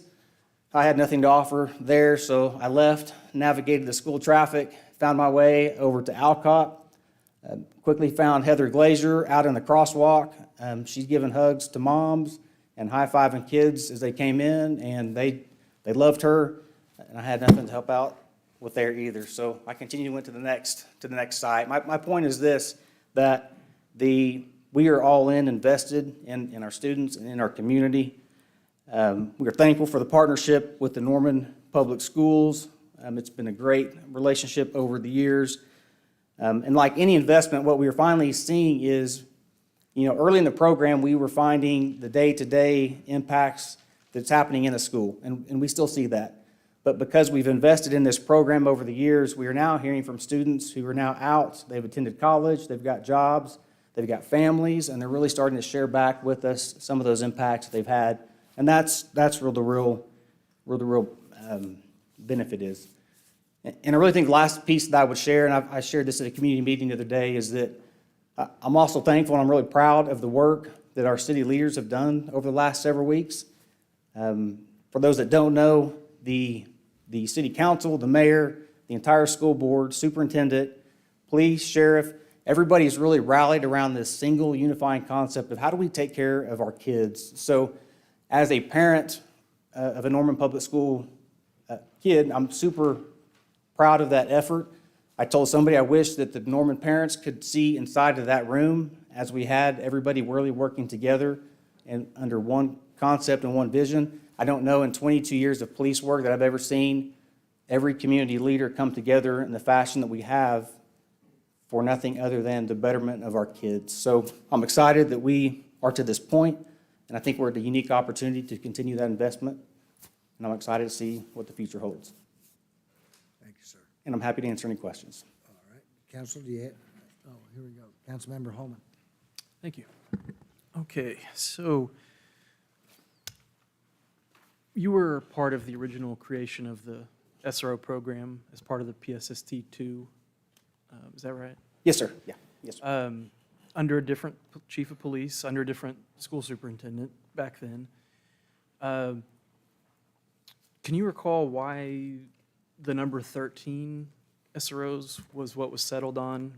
2 for each high school, 1 for each middle school, and then 4 for the elementaries, even though we have 17 elementaries. Do you recall the kind of thought process behind that?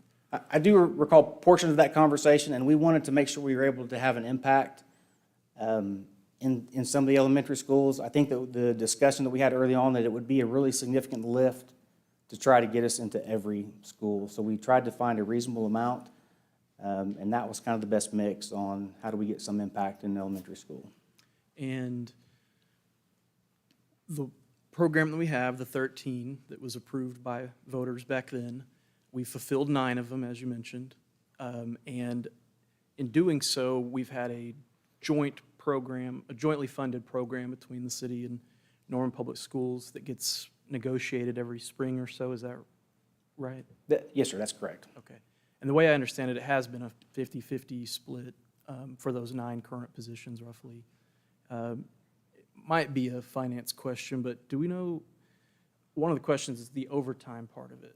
That's kind of what kicked off this discussion, really, was the realization that we're covering roughly 3 SROs positions in overtime by having our existing 9 SROs go visit the school, other school, elementary schools and things like that. Again, it might not be a question for you to answer, but as the city, have we been covering that overtime cost entirely, or has that also been part of the cost share? That has not been a part of the cost share. That was covered by the police department. Okay. Because again, that's kind of what, my stance on this before has been that there's 4 remaining positions. The program has been 50-50 roughly jointly funded. And whenever Norman Public Schools is ready budgetarily, we'll be ready to go ahead and add those 4 extra positions. And lots of things have happened, COVID, and lots of things have been delayed, and budgets have been impacted. I know school budgets are very tight statewide, especially in Oklahoma. And so I'd always kind of been of the stance of, well, if they're not ready, then we're not ready, basically, to go ahead and fill those positions.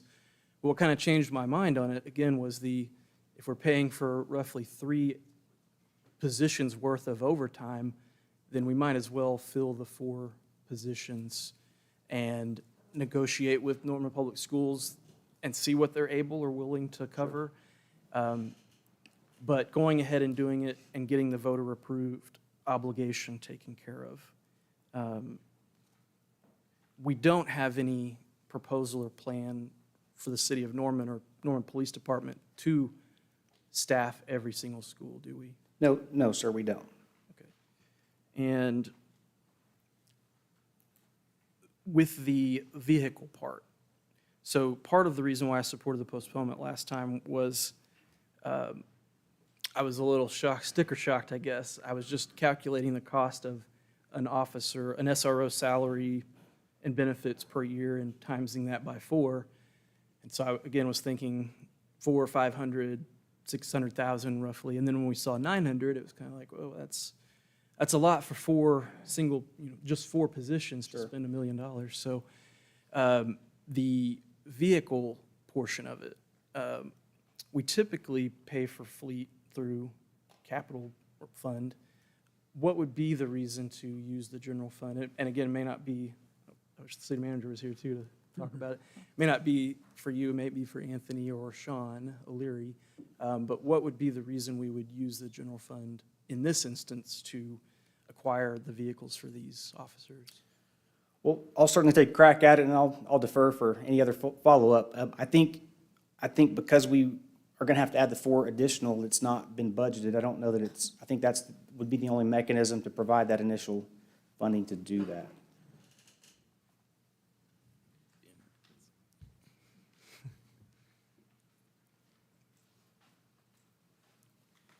Anthony Francisco, Finance Director, and yes, the difference is really between replacement of existing vehicles and additional vehicles to the fleet.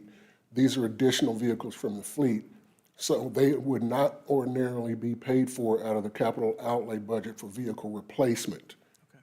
This is additional. And just for, transparency's sake, about how many, and again, I don't know if this one is for you, Anthony, or not, but how many fleet vehicles do we have? I know we don't have one for every officer in the department. So how does that work? I would defer to the chief, or, it's something like 120.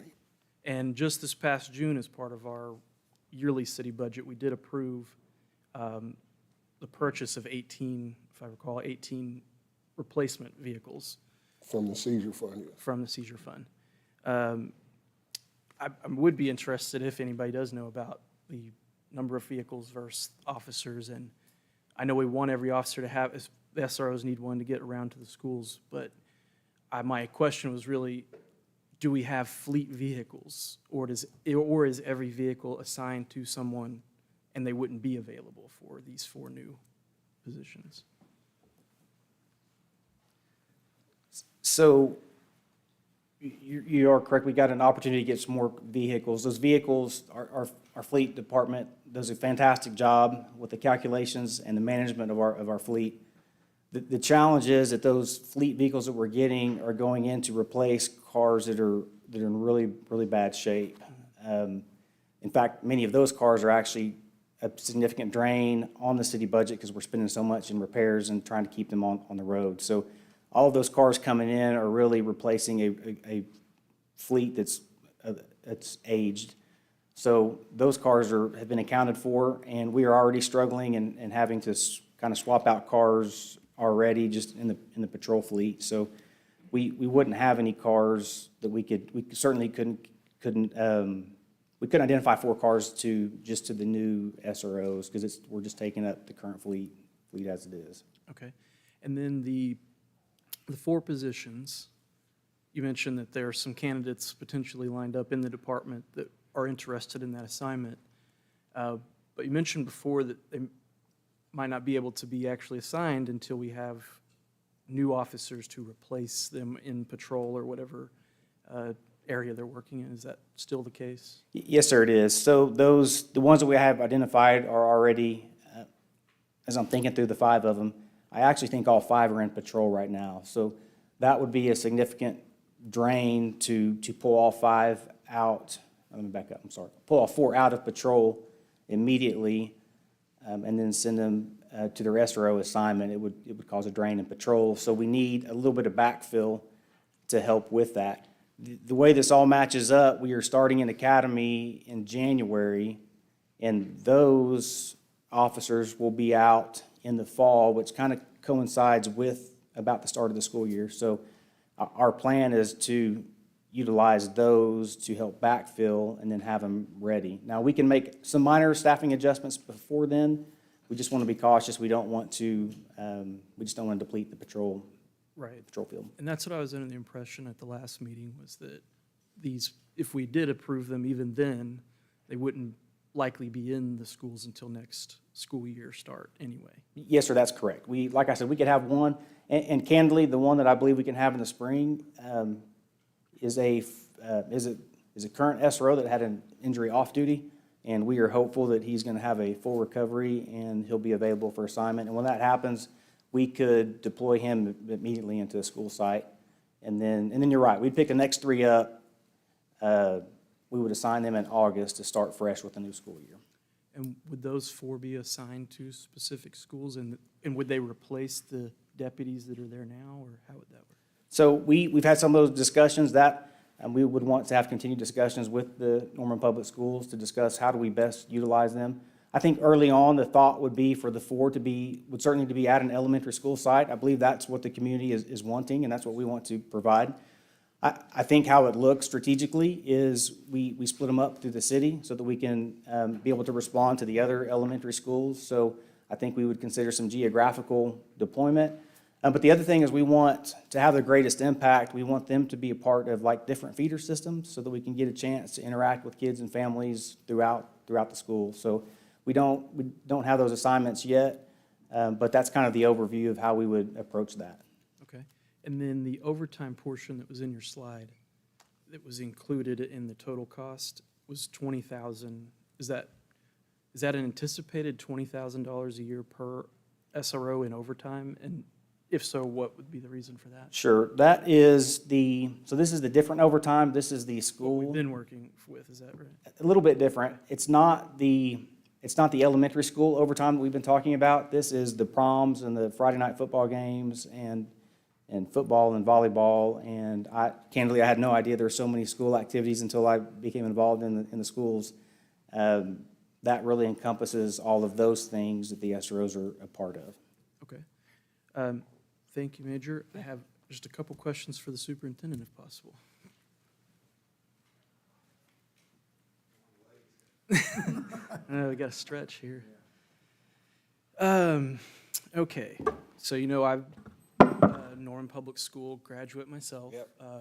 Irving. When I was at Irving, you were a math teacher there.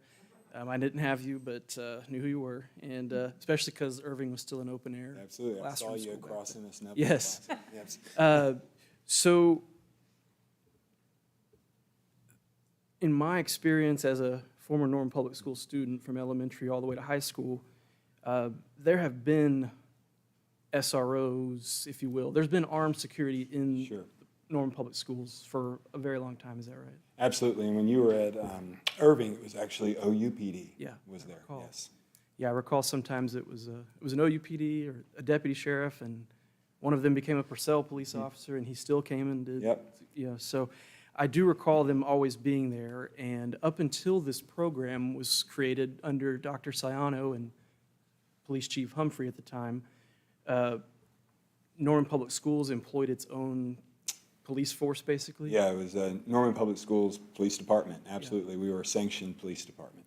Yes. And part of the motivation that I recall was for changing that and going with Norman Police Department was a desire to have better trained officers in the schools.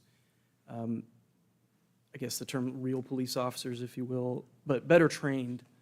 And I remember Chief Humphrey, his kind of pitch on it was, if we have Norman police officers there, that growing up through the school system, kids would get to know them, become more familiar with them, develop better relationships with them and ideally be more comfortable going to them when there is a problem that they're dealing with. Is that? I mean, other than restating what you just said, absolutely correct. We did have a very small police department. Chief Humphreys had experience with SRO programs in a former assignment or former job he had. It's just a bad place.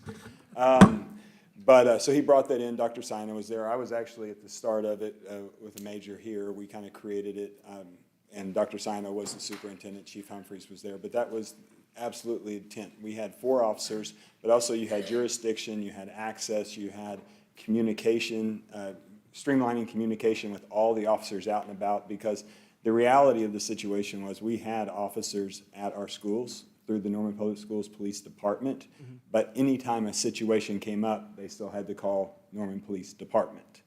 So it just made good sense. And the Norman Public Schools Police Department, they were armed Absolutely, officers, yes. right? Okay. And from a budget standpoint, you might have I know you brought your finance officer here. The budget commitment that Norman Public Schools has made so far, what is that? So originally, and you may be the only one who remembers this, and we have had these conversations, in our other meeting, was originally we committed approximately almost $500,000 annually, which is what it cost us to run our current police department at the time, and that was our commitment moving forward. In the PSST2, there was no dollar amount put in there, but at the point in time, we had the dollars, we needed to grow the program, and we all agreed at that point in time, hey, we're going to take 50% of the cost on, knowing that 50% of the cost at that time was actually the use of the officers for 9 months out of the year as well. So we're 12-month officer using the majority of them for 9 months out of the year, but that was our commitment. And currently this last year, we were just under $700,000. Okay. And if we were to approve this tonight, there'd be a table negotiation, I guess, as there is yearly, later on in the spring, where you and your staff, our staff, would negotiate what the cost share may be. If the city were to cover the cost of these 4 positions, what would Norman Public Schools use those funds for potentially? The additional funds, we are committed to, and we've had these conversations, obviously, with Daryl and Anthony and others. The current, I'm just going to say $700,000, we are committed to do that. Some of the conversations we've had, and we've had them in the meetings with all of you as well, which was great, and I hope we continue those meetings on different topics as well, because I believe it's the first time 2 entities our size and in this town have actually come together to have it. But some of the conversations we've had, and you've heard it earlier, mental health in our community is something that we really have to focus on.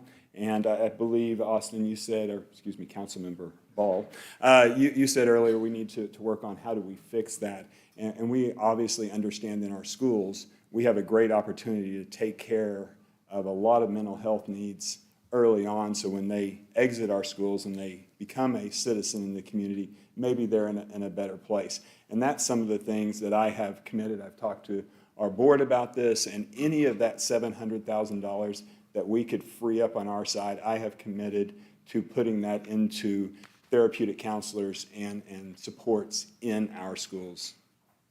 Just transferring that money over, not spending it on something else. Based on the data that you all shared with us in our meeting about interactions in the school system over the last year, if I recall, more than half of the interactions were involving mental health issues. And that is absolutely correct, and I know Major can address those directly, but I think it's one of the biggest issues that we saw was, I think there were 4 or 5 issues of kiddos under 9 years old that had suicidal ideations and other issues, which is, I mean, I don't even know how a 6, 7, 8-year-old even understands what that is, but it's real and it's in our schools. Okay. And then kind of the last part I have,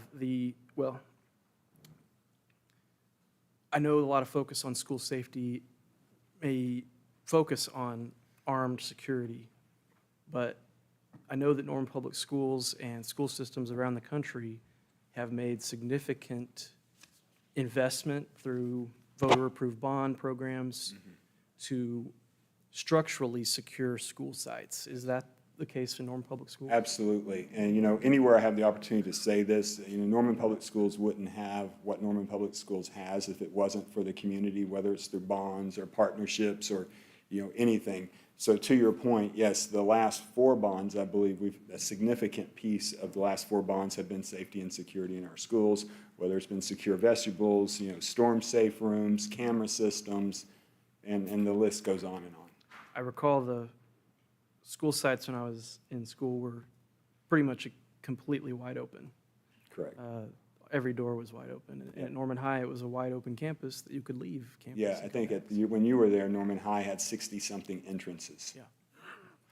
Okay, and then I think the last part I maybe have right here is the current deputies that are in the school. Where did they all come from, I guess I should say? Where were they at when the school year started? I can guess on that. I may defer to Justin or Chad on that a little bit, but literally the sheriff's department had some. I do believe some came from more public schools when Oklahoma City came in and took over that program. I don't remember specifically where they've all come from, but the majority, I believe, the ability to cover all of our elementary schools was a result of Oklahoma City stepping into that part of more public schools. Okay. I believe. I appreciate your answers. The only questions I have for you, I've got one for Catherine. Some folks have suggested the idea of maybe the city shouldn't be involved in this, that the city shouldn't pay for school security or have an SRO program. Because our program is voter approved, would it require voter approval to dissolve that program as well? Likely so. The ordinance that was adopted by the voters, PSST 2, that we reference, does require us to fund those positions to the extent the revenues are feasible, and it's jointly funded with participating public school systems. To undo that voter approval, it would take an action of the voters again. And would you recommend maybe if we did want to expand the SRO program and have a Norman police officer in every school, would it be appropriate that we would put a vote to the people to expand the public safety sales tax? That's certainly one option to create a sustainable or relatively sustainable funding source using a dedicated sales tax. This tax, we wouldn't want to ever put this at risk with a vote to expand it, because it's also ensuring permanent funding for those 71 officers that were hired under PSST 1. So this one is important for maintenance of those positions as well. But an additional question with an additional sales tax percentage could be asked of the voters to So expand we're it. currently funding 9 SROs, 41 police officers, 30 firefighters, 2 mechanics, and 2 dispatchers that aren't filled yet, but they're funded. Did I catch them all? I think so. The ordinance authorized 4 emergency communications officers, but I don't think we've filled all of those yet. Okay, that's all the questions. That is all the questions I have right now. Thank you. Councilmember Grant? Yes, I want to ask questions around the MOU. If I understand correctly, Norman Public Schools has not contributed to overtime. Where does it say in the MOU that we're supposed to be paying overtime? Because when I look at additional personnel in Section 5, it says, in addition to the school resource officers assigned to Section 1, Paragraph 2 above, MPS at its option shall have the right to engage off-duty Norman Police Department personnel for special events, sporting events, and other school-related activities as MPS deems necessary. Any off-duty MPD personnel not designated as a school resource officer under this agreement will be considered an MPS employee or independent contractor during the period of engagement to be compensated directly by MPS as arranged between MPS and the off-duty MPD personnel so engaged. And then number 2 is, in addition to the personnel to be provided by the city, MPS at its option shall have the right to engage personnel to provide private security services include private security services provided through a private security company in the event that MPS elects to engage private security services, either through MPD employees or through private security service. The private security services will be coordinated with the MPD personnel. And it says nothing in this agreement shall create liability on the part of the city or MPS for this personnel hired under this section. And I do see the part where it outlines, in number 3, compensation, also number 3. It is anticipated the cost of the program will increase annually due to the increases in costs such as personnel and equipment. It doesn't say anything about overtime. But the parties agreed to continue jointly funding the agreement. Prior to May 1st of each subsequent one-year term of the agreement, the city shall notify MPS of increased costs of the program, if any, and provide documentation that supports the increase. And I'm also questioning if overtime is a part of that. These meetings shall be held prior to the adoption of both the city and MPS budgets for the year. So, Can I address that part of that? yes. Okay. So on the overtime, I think there was a misunderstanding earlier. Part of our 50%, there is overtime built into that. I believe in this sheet that when we met, I handed you. You didn't pay overtime for the 4 SROs or the SROs that were floating, like 2.5, almost 3. All the officers, we paid overtime for those officers when they are working school events, the football games, the basketball games. That is built into that 50% cost of everything we were doing. That was all part of that initial allocation. I mean, Anthony, am I correct on that? Yeah. So I just wanted to clarify that. So we are contributing to the overtime in all of those. Is that good? Okay, and if you would come back to the podium, Dr. Nick. I would also like to ask you as the superintendent to address a letter that was sent out after October 24th council meeting conflating the county SRO program with our vote on the 4 SRO and PPD positions, because we got a lot of emails from concerned parents asking about this, and when they saw our agenda, staff report, and the votes, they turned around and said, but you could see how the letter from MPS and Penn would lead us to believe the whole program was at risk. So please address this misinformation and set the record straight. Absolutely, and I'll address it exactly as I addressed it to all of you guys in our meetings. It's unfortunate that it was taken that way. That message was sent to our community because the community, my community, our board, when things come up, I'm responsible for communicating to all of my staff, all of my students, all of the families that you guys, you have kids in our schools as well. That is my responsibility, is to share information. It's unfortunate, and I apologize for the fact that there were some perceptions in the way it was taken that it was an attack on the city council. It was never intended to be that way. It was purely informational. It was purely sent out, and if you had questions on any of it, you city council, my local school board, or the county, please reach out and let people know what you think. We have elected officials for a reason. As I said in our meeting when we were all sitting across the table, I don't want to be in your position. That thing is going to hit me. My role as superintendent is to advocate for our schools, advocate for our students, and this is one of those situations where I needed to advocate because there's an opportunity in front of us to provide a safer school environment for our kiddos and our staff. And in my role, I would not be able to sleep if I did not put that out on the table and allow those elected officials, whether it's city council, my local school board, or anyone else, have the opportunity to vote on what we want to do.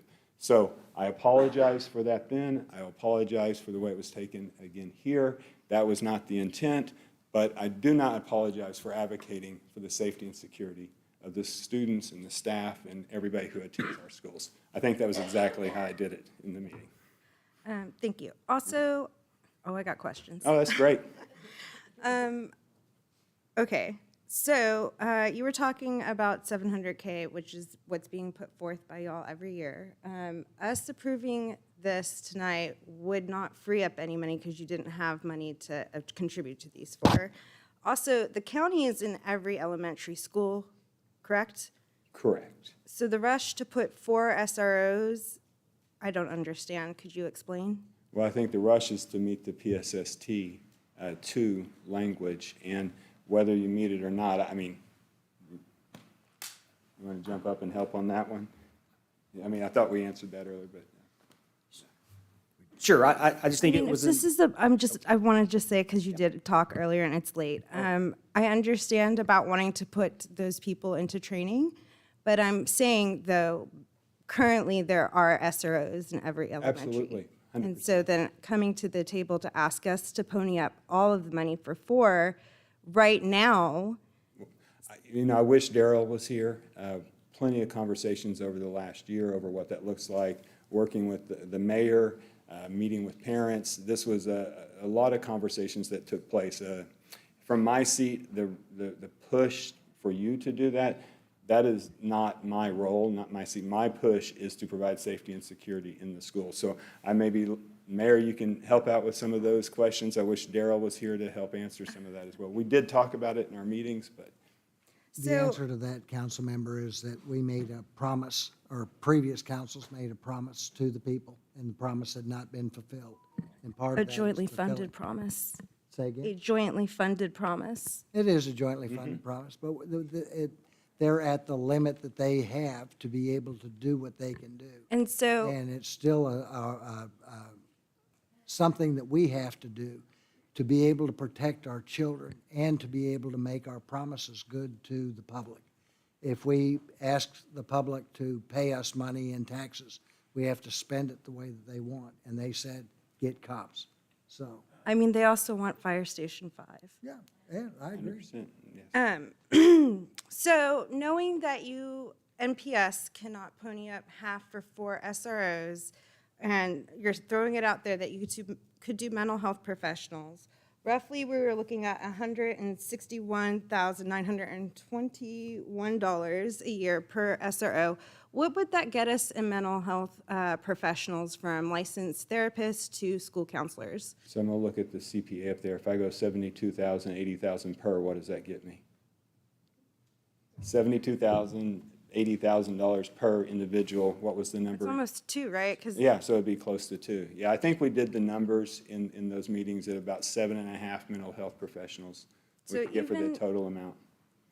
even if we did this, though, you're not going to be hiring those people because you don't have that extra money. Well, no, this year we stepped up and put a therapeutic counselor at each one of our high schools already, and we have advocates at 2 at each of our high schools and 1 at each of our middle schools. Okay. Then the other part comes to the SROs are responsible for criminal law issues, not school intervention and disciplinary consequences. And when we were given this SRO activity summary, which says for official use only and not for public release, which I also have a question with, because in our MOU it says it's supposed to be annually available to the public. And I don't know what document that is. This is the activity summary. So we have physical criminal arrests, non-custodial criminal charges, dockets for PD non-custodial. And actually in that one, you get disturbing the peace, graffiti, truancy. Is that criminal? I don't have that document in front of me, but I would assume so, yeah. And so the MOU that also says that, you're supposed to be connecting people with community-based resources. When we see over half of it being mental health response, why aren't our mobile crisis response for children, like the CRC has a mobile crisis response just for children, why isn't that coming to transport kids to mental health care? I'm not saying they're not. That's just that document. I don't have the answer to that question. Do you have any plans for restorative and diversionary justice programs so that kids could actually be given that option more often than not, instead of having over half of this be SRO interactions with kids experiencing a mental health crisis? You want to address those? I'm sorry, Councilman, that's our document that we produce and that we provide to the school. So I'm happy to speak to, I'm trying to catch up. Where did we start? I'm happy to answer any questions on the document. Are there any plans for restorative justice practices? Yes. So a couple things I would like to share with on the data. These are the criminal actions or the incidents that we interact with. There's 144 total line items in here for the school year. This doesn't represent the hundreds and hundreds of things that go on inside a school building that we don't take any kind of criminal action on. Our first, per the MOU, our first action is to always to stay out of that discipline. And the example I typically give is, we saw some videos of a fight, a school fight. It was a pretty significant fight. The SROs engaged, made the area safe, broke everybody up, and then from there, we just stepped out. We let the administrators handle that. We came alongside one set of the parents to really try to work with the parents, to try to offer them some resources to see how we could help. So that's always our approach. The times that we do get involved are really when there's times, like in these cases here, and I'm happy to unpack any of them, when we get to the level of a possession of a weapon in the school. Well, that's criminal activity. It is criminal, and yes, ma'am. But So I'm that's- talking about graffiti and truancy too. And I know those things go through our juvenile municipal court system, the truancy. Anyways, if a parent or student alleges misconduct or poor treatment, what is the process to address that? Absolutely. Of a school resource officer? They should certainly call the police department and visit with our professional standards division. What if they're uncomfortable engaging the police department? What other alternatives are available to them? We will accept any kind of, you can be completely anonymous, whatever mechanism that looks like. We don't need to know who you are. However you can get us the information, we're happy to do that. They could share that with a teacher or a counselor, and that they could report that on their behalf if that was something they're more comfortable with. Okay, and so then once you get one of these, is there transparency if body camera or school security camera evidence is limited to specific individuals? Also, for transparency's sake, who are the people who can review that documentation? So I might have to have a little help with city legal, maybe. I can tell you, I can't speak to the school's policy on their release, but for us, all of our stuff would go through the open records process. So any of that they want, that anybody would want to see, they would go through that process, and we would be able to redact and release whatever that looks like. And some of these questions I have around transparency come from students that never got their questions addressed. So we did go through the process of hiring the SROs, or at least the 4 that you would like to get. What kind of background checks do these folks get, or are they given a pass because they're already hired? We don't do any new background investigations on current officers by standard practice. They are looked at their performance-based. Anybody that we're going to move into a school resource officer position, we are going to look at their past practice, their performance as a police officer, and that certainly will play into it, but we don't do a new background. Given some of the comments that were presented in 2020, do you take into account if police officers have killed people in the past when hiring on SROs and assigning them to schools? We would take into account their whole body of work. We would look through that process through their entire career. Who has the final say on who is hired? We do that in partnership with the school, but ultimately it would be the chief of police. How do you assign police officers to schools, and at which level? So really, again, we go back to what's a good fit. Who demonstrates the character, the compassion, and the willingness to mentor and coach and serve. Who shows that heart, and that's the people that we identify and select. And are these police officers, are they actually Norman residents, or do they live outside of Norman and their kids don't actually go to these schools? That I don't know. I would guess it would be a mix. Have any officers been relocated for poor behavior? Based from the schools? Or incidents that parents and students might have put forth and said this officer's conduct was unbecoming? I don't know of any of that. I do know we have made some adjustments based on fit. It's important that our school resource officers mesh well with the principals and leadership in the building, and when that fit isn't great, we work with the public schools to make adjustments.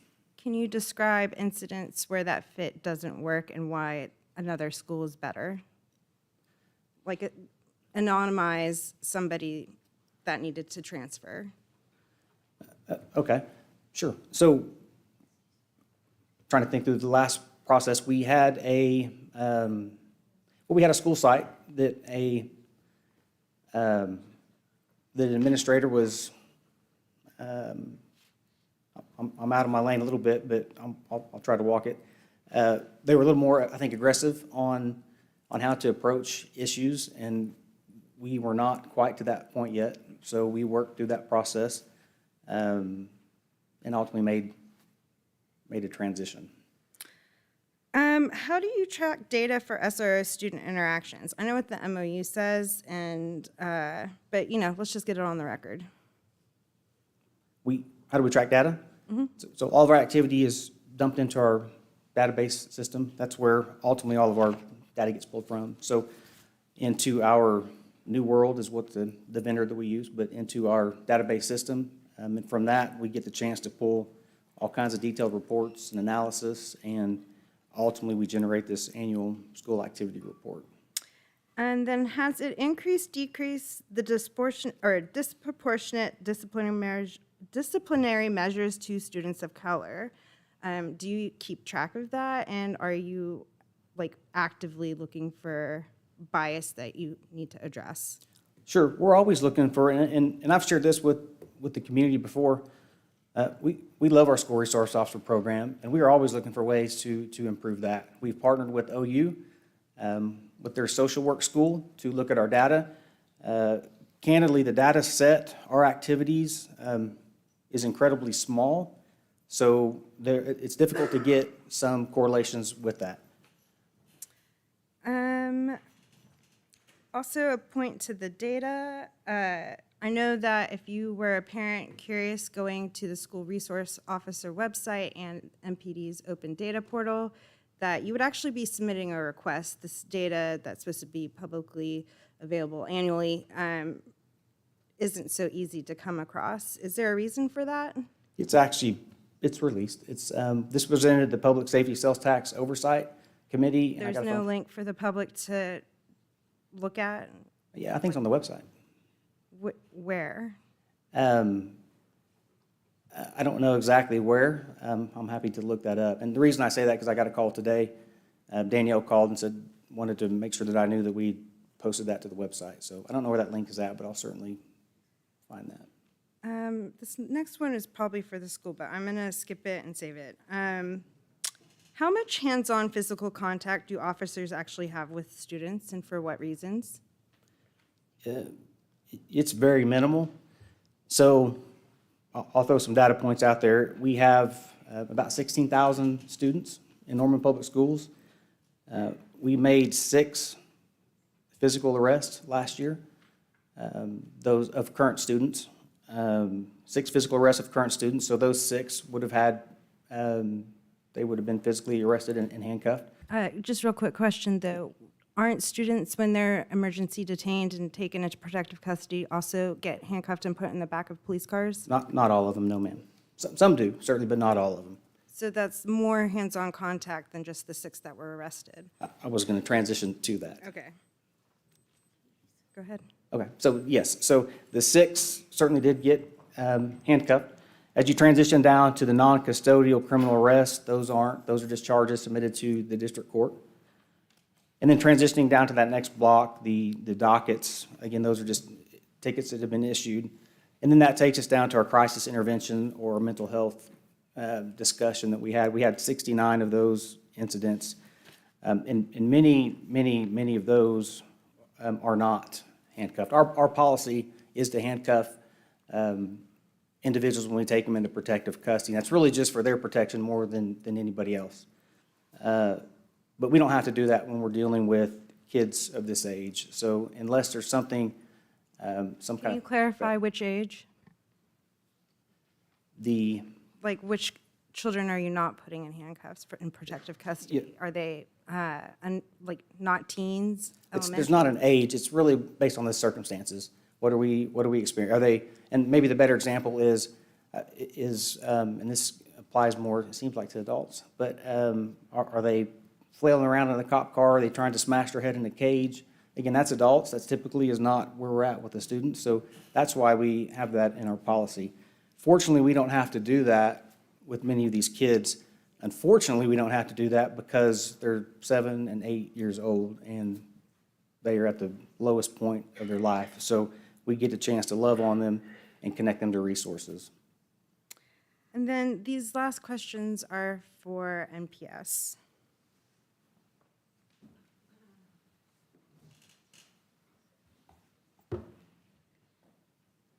Does NPS seek parental consent for SROs to intervene in discipline with children? So intervene, unless they're being a police officer, all interventions should be done by our school administration. Student advocacy. What is the procedure that students can make if they feel unsafe through NPS? Well, we have, on every laptop that they have, hear something, say something. They can report something to their teacher, to their principal, to their counselor, to another adult in the building. Okay. And again, this body of questions come from students. So they say, schools are for students. The students are punished for racist situations that are not their fault. And I can think of one where a kid was shoved in the back, turned around and punched the other kid, and that kid that did the punch was deemed to be the aggressor. And it was, I believe, a white student and a black student. It was the black student that got the reprimanded, more discipline. So how are you going to protect and advocate for students? Well, we just updated our bullying policy. We have procedures in place, and we investigate every situation that's brought to our attention. We have incident reports, and we go through a full investigative process. All right, continuous review. Can students make complaints or comments about SROs through NPS? Absolutely. And if so, what is done with this information? Well, it's reported to the administration. We'll look at it. Mr. Milner, Mr. Vincent, Ollie, still back there. We'll bring it to their attention. And as Major has said multiple times, we staff and team all those conversations.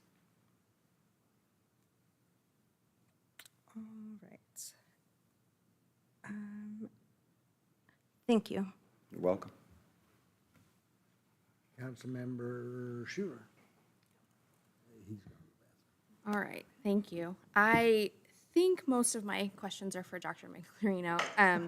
I know that we are late, and so apologize. I think my notes are now all over multiple notebooks and things. So I will try to be clear and concise and kind of go through these questions in like a good order.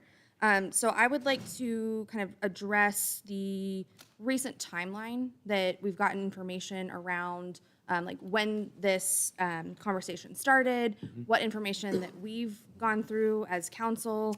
And so you might talk to us about when you started the conversation around wanting to add more SROs into the elementary schools. So me wanting to, from the very beginning, when it started, I would love to have done it from the very beginning. Where it actually started was last year.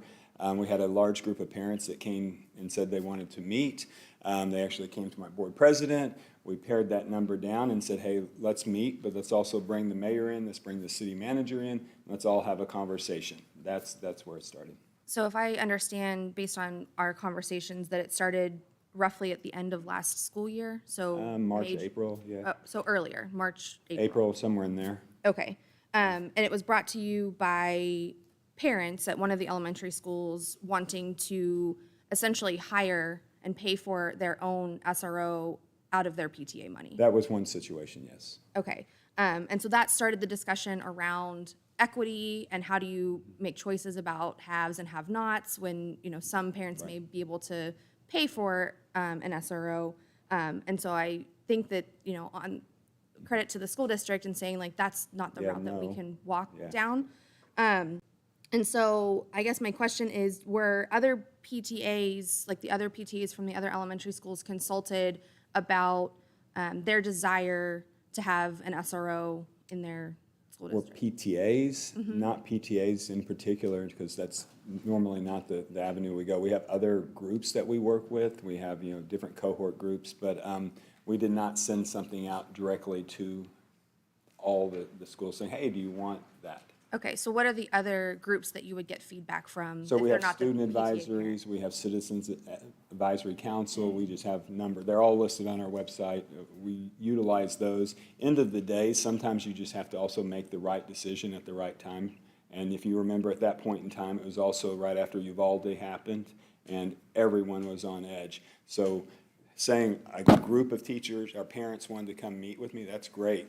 But the emails and the conversations and the other pieces, as you all get, were very, there were quite a few. Okay. And so the discussion with the mayor and the city manager, when did that conversation start about potentially hiring, the 4 from PSSD2 or then, the county putting SROs into the school? So we had the conversation, let's just call it the end of the school year, towards the end of the school year. That came about, and our team in the school district was trying to figure out how do we do this? If we have to do this on our own, how do we figure it out? I know the mayor and the city manager and other people were working on things. What was it, end of June, July, somewhere in there. Mayor came and said, I think we have an option here, and that's where the county got into the conversation. Okay. And so to my knowledge, based on the timeline that we were privy to, this conversation first hit a study session where council was aware of the discussion around this on August 1st. Okay. So that was the first time frame. And initially, the conversation, I think, was brought forward based on 2 bills that had been passed at the Oklahoma legislature to create a grant program for school safety. And so those funds could be, there would be, I think we heard at the time, it was roughly going to be about 94. I think the number has moved Keeps around, dropping. about $94,000 that NPS might receive from this 3-year pilot program that the Oklahoma legislature is Correct. happening. So the intent, I think, behind those bills was to, for school districts to get, more security. So that's a broad brush stroke, right? And so as we already know, that NPS has done a bunch of upgrades to building safety through bond money and things. So what was the identified opportunity or purpose that you were going to use that $94,000? And I'll say what we were still, because we still haven't received it. Yeah, But with that being said, we just implemented, we had the shooting that happened at Midwest City Choctaw game. Right after that, timing, we had the metal detectors or weapon detection systems coming into our buildings, into our games for our events, and we needed to have people run those. Our officers that were working needed to do what they were doing. Our principals needed to supervise students. So we utilized an outside entity, and that's what we used the money for. Okay, and because I remember at our conversation on August the 1st that we thought that it might be utilized to help hire one of the 4 outstanding officers from, I know that wouldn't cover the full, we've said, 160, 921,000 recurring, so for the cost of. Yeah, all monies that come to schools have, just like the city has things on it, you get this money, but you can't use it for this, and I don't believe we could supplant with that money either, correct? So we would not have been able to use it to pay for the officers. So, Catherine, in this case, would this be supplanting a current, because I remember we had this conversation around, would this or would this not be supplanting something that is already happening? But since it would be the hiring of additional personnel, then that would not be considered supplanting operations that are currently happening. That was my recollection of the conversation, that you couldn't use this money to add to what's already being contributed for officers already here and hired in the program. As our in-house counsel shared But we with us could as well. hire more with that money. I believe you could, if the school's willing. It's not our money. No, I understand. I'm just legal guidance. Okay. So that was the initial conversation that we had as a council, kind of thinking about what this was going to look like.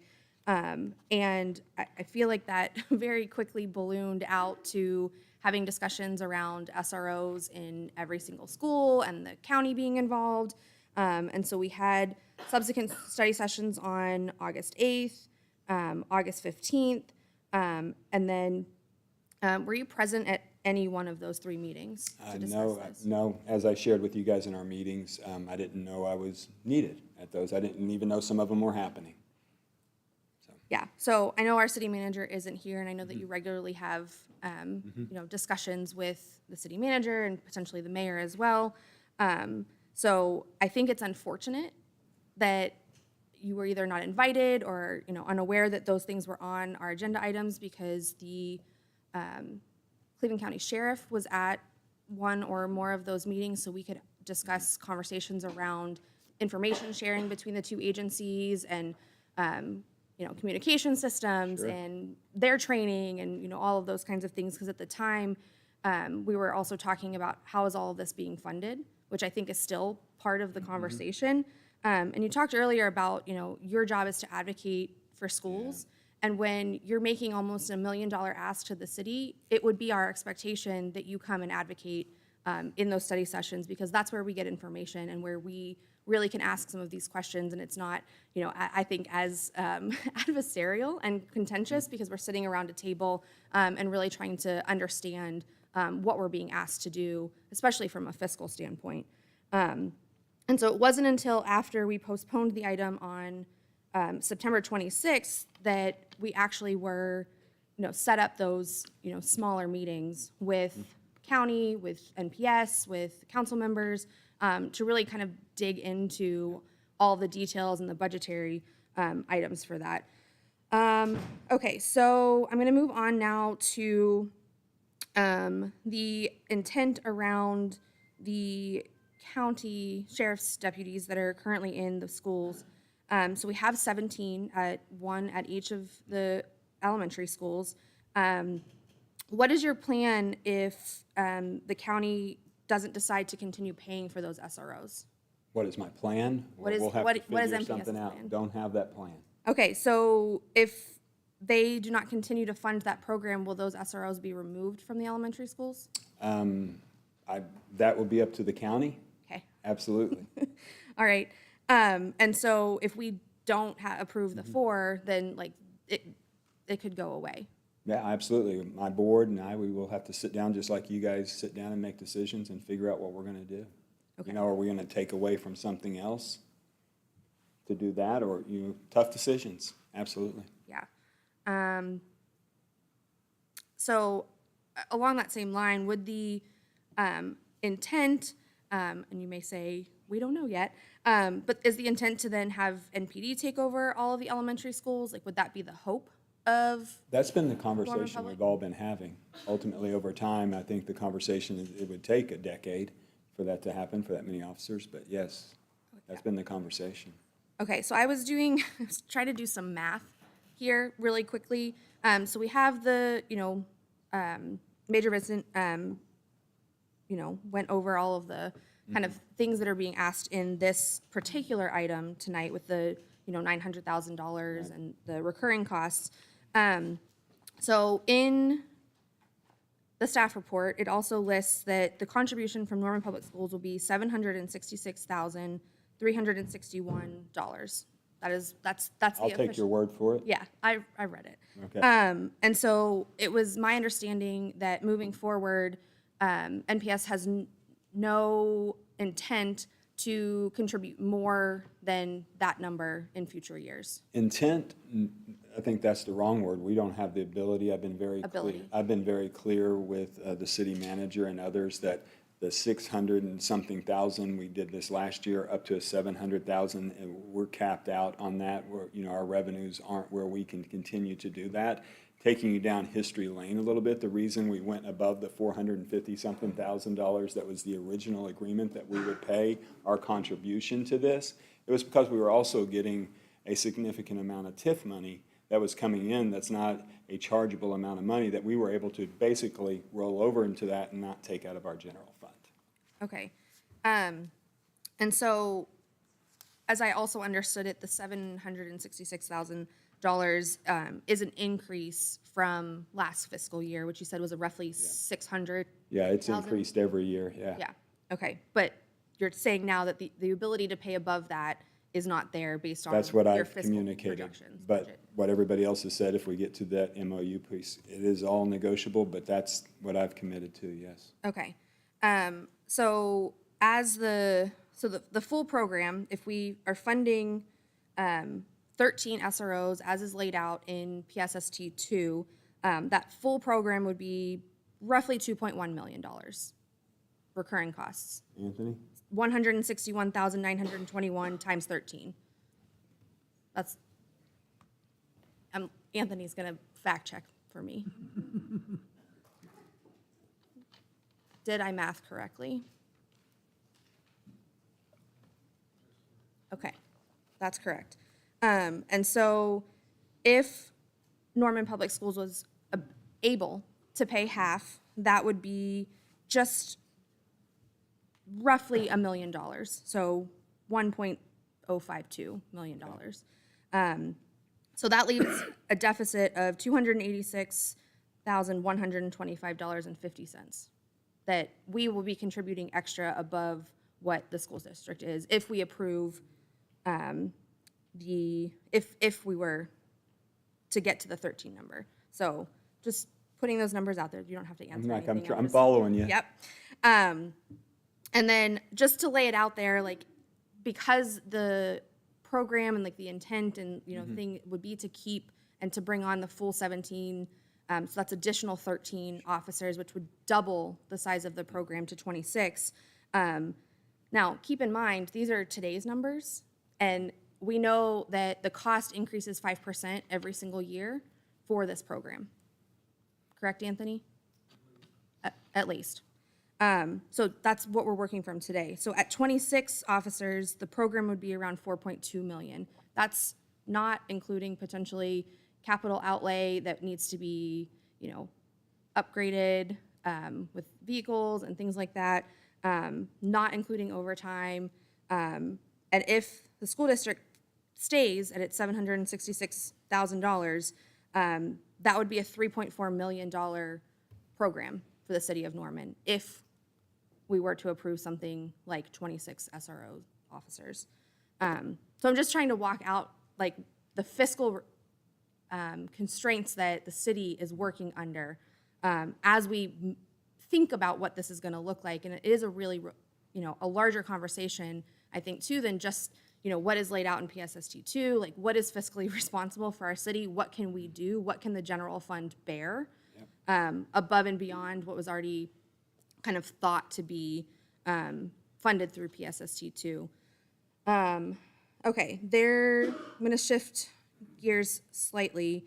So you mentioned, I think that right now you currently have counselors, you have one at each high school and then one at each middle school? We have a therapeutic counselor at each of our high schools. This is the first year we've been able to do that. We have advocacy counselors. We have 2 at each high school and 1 at each middle school. And the middle schools kind of feed down along with the second one at the high school if needed at the elementary schools in that feeder pattern. Okay. In the meeting that we had, we talked about like how many more of those would you need for the school district? 17. 17. Yeah, You're- so. We're just throwing things out there, right? Yeah, So, yeah. That's what I want. Just thinking about, But how many do we need? Therapeutic counselors? I've told you the things that are happening at our elementary schools, right? The social emotional piece. You guys all know that. You see it when they get out of schools. The more programs and the more people and the more things we can put in place to serve those students at a lower level, the more opportunity they have for success. So to ask me what I want, I'm going to throw it out there. Sure. Then you put a plan together and you figure out how to get there. That's how we got 2 therapeutic counselors at our high schools that we've never had. We need to get something at our middle schools next. Yeah. So, I mean, kind of banking along the lines of what Councilmember Grant was talking about, like, what is the plan to fund those things? And I know we talked about in our meeting, like, we all have decisions that we need to make on where we're spending our money. And the question is, if we need that many, therapeutic counselors in the school district, why is the conversation right now, I would argue, more geared towards, the SRO program and not this? Because I think in a lot of ways, these things go hand in hand with all of the interactions that are, mental health related, which No. I would on the sheet that Major Vincent gave us is about half of the interactions that our SROs are having with students. That's a fantastic point. The great thing is we're in a community that has a lot of resources, and right now we're from the mental health piece, although it's a mental health desert out there in a lot of places, and it's really hard if you've tried to get a family member into mental health care, it's hard to find them. But in this community, there are a lot of wraparound services, and we have great connections with them.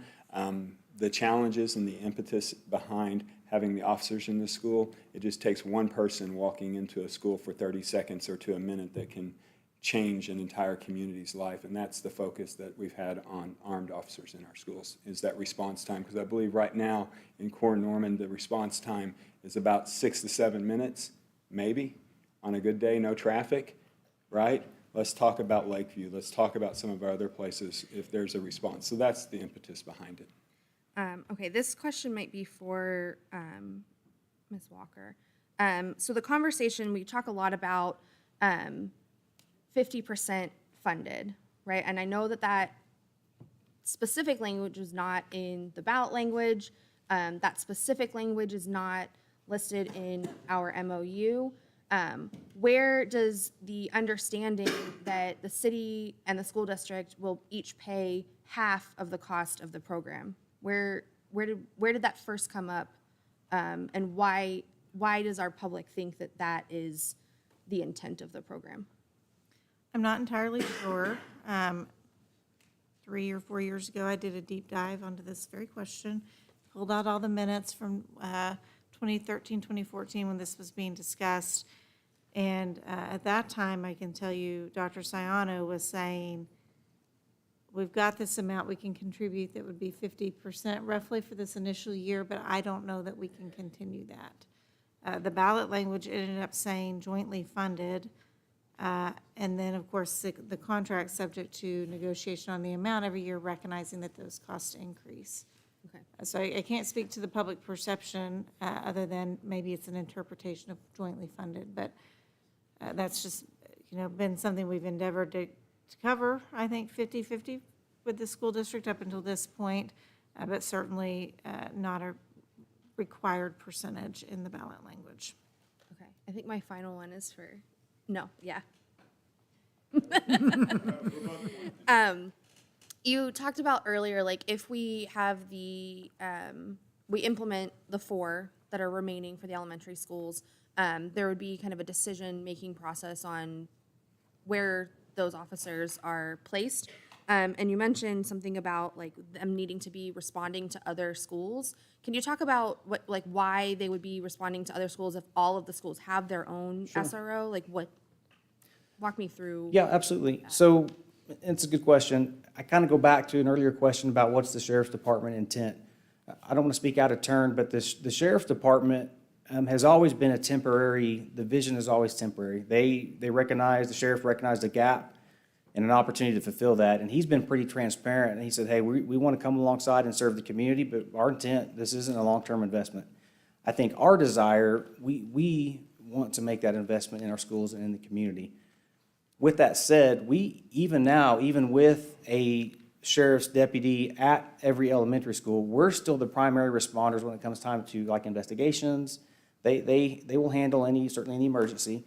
But once we step outside of that, we have to respond anyway. So I think the vision would be if you could visualize like a geographical concept, that way we could, because we're going to do it, that way it's closer to respond to those other elementary schools. So is that currently how it's operating? Where like if there's an incident in one school where there isn't, I guess in the past when there wasn't coverage, that another officer would leave their school and then go to respond to the school that had, the problem? Yeah, yes, ma'am. So at our at our middle schools, each middle school officer also has assigned elementary schools. We try to, from an accountability standpoint, we really want that ownership. So they would have to leave a middle school to go to an elementary school. Okay. And so to kind of fill that gap, this would be the great opportunity to actually put somebody in elementary school, and then they could respond to the other elementary. So that would be the same if we had the 4 in the elementary schools, then they would be responding where maybe a county sheriff's deputy is. Exactly. Okay. Yes, ma'am. So really, it's just a Band-Aid. Like the county being there is a Band-Aid for, a future conversation about what the future of the program looks like. And I agree, that was what I heard from the sheriff as well, that, he straight up said, I don't think that the county should be in the schools at our meeting. So, like, and that yes, they stepped up to do this, but like, this is not funding that they have, or are willing to commit long-term. Sure. I do, and I love, candidly, I love your approach. I love talking about covering elementary schools. I don't want to get anybody too nervous on that, because those numbers do get big, and I think we put the 4, obviously it is a priority, and then, but let's not stop talking about all of them. I don't want to make anybody too nervous about those costs. So that, our vision and our heart is to have a Norman police officer SRO in our school buildings, but that's certainly going to that would take some time, and we'd have to walk through the funding and all the strategic pieces. And then the training that we keep talking about that our SROs have, that is NASRO training. Yes, ma'am. Correct? Yes, ma'am. Because I know a lot of community members have been talking about that, like, our SROs should be NASRO trained, and I was like, yes, we've asked this question multiple times, they all are. And I'm not, guess, I'm gonna ask you to speak on this, but you can defer if you don't want to, but like, are the county sheriff's deputies all currently NASRO trained that are in our elementary schools? I don't know. I do know many of them are trained. We are anchored into the same NASRO concept. It's a triad concept of police officer, counselor, teacher. We are on the same vision. I believe that most of the sheriff's deputies are trained. I don't know that all of them, I don't know if all of them are. Okay. And then in the 161,000 that's recurring cost, is there always costs for additional training and upgrading of like continuing education for the officers through NASRO program? Yes, ma'am, all that. And that's, make no mistake, that's an all-in cost. We've got the city's insurance and retirements, all that kind of stuff is all in there. And training is absolutely a part of that. Okay. I think those are all the ones that I've got. Okay. Thank you. Councilmember Ball. I think both the gentlemen have answered enough inane questions for one evening, so I want to commend you both for answering so well, though. Thank you. Councilmember Foreman. Oh, you can sit down. Sit down or go? No, y'all get to sit down for this one. Okay. This is Catherine. It's very late. Kyle, I don't know if you have these, like IV bags. This is like my 5th one. It might be faster that way. Okay. So, a lot of information, very important to get out there. Catherine, Miss City Attorney, when we were having our small group meetings, it was brought up in my meeting that the ballot language did not say that we would be providing SROs to Norman public, like NPS specifically, but like schools within Norman.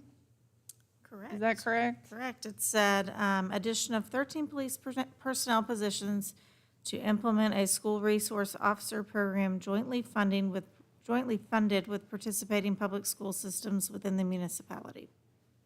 So it's not off limits to talk with our private schools or other Robin Hill or, yeah. communities. Okay, so that was just a question. Okay, and maybe it's midnight, or maybe I'm just trying to save a buck. But also in that meeting, Chief Foster, when we were talking about one day the city might pay county to have SROs or something, right? And I asked Chief Foster why we would pay them and not have our people. And the short of it was it's cheaper, right? So is there any way that instead of being Norman police officers, could we pay for county if that's cheaper? Does that make sense? Yeah, I wouldn't recommend funding PSST positions That way. with the county. I would recommend they be city positions based on the wording of the tax. I try to save y'all some money. Okay. We've never had a path to really be able to afford these other 4 SROs, and now that we do, to me, it's just a responsibility to fulfill what the public had voted for. So I'm fine with voting for this, especially knowing that we have the public safety assessment happening right now. So whatever those results yield, it will tell us what we need. We're clearly going to have to go back for a PSST3. I can't say anything. I'm so tired. I have a 5 a.m. flight, y'all.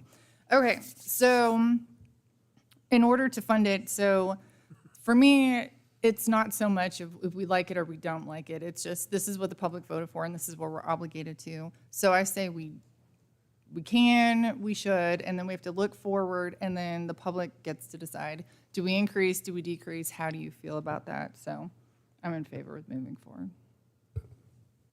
Thank you. Do we have anybody from the public still awake that wants to sleep?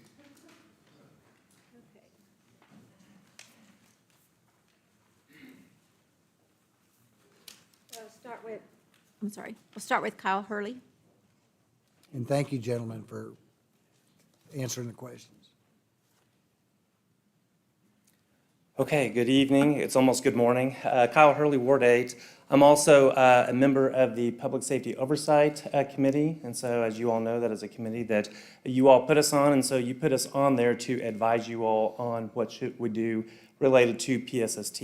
And so we have said on numerous occasions, and of course, you know, it's going to be a funding thing, we get that, but we have said on numerous occasions, we need to complete the SRO program. We all know that the voters, you know, approved that in 2014. We need to honor that. We do have, you know, the general fund is to the point to where, you know, we can do that right now. And then I think to Councilmember Foreman's point, let's do this, and then at some point, let's start having the PSST3 conversation, because after the public safety study comes back, we're probably going to be having to have new conversations about, you know, more things. And so what are we going to do about that? But let's get this done right now. We really appreciated at our last meeting.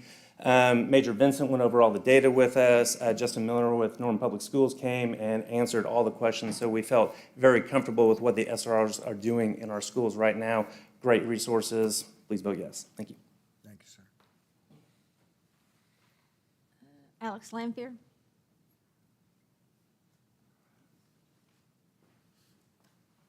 Alex Lanphier, Ward 2. I'll make this quick because I'm pretty tired. So I'm going to preface this by saying that I have a child in Norman Public Schools, and I disagree with this. I remember 3 years ago some of the very terrible stories about the SROs in Norman Public Schools. I personally remember Hall Park SROs at Longfellow Middle School 23 years ago. I remember them doing inappropriate things around students. I've read what the ACLU has to say about the school-to-prison pipeline, taking minor offenses at schools and turning them into something that can follow you the rest of your life. I don't think it creates a culture of learning. I think it can create a culture of fear in schools, and I think that money should be spent on mental health resources. Thank you. Thank you, sir. Satara Richter-Addo. I was pretty proud of myself. I think I pronounced that right. Riley Worley.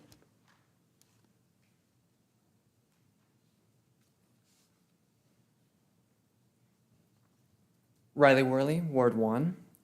One thing I don't think we've talked about enough yet is mental health. We have talked about it a lot, but it is something that is so incredibly important, especially for youth, that we have to talk about it and make it our focus tonight. In the 2022-2023 school year, there are 13 mental health crisis intervention incidents with elementary schools that were elementary age students. In this case, a school resource officer, an armed school resource officer, showed up to intervene in a mental health crisis with an elementary age kid. Overall, there were 69 of these incidents across the entire district. Instead of funding mental health, up to 7 mental health professionals in these schools, Norman Public Schools is advocating for more police, more armed police who will respond to these mental health emergencies by intimidation and not actually addressing the issue. We've seen a lot of discourse over the last couple of years about the role of police in mental health.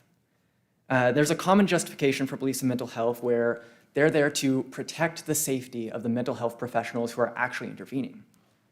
I want you to tell me how a police officer is going to be super influential for the safety of a mental health professional when they're dealing with 8-year-olds.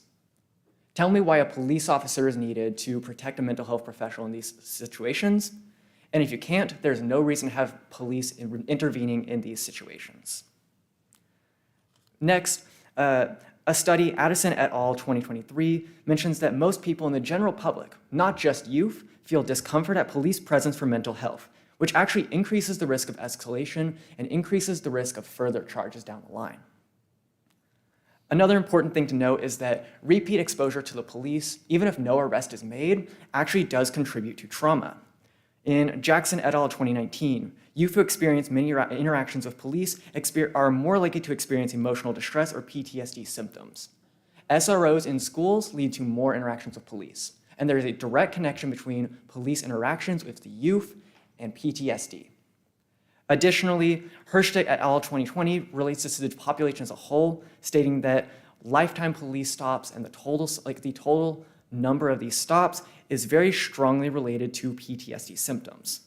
Why are we putting our students at risk for further mental health issues when what they need is actual support and care from our community? Finally, we've talked about school shootings. Livingston et al. 2018 mentions that there is no evidence across a variety of different studies that mentions that SROs reduce the severity of school shootings. This dispels actually the most common argument for school resource officers, because if school resource officers can't even reduce the amount of fatalities in school shootings, what purpose do they serve? The only purpose they serve is to... Linda Price, is she still here? Okay, Marguerite Larson?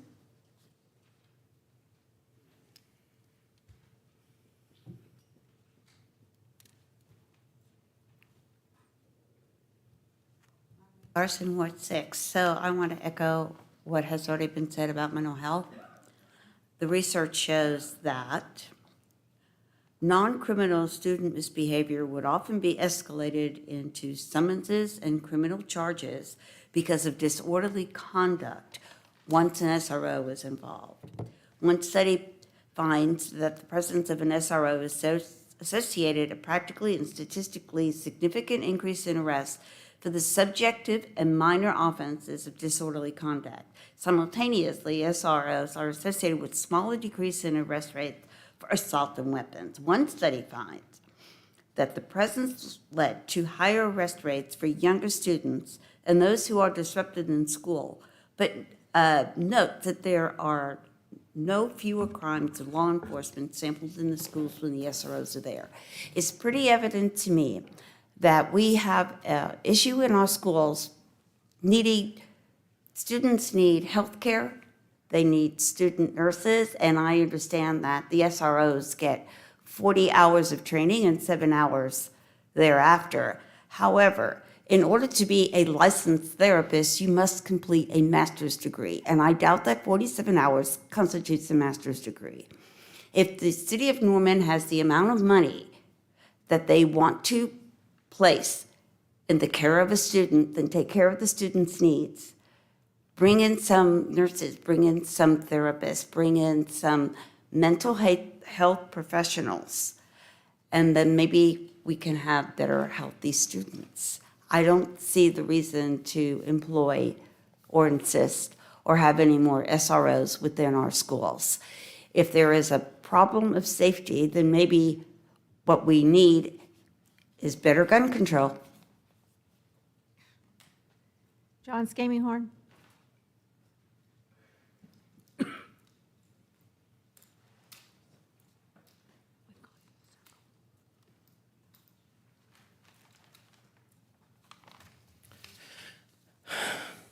I am Dr. John Skameyhorn, a retired chemical engineer.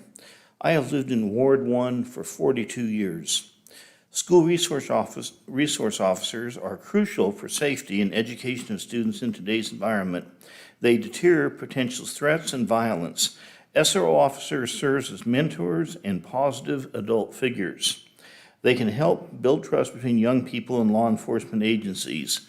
The presence of SROs can lower teacher concerns about safety, allowing them to focus on teaching. There are some ridiculous ideas floating around, like SROs have racial animus against minority students. This group characterization is based solely on statistical analysis showing a higher rate of interaction between some groups of students and SRO officers. This disclaims individual responsibility of certain students for being more disruptive than average, requiring intervention by SRO officers, and ignores irresponsible parenting, homes where behavior is learned. There is no basis to believe that SRO officers are not fair and equitable in protecting students and teachers from violence. We owe these officers gratitude for dedication to promoting safety. At the last meeting of this body, the authorization of SRO funding was postponed. The postponement was ill-advised, meant to make a political statement, and endangered our children by the delay. Sheriff Amason, the Cleveland County Sheriff's Department, and the county commissioners did not hesitate to step in and fulfill their duties, clearly understanding their responsibility to protect and serve by filling the gap. I am proud to live in Ward 1 since our ward representative, Austin Ball, voted against the postponement. Please approve this SRO funding. Stephen Ellis.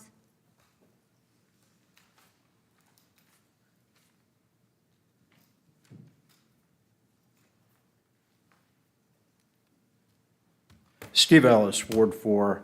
I had a long and not always friendly back and forth with Councilmember Nash this afternoon on Facebook, and we ended up agreeing about two, and maybe only two things.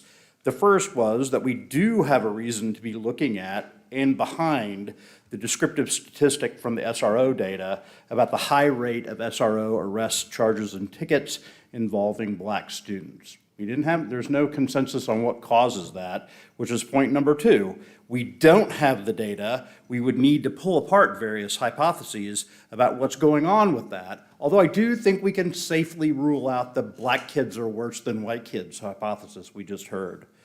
The point I want to emphasize tonight, though, is that the poor state of data on the NPS SRO program is itself a reason to vote against the resolution.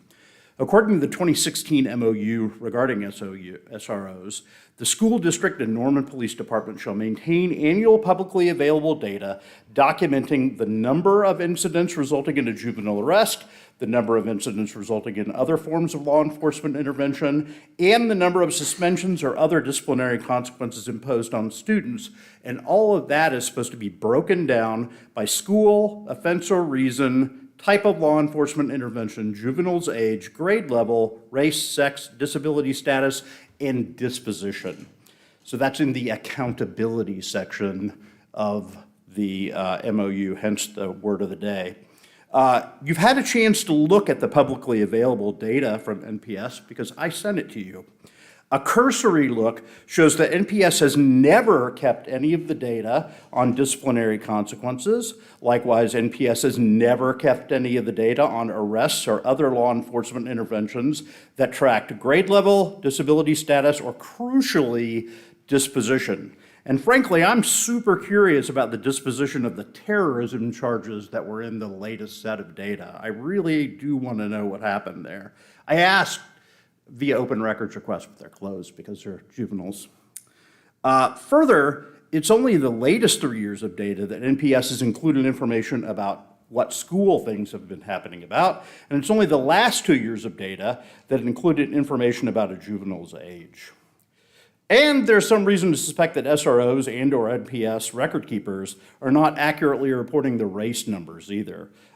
Because there are too many unknown or other entries where the data should be available in school records. They keep those.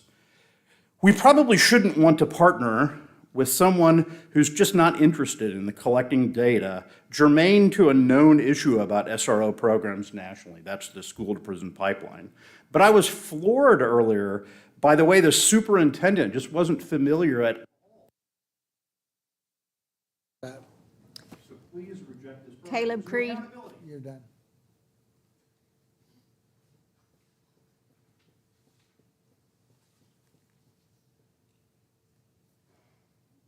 Hey, Caleb Creed, Ward 5. Seemingly all this country knows how to do is police. The way we behave, you would think it is a sin against nature for government to house an unhoused person or give a starving person food, but we'll pay $10 on the dollar to make sure that a suffering person stays in line. And we actually are very odd on this. And this is why context is important. This is why critical context matters. Did you know that if you took every state and you made them into a country, and then you ask questions statistically about them, comparing them to all countries, the top 34 most incarcerating polities in the world would be states. And Oklahoma would be number 3. Number 35 is El Salvador, with a very high incarceration rate in the 500s. We are almost 1,000, double that. So being the 3rd most incarcerating polity in the world, actually the context that we all think is normal, capital N normal, is actually really weird. And isn't it possible that all the deference that we automatically give to some of these ideas is from our upbringing in this system? Isn't it possible that some of us that were born in a city that didn't let black people stay here are affected in some way by that racism? Isn't it possible that seeps into our subconscious? Didn't we see it already? Question on the floor. No, this is a very important context for this. I'll tell you to go away. Tell me to go away then. Please do. Russell Rice? I'm good tonight, thank you. Okay. Didn't know if you left or not. Cynthia Rogers?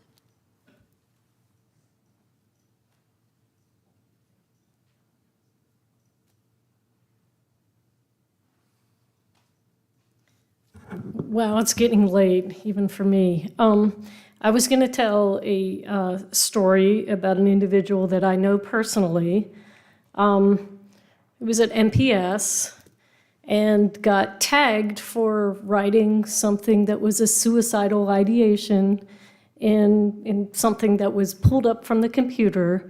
And because of this, they were called to the office out of concern for welfare and hurting themselves. But this individual lived in a household where a parent had mental health issues and was traumatized. And being called unexpectedly to the office actually triggered trauma. And then a police officer was called, an SRO.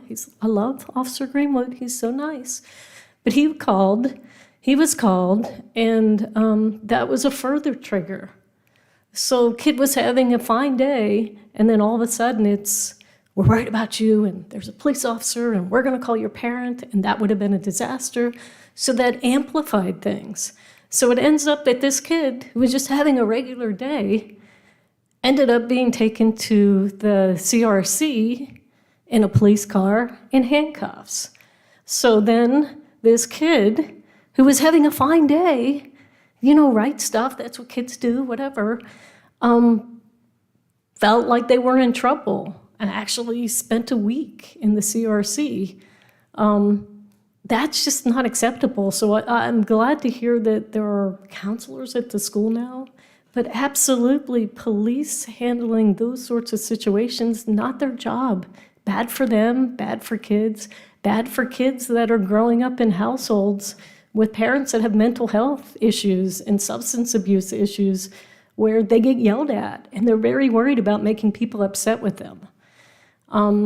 So I have a problem with SROs responding to those sorts of things, and if that's half of what they do, I personally feel like the mental health aspect, the counselor's aspect, should be the first response for those things.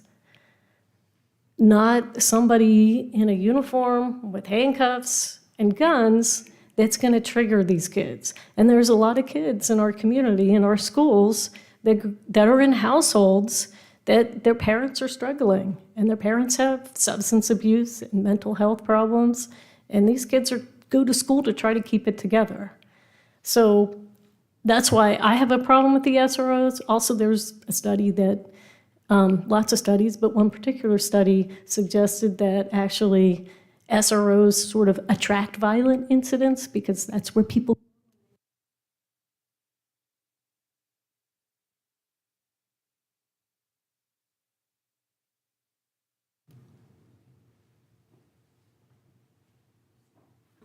I'm Jenny Sperling, Ward 1, and I'm a faculty member at the College of Education here at OU. With research exploring inequities in public K-12 schools, one of these particularly regarding school resource officers. Since the early 2000s, data across nationally representative sampling of U.S. public schools have found no evidence suggesting that SROs or other sworn-in law enforcement officers contribute to school safety. Nor have SROs prevented or stopped the horrific mass shootings we have and continue to see in schools. Research has also shown that SRO placement on campuses increases the rates of negative youth and police interactions and increases the rate of youth suspended or referred to the juvenile justice system for nonviolent crimes. Data shows that alternative school interventions are more effective and safe. Although many SROs might claim to play the role of confidant and counselor to students on campus, they're untrained adults and educational leaders. Instead, we should provide students with qualified interventionists and mental health practitioners to provide services to students in need.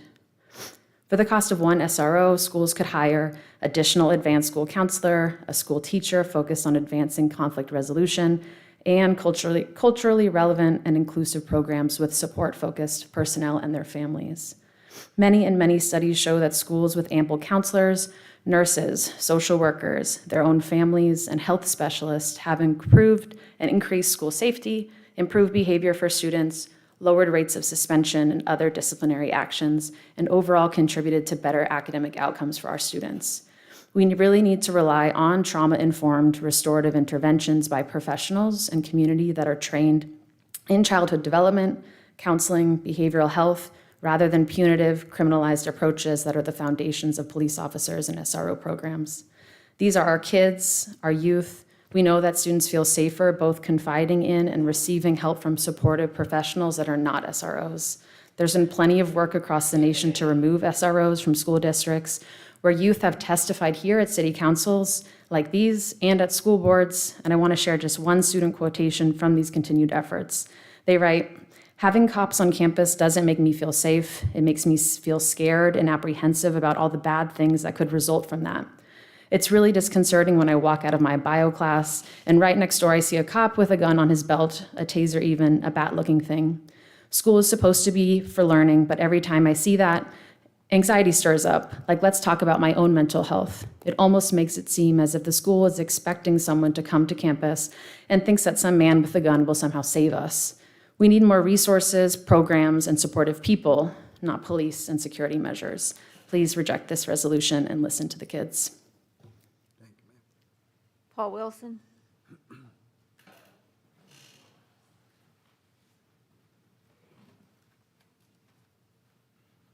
Good evening, Paul Wilson, Ward 1. I know it's late, so I'll keep it brief. I'm in favor of funding the 4 SROs. It was what voters approved in 2014, so we owe it to the people who voted for it to give it to them. Because, I mean, that's what they asked for, and that's what was approved. My biggest issue is, going forward, Norman Public Schools seems to think that the cost of these SROs doesn't go up year after year after year after year. But they can keep continually paying the same amount year after year after year. It's it's basically like they don't believe in inflation, or the cost of the officers go up because they get raises, or mainly their costs go up. So to keep putting it on the taxpayers isn't right. If the cost goes up a certain percentage, I think it should be split 50-50. They want it, they asked for it, so I think that they should have to pay 50%. I'm hoping with the next PSST, if we do have to go that route, unlike PSST 2, let's make sure it funds it completely, so we don't have to keep coming back year after year trying to get more money for it. I mean, that's fiscally responsible. I mean, the city owes it to us. So I do want this to happen, just because that's what the voters approved of. And going forward, I have no problem with SROs in schools. I've seen the good they can do firsthand. I worked in Norman Public Schools and saw them interactions. I mean, were there some bad? Yeah, possibly. I couldn't see every school, but the interactions I saw were positive. So please adopt this resolution, and going forward, we need to negotiate a little better with who pays what and make it a fair and even split. Thanks, guys. Scott Dixon.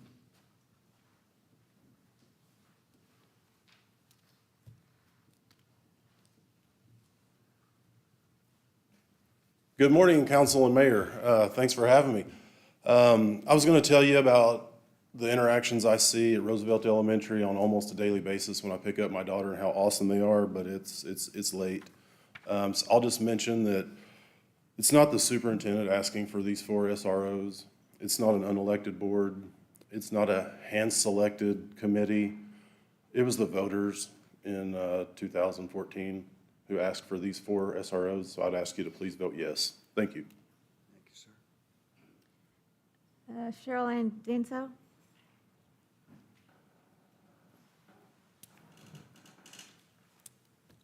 Good morning, City of Norman. Cheryl Ann Denso, Wards 4 and 6. I would like to reiterate what the previous gentleman just said. First of all, I would thank our officers. Thank you for your service. I happen to be a child of a police officer. My mother did 32 years for New York City as a police officer. And I understand the worry with adolescent interactions with Norman PD. I've had some interaction with Norman PD and my son when he was a skateboarder, and it's one of the reasons why we now have a skate park. But in all honesty, I think we need to respect those that are called to serve and protect us and support them any way we can. It's the vote of the people that wanted to put this forward, and to do anything less would not be doing your duty. Thank you. Evan Dunn? Carlinda Gravel?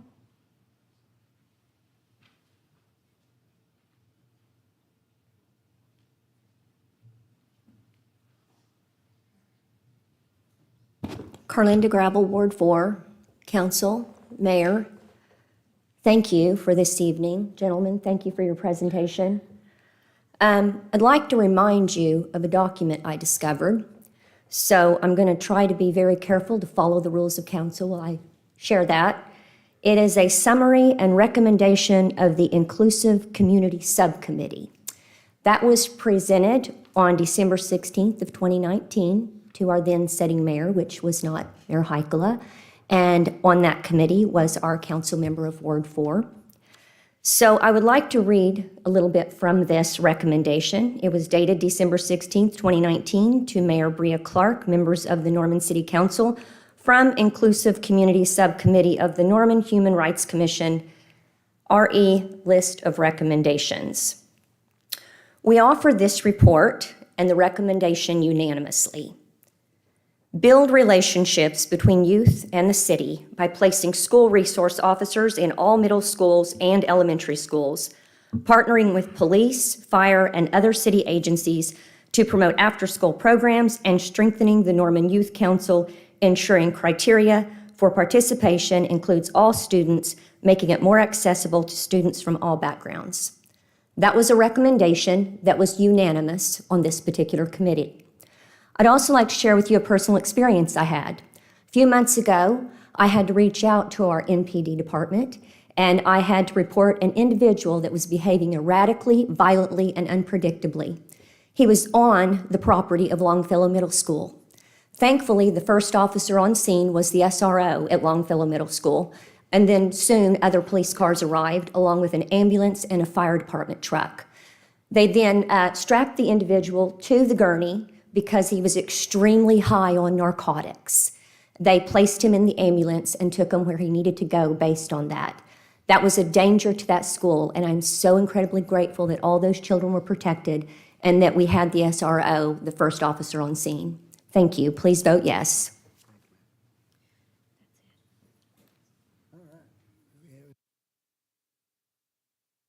Thank you.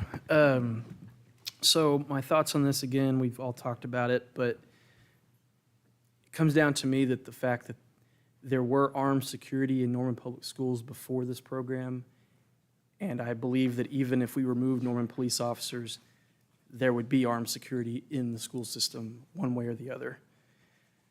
This is a voter-approved initiative. These are the last 4 positions that we have to fill as part of that voter-approved obligation, which is why I have felt comfortable supporting this.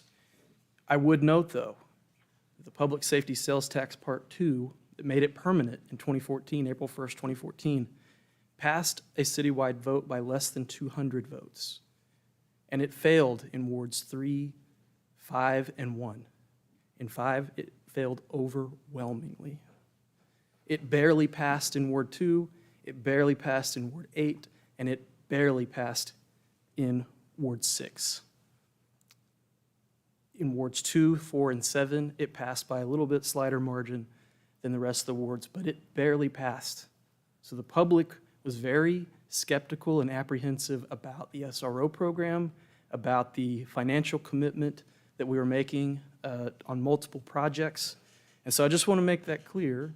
This was not an overwhelming mandate from the public. It was very controversial, and the city was clearly divided in the public vote on it. And some of the wards that speak the loudest about public safety, again, voted no on it. So, as we've said, if we want to expand the program, I believe that will take a vote of the people to expand the public safety sales tax. It was 9 years ago, so a lot of things change, but nothing is given. And right now, though, we have the ability, budgetarily wise, we have a voter-approved obligation, and we're paying overtime for up to 3 positions roughly right now. So I do support going forward with this at this time with these 4 remaining positions that are voter-approved. Thank you. Yes. I will not support this, so I will be voting no tonight. And regardless if I'm outvoted, I want to renegotiate our MOU to strive for restorative practices. In Ward 4, I've gotten a variety of feedback, and I would say these days, Ward 4 they've witnessed the gaslighting in this conversation and are not confident. So one constituent reached out and said, I'd like to see restorative justice diversion programs. This person writes, a large part of school safety involves the discussion of student behavior and when and if it is appropriate to involve law enforcement and student behavioral issues. The research is clear that students do better in school when they feel safe, and a part of feeling safe may include not feeling policed while at school. The constituent also sent a link to Tulsa schools. Basically, it's social emotional learning and restorative practices, outlines what it is, very supportive of it. I also still question the accountability part. Somebody brought it up. The school district and Norman Police Department shall maintain annual publicly available data.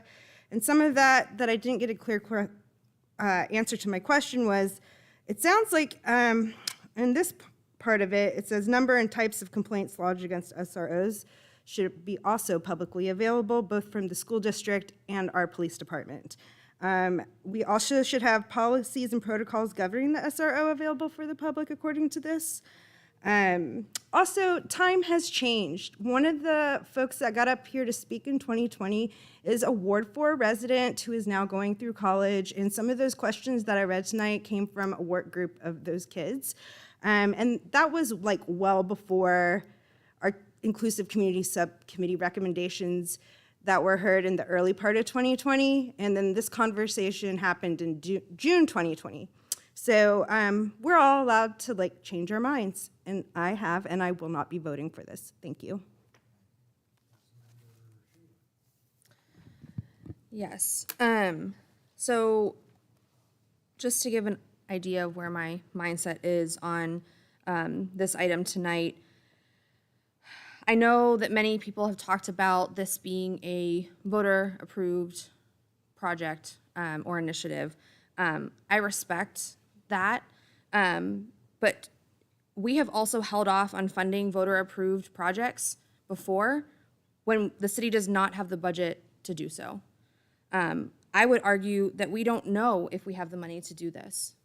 Yes, we have a surplus right now, but our finance director has often counseled us to not make budgetary, to approve budgetary items that are year-over-year costs.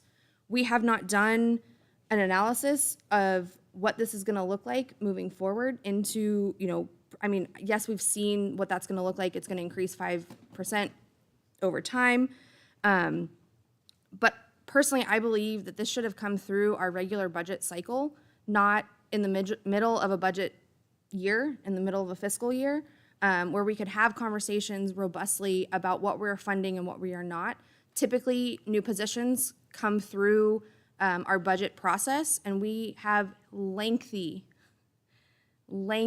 lists of staffing requests that we get from all across the city. There were somewhat like 75 budgetary requests for added personnel in the last fiscal year, and 9 of those were funded.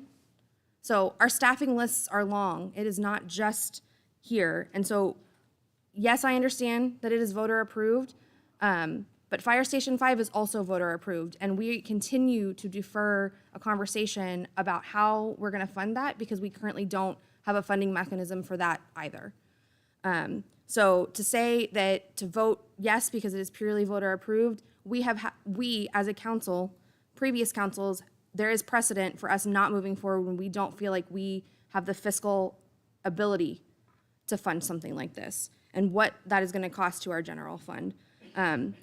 So to me tonight, this is not about, are our SROs good? Are they bad? The conversation about, should they be in schools or not? To me, this is about our budget and protecting the future of our general fund. So I will be voting no tonight. I'll make it quick.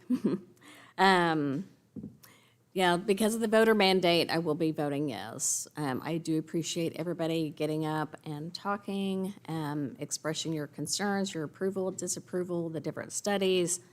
However, I will be voting yes because the voters, this is what they wanted. So that's all.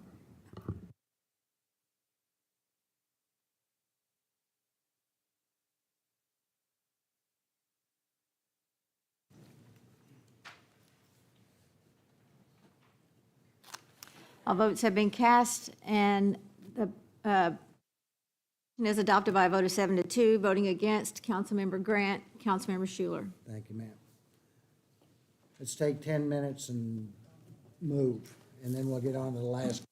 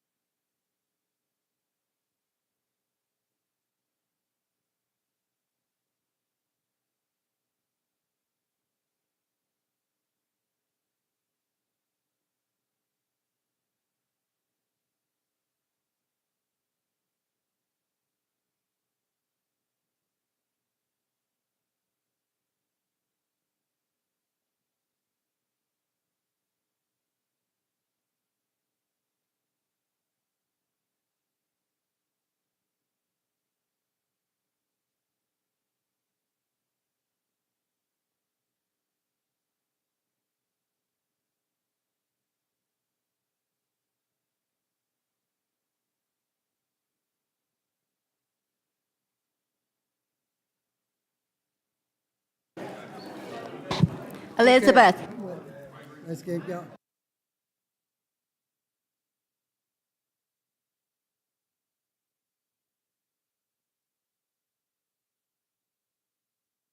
No. Item number 46, amendment number 1 to Resolution R 232452, creating an ad hoc steering committee to work with the City of Norman's consultants in the creation of the city's Area and Infrastructure Master Plan, AIM Norman, to name a replacement for a steering committee member, acknowledging the addition of the Parks and Recreation Master Plan, adding to the list of partners, clarifying the process of selection of committee members, and setting forth attendance requirements for steering committee members. I hope I got that right. My eyes are tired. There is currently a motion to adopt on the floor from a prior meeting. Excuse me. I have some amendments to make to the resolution. Make a motion that we remove the name of the prior chair from the committee based on her resignation, and that the chair and vice chair be designated by the steering committee. Do I have a second? Thank you. Discussion.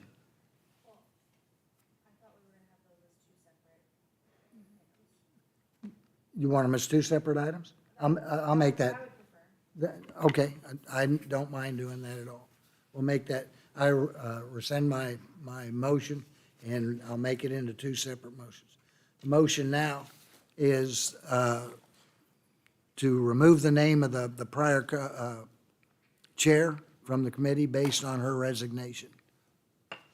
Okay. Discussion. That's it. That's easy. All right. Council members, we got to vote on it? You need to open it up to the Oh, public. yep. Anybody want to speak on that? Okay.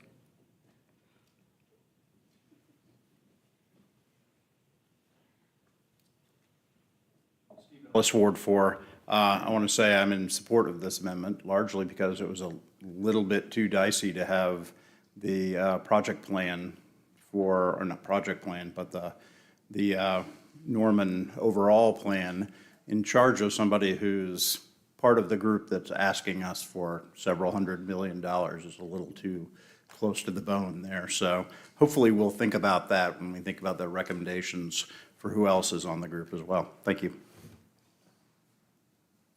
Anybody else? Anything further out of council? Hearing none. Council members, I'm losing my voice. This is not going to be good. The motion on the floor is that we remove that person from the committee based on her resignation. You may cast your votes. Oh, A vote to, motion passes unanimously. thank you. Next motion I'd like to make is make a motion that the chair and vice chair be designated by the steering committee, meaning the AIM steering committee. Thank you. A motion and second. Anybody from the floor want to speak? Yes, sir.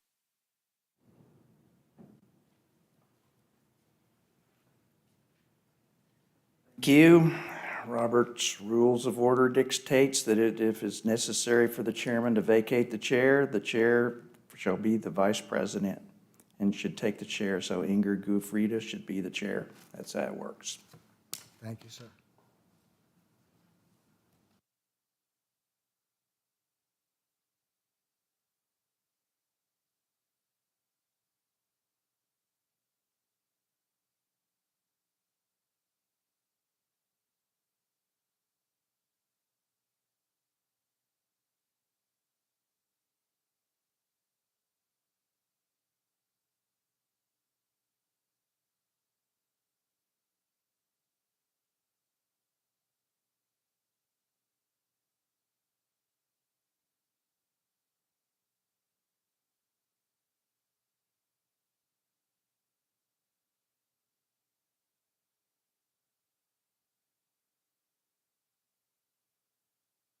Doing this is to keep the odd. Sounds odd at this time. Anybody from the floor, from the public? Oh, sorry. I'm already driving ahead of myself. Sorry, I'm getting tired. This is not, way after my bedtime. Anybody from the floor? Okay. Councilmember Holman? Yeah, Mr. Custer is the only resident from Ward 7 on the committee. He's the only person who lives in southeast Norman, arguably the fastest growing area of our city. So I will absolutely not support removing the only Ward 7 resident from the committee. I would amend that if you have another person that we could swap or whatever that's already been voted on, but he's the only one that was not voted on. It would be my intention to keep him as, when we start filling, he'd be the first person that fills into that spot. I don't know the man. I'm sure he's wonderful. Yeah, I have to have a guarantee that I've got to have a Ward 7 resident on there, so. Sure. I would not support having him off. Okay. I wouldn't be okay with someone else being added for sure, but yeah, I think it's important. Okay.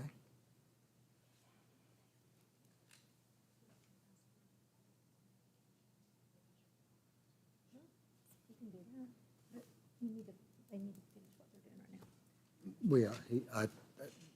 Were you done? Yes. Thanks. Yes, ma'am. Councilmember Peacock. Yeah, you said that we were removing a person to make the number even, or odd, I'm sorry. Yes, sir. Could we, I know we don't want to grow the committee, but I share Councilmember Holman's sentiment. I don't think it's fair that one ward not be represented in this. So could we add another person instead of cutting somebody? Could we add somebody?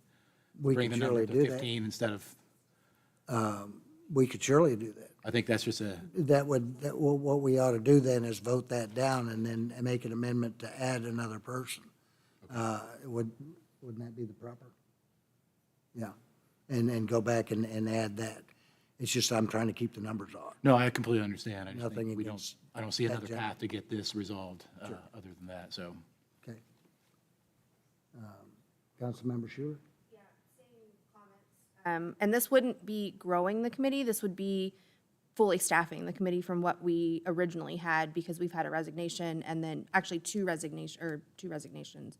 So we have two positions that we need to fill to bring us to the level that we initially appointed. So I agree, I would not want Ward 7 to be without representation on the committee.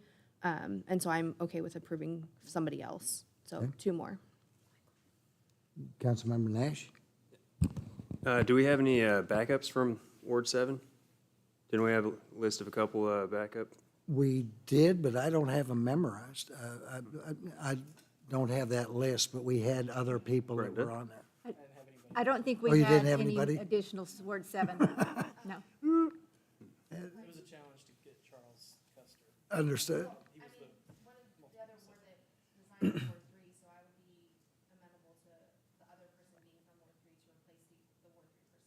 I would agree with that, too.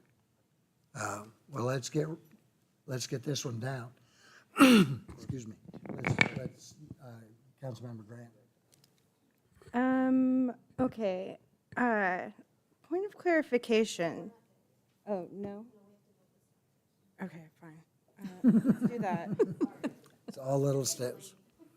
Anyway, the motion on the floor is that Section 9 be amended to remove the appointment of Mr. Custer to the committee. Council members, you can cast your votes. I'll vote against myself.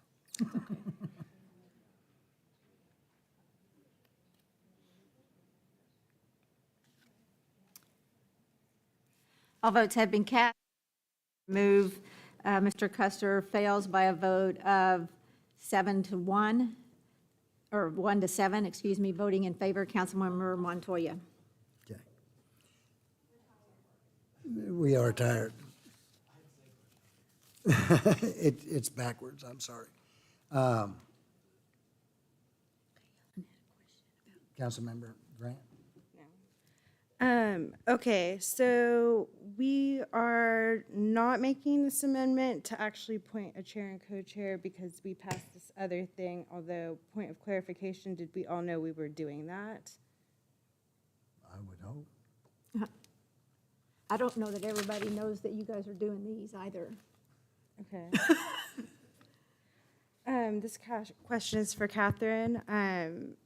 So we can't do anything with the amendments that we had? You'd be amending an amended section already. So you I mean, I would could, do it. presumably, I think, yes, I think you probably could. I mean, I don't know of anything in Robert's rules that doesn't allow you to amend something that's been amended. I'm looking at Brenda because she's sick. Hang on a minute, let me find my.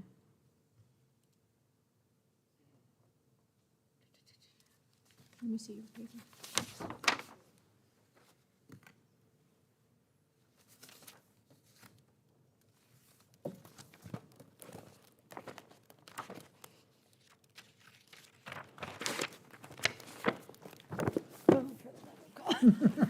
I can't get my pages.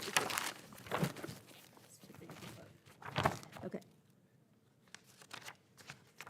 That's section 11. So his second motion was adding that to section 11. Right. And so, okay. That's your page. So you would have to, your motion would have to be to further amend Okay, section 11. then I can make that motion now. No, I haven't gotten rid of the floor yet. I think he's still going. Oh, okay. I'm still going. We have to solve the appointment, not appointment, but the count problem. So I move that somebody from, you're saying Ward 3, because we lost Ward 3, you're saying we,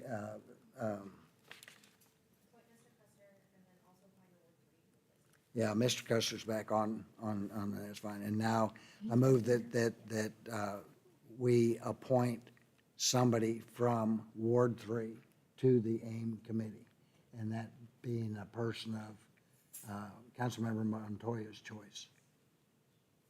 Can you find another person? Not tonight. I'm moving that we find another person. We're trying to keep the count uneven. And so we need another, since a person from Ward 3 stood down, would you appoint another person from Ward 3 to that committee? Give it to me and I'll appoint it, kind of a thing. Give me a name. You don't have to do it tonight. You don't have to do it right now, yeah. No way we'd remember anything. Okay, so the motion on the floor is that I move to appoint somebody from Section 3 to be determined who that is, to replace the person that resigned from Ward 3. Did that make sense?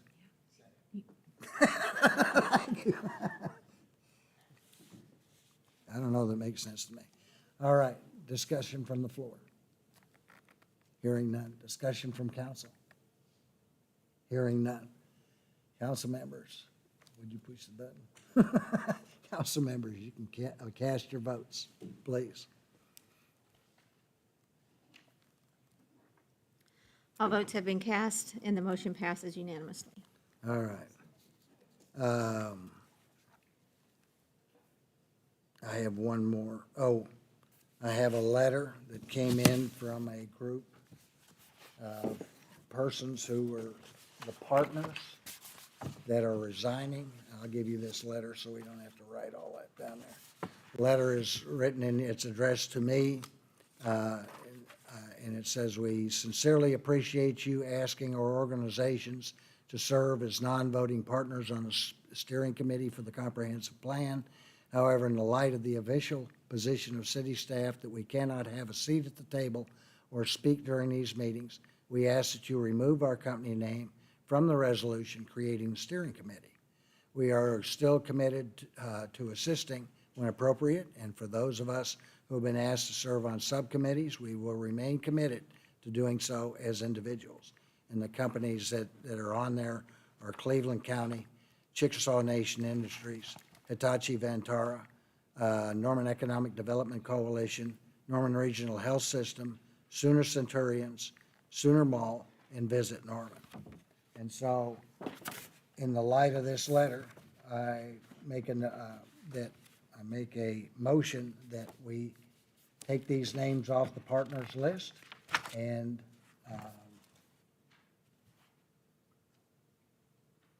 that's it, that we take them off the list. And we unless they're on a subcommittee, we no longer include them in the process. Thank you. Motion on the, sorry, I'll go back. Anybody from the floor? I'm sorry. Okay. Councilmember Schuler. Yeah. In the resolution, it says a person from each of the following entities, agencies, or groups shall serve as non-voting advisors, partners to the AIM Norman Steering Committee voting members. Nothing here says that they can't be a part of committee discussions. They just don't have a vote. But is it, I might ask our planning director, are they not allowed to speak?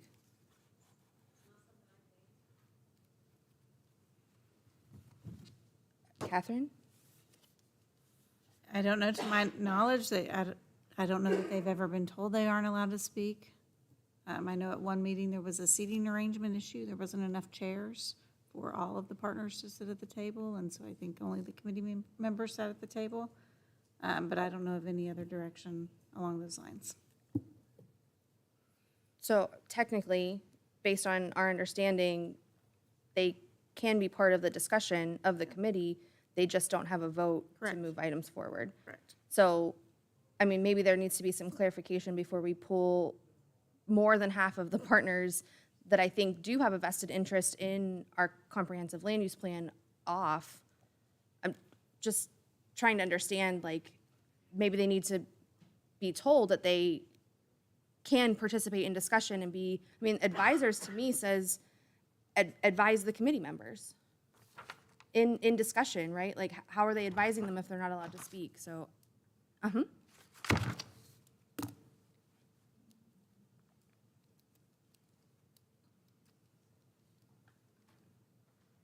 sorry, I just want to ask a question for clarification. I apologize.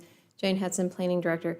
So I just want to make sure the chair can actually recognize, I guess maybe I'm asking the attorney, the chair can actually recognize anybody at the meeting or the partners that are there, correct? Correct. So they would be presenting or speaking or asking questions, they just would not be voting? Correct. Okay. thank you. Yeah. Then, yeah. I don't want to see them removed because I think that they're valuable partners. They wanted themselves removed, so That's fine, that's my Yeah. thing. We still vote no. Sure, you can vote. Oh, my God. No, I understand what you're doing. I'm just saying, this is Yeah. my logic. Sure, I understand. Yeah. Motion on the floor is that we remove, by their request, we remove those partners from the list. Right? Yep. Got it. Let her get the, council members, you may cast your votes.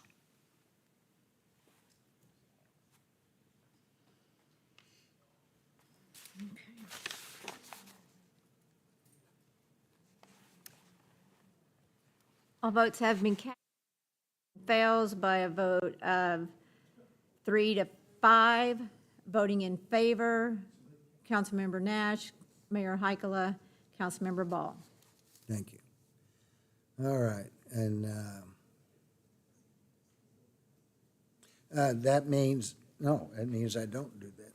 I was going to say it amends section 10, and so we're not doing that. Councilmember Grant, you wanted the floor? I can make that amendment to the amendment. Yeah, sorry, because, it's late in the clarification on process.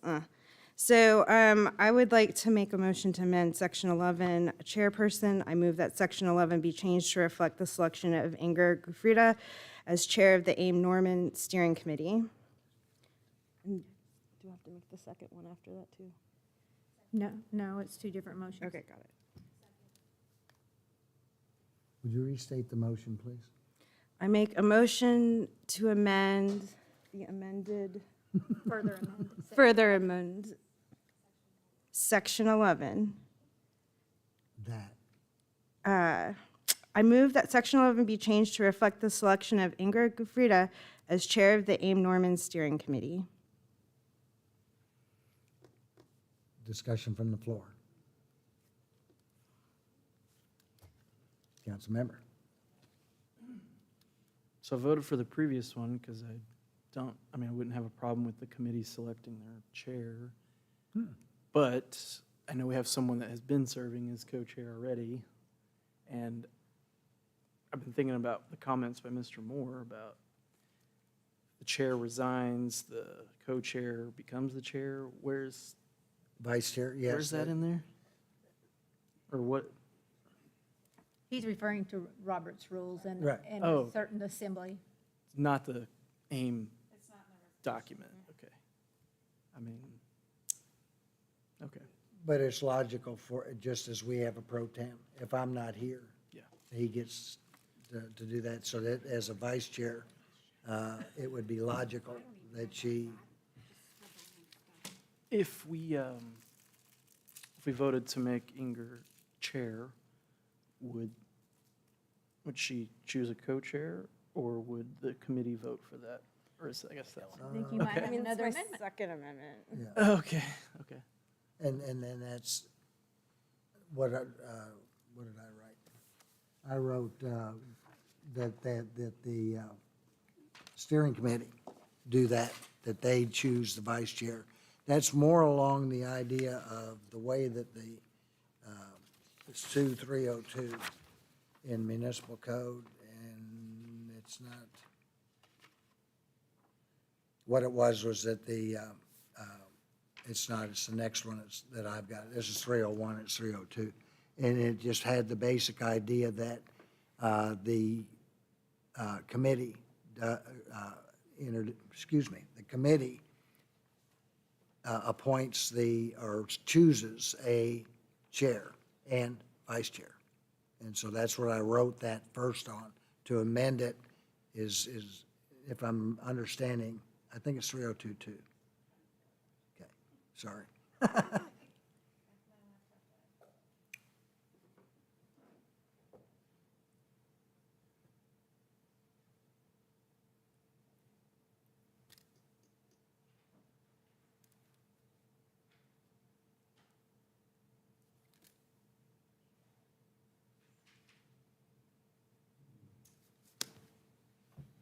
Appointed members of the following boards and commissions shall first be nominated by the mayor and then confirmed by majority of the council. Is that the one you're talking about? Yeah, we've gone to that part, and then it goes down a couple of lines, and it talks about how the committee chooses its chair and vice chair.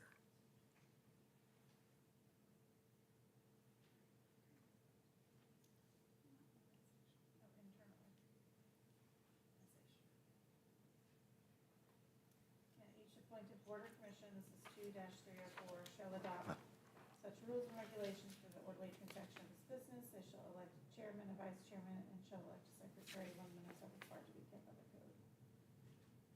And that's what I copied. So to do that would go to I'd argue that to do what you're saying, it goes against what I mean, we've normally- already talked about it many times, so. And also, we've heard feedback that this process has been slow and there's all kinds of delays. And I think appointing Inger would put us back on track and not have to revisit some processes. I don't disagree with you. What we've got to do, though, is do the things in the same manner all the time. And in 304, it tells us to do that this way, and that's with the other 39 committees. Why are we interjecting into choosing a chair? Yeah, okay. Okay, in the original resolution. okay. Would you restate your, Amendment. your amendment to the amendment? I make a motion to amend, further amend, section 11. I move that section 11 be changed to reflect the selection of Ingrid Gufrida as chair of the AIM Norman Steering Committee. Thank you. Council members. Oh, Councilmember Peacock. I just want to make sure, I'm sure this has already been checked, but Inger, you have been asked about this and you have a willingness to serve in this position before we vote. Just want to make sure that you can just say thumbs up, down. Okay.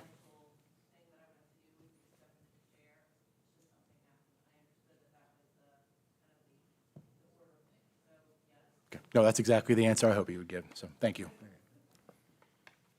Council members. You gotta push the No, button. sorry. Council members, you may cast your votes.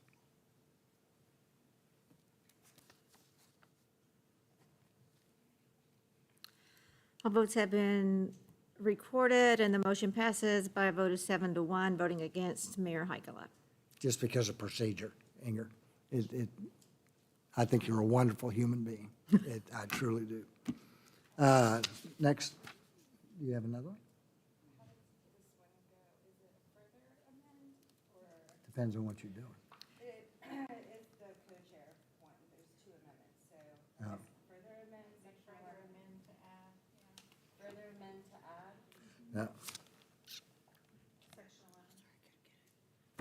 I make a motion to further amend section 11. I move that section 11 be changed to reflect the selection of Siobhan Evans as co-chair of the AIM Norman Steering Committee. Comments from the floor? You need a second. Oh, second, do I have one? Okay. Comments from the floor? Comments from council? I have one. You are usurping the only thing that I have that makes me different than any other council member is that I can appoint. And so what you're doing is usurping that, and what I don't want to do is take that away from the mayors in the future that will need that ability to be able to do that. By putting a precedent in that says that you can appoint, you're going against what it says to do. And now I got the right citation because I got a piece of paper. 2301, the appointed members of the following boards and commissions shall be nominated by the mayor, and then it goes out, and the council and a number of appointed members. But it's the mayor that appoints. It's not council that appoints. And so I would argue that that is contrary to what we have in the municipal code, again. Is the language nominate or appoint? For me, it's nominate, and then you guys affirm. And so what she's doing is nominating. And so I've maintained from the beginning of this process that there is no co-chair. There are no two-headed animals in business. It is just, you have a chair and a vice chair. You don't have a co-governor, you don't have a co-president, you don't have a co-county commissioner. You have individuals. You don't have co-us's. It's just not a practice. Vice chair makes perfect sense because the chair has to be gone at certain times or needs help doing something. And the vice chair or pro tem or however we're going to phrase that is that person who is designated to be there when the chair is gone. So I'll definitely vote against this. I think that what we're doing is, if we did accept that, we are doing something that changes what the city code has been for however many years we've been a city. And since this has been in there, I don't know. I think the last time it was amended was in 1943. Anyway.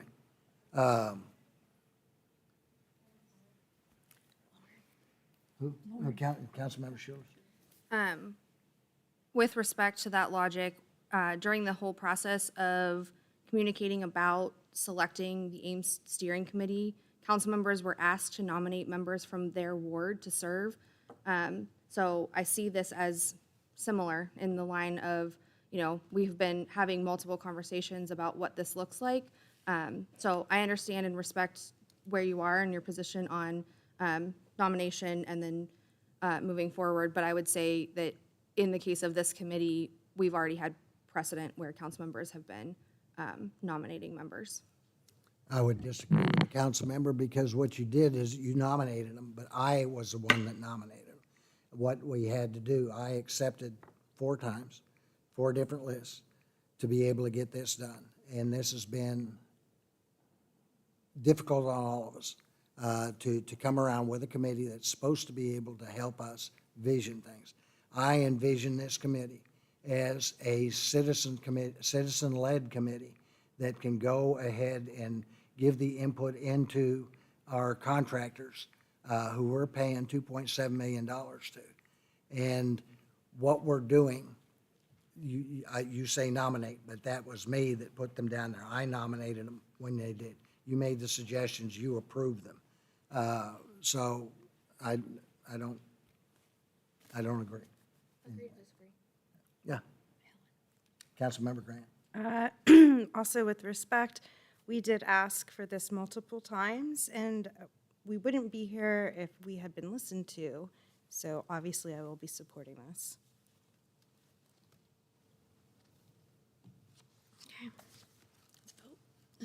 Okay, well, it's your, You want to restate the motion? You want me to restate the motion? yes, please. The motion on the floor is to further amend section 11 to reflect the selection of Siobhan Evans as vice chair of the AIM Norman Steering Committee. Thank you. It says vice chair or co-chair. Oh. Missed that part, sorry. Would you reset the box, please? Council members, you may cast your vote.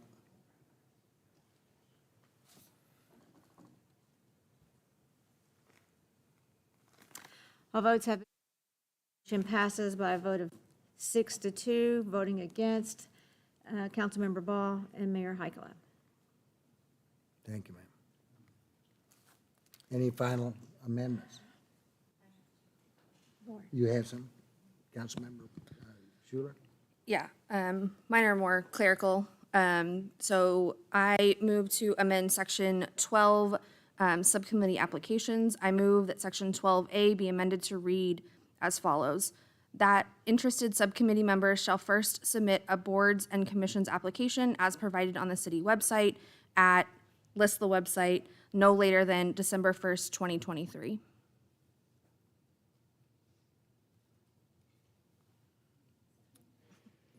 Yeah, there you go. I'm listening for words, but I'm not hearing them. Are there any comments from the floor? Any comments from council?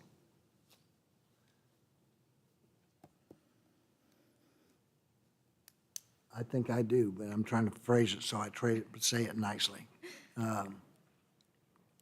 The purpose of, we have about, and I don't know the number, exact number, but it's over 50, it seems, applications that have already been brought into or sent in of interested parties who want to work on this project. And it has been up to, I don't know how much work you did, it appeared to be quite a bit of work, sorting out people to try and get them into the proper subcommittees and such. I don't understand why we need to open up the application process longer to be able to get more to choose from. I guess I have a question for Inger, if you wouldn't mind coming up and answering a question. And it may be one you don't know, so I don't mean to put you on the spot, but I'm just curious. I'm happy to also clarify my intent with this Okay. after you ask. Yeah. Hi. Good morning. Good morning. Do you know how many more applications you have that haven't been, those people haven't been put into positions yet? So the applications that you're talking about, I actually have only seen them in a stack. I never sorted through them. I wasn't involved in that process. The chair handled that on her own. Okay. So we just have to track those down. Yeah, and thank you. So my intent with this is that the initial application process was a whole year ago. And so there have been a lot of moving parts between last year and this year. We also don't know if those people that applied last year intend to serve. And also my intent with this was to allow the opportunity of more members to put forward their name if they would like to serve in the subcommittee, because the initial ask was for the steering committee. And so, you know, just providing more opportunity for the public to have a say in this process. And the date of December 1st was so that the chair and the co-chair and the committee staff could look at those applications prior to their next meeting. And so they will be able to vote on members of the subcommittee at their next meeting in December. That was my rationale for the date of December 1st. Yeah, that timeline checks out for me, yep. For the question? No, go ahead and fire away. No, he said he wants to call the question. Oh, you want to call a question? Yeah, call for the question. All right. Close the debate. Thank you, Will I leave? Andrew. Yeah. Okay. Thank you. Stage right. Council, would you restate your question? Happy to. So I move that section 12A be amended to read, quote, that interested subcommittee members shall first submit a boards and commissions application as provided on the city's website, at the website, no later than December 1st, 2023. Thank you. Any further questions? Not seeing none. Council members, you may cast your votes.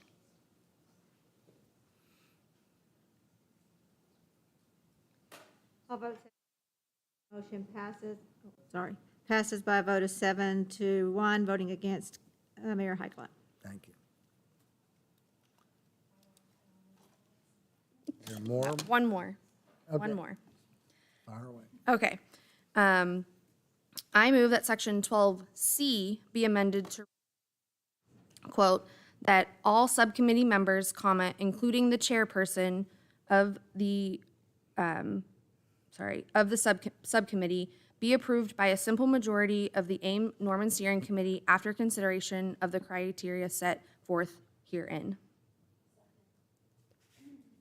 We have a motion and second. I'll say it again. Yeah. I move that section 12C be amended to read as follows, quote, that, so the part that I'm adding, if that, I'll clarify that, that all subcommittee members, comma, this is the part that I'm adding, including the chairperson of the subcommittee, comma, be approved by a simple majority vote of the AIM Norman Steering Committee after consideration of the criteria set forth herein. Yeah. So just clarifying that not only will the committee members be approved by the steering committee, the chairperson of said subcommittee will also be approved by the committee, the steering committee. Comments from the floor? Hearing none. Comments from council? Hearing none. Council members, you may cast your votes.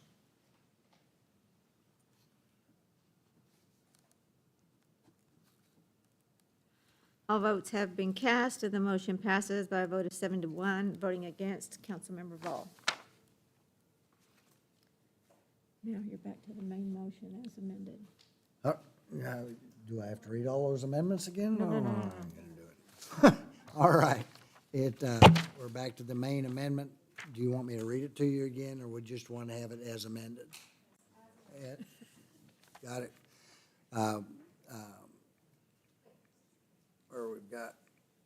We have no more comment. The motion on the floor is to adopt the resolution as amended. All right? Council members, you may cast your votes.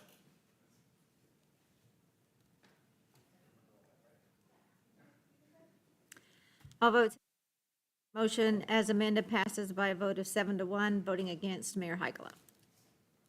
Thank you. It's now time, this is an opportunity for citizens to address City Council. Due to Open Meeting Act regulations, council is not able to participate in discussion during miscellaneous comments. Remarks should be directed to the council as a whole and limited to 3 minutes or less. Madam Clerk, do we have anybody signed up that's still here and alive? Alex Lampier, did he leave? I don't think this person's here. Satara Richter Addo. Mark McCauley. Hang on. I haven't- He's here.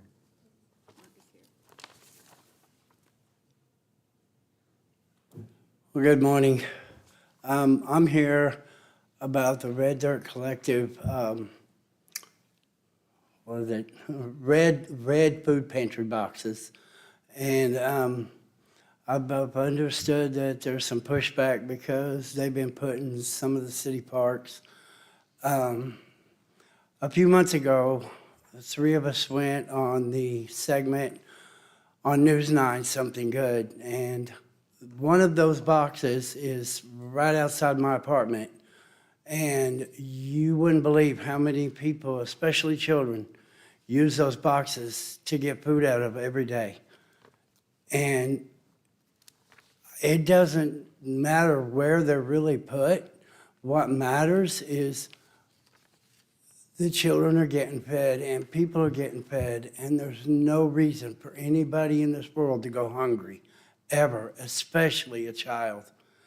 So those boxes, they're, to me, fine wherever they're put because they're more than something good. They're absolutely something great. And they keep people fed every day. So please, let's leave the boxes where they're at and help the people out and get them fed, especially the kids. Thank you. Thank you, sir. Riley Worley.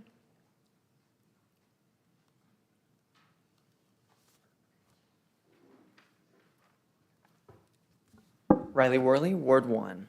Today I'm going to address a bunch of misinformation that's been presented to council on numerous occasions as well as in public dialogue. In fact, those who spread this misinformation, specifically about the homeless population, claim that they don't feel safe walking around in Norman. They feel like they can't even go to the downtown area. Except these same people, every single day, will walk through downtown Norman posting videos of every person they see who they think is out of place. And yet, they claim that they don't feel safe doing that exact thing. So if they do not feel safe in this environment, why are they regularly walking through this area? Additionally, I need to make a note about the incident at Scratch Kitchen. This incident was, people would not be paying any attention to this incident if the person who did it was not homeless. And because of that, there's a bunch of people in this room who are going to talk about that. The remaining people here for miscellaneous comment are going to talk about that.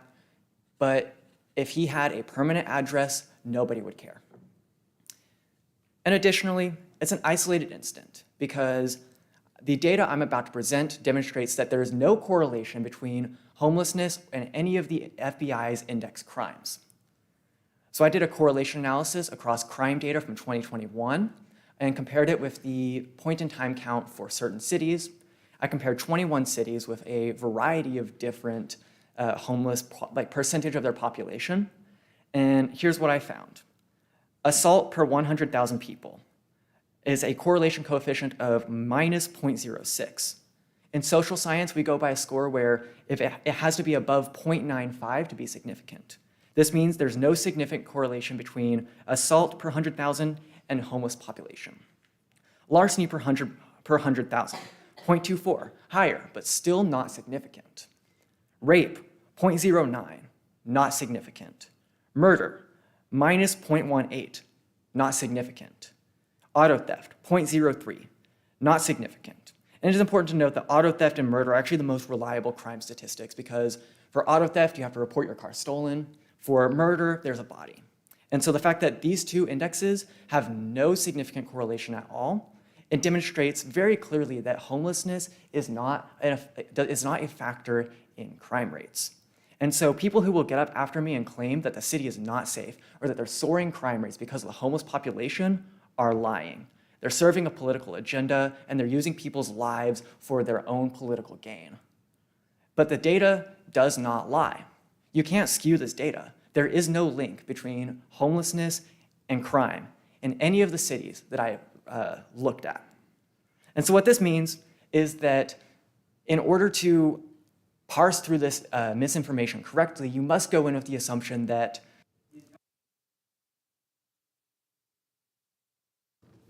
Marguerite Larson.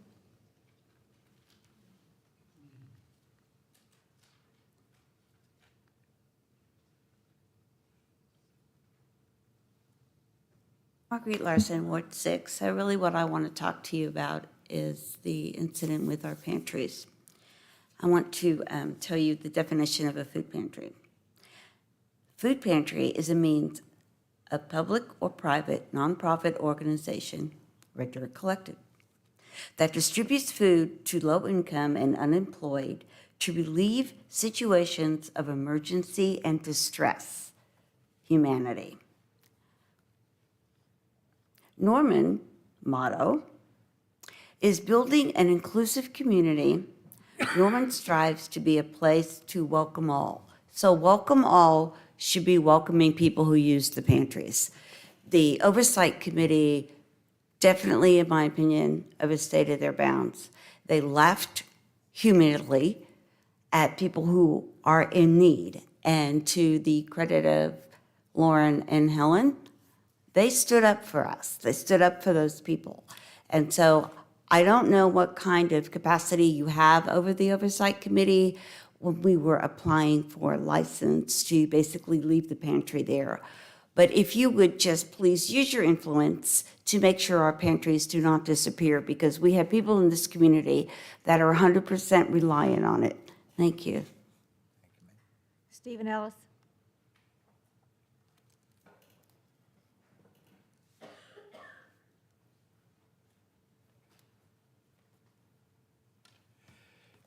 Steve Ellis, Ward 4, with a little overview of tonight. I have to say, at least my basketball team won, so Rock Chalk Jayhawk.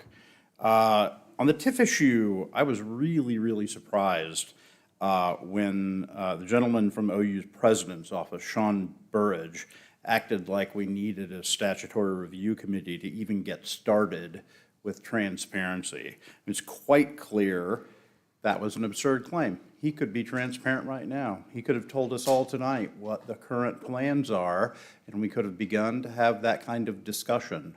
And whether or not we have a statutory review committee, which is not that big of a deal, the real problem in this process is that Team Norman has been so secretive about it.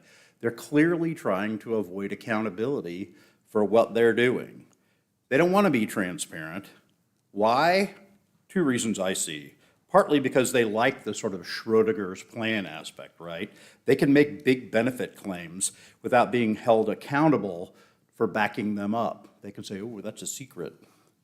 But further, Scott Martin kind of gave away the plan tonight, right? They want to finalize this project plan quickly, mostly while you guys are not meeting during December and while everyone else's attention is distracted. But, you know, I guess challenge accepted. There really isn't any project plan requiring a massive investment in public funding that will generate any kind of attractive return.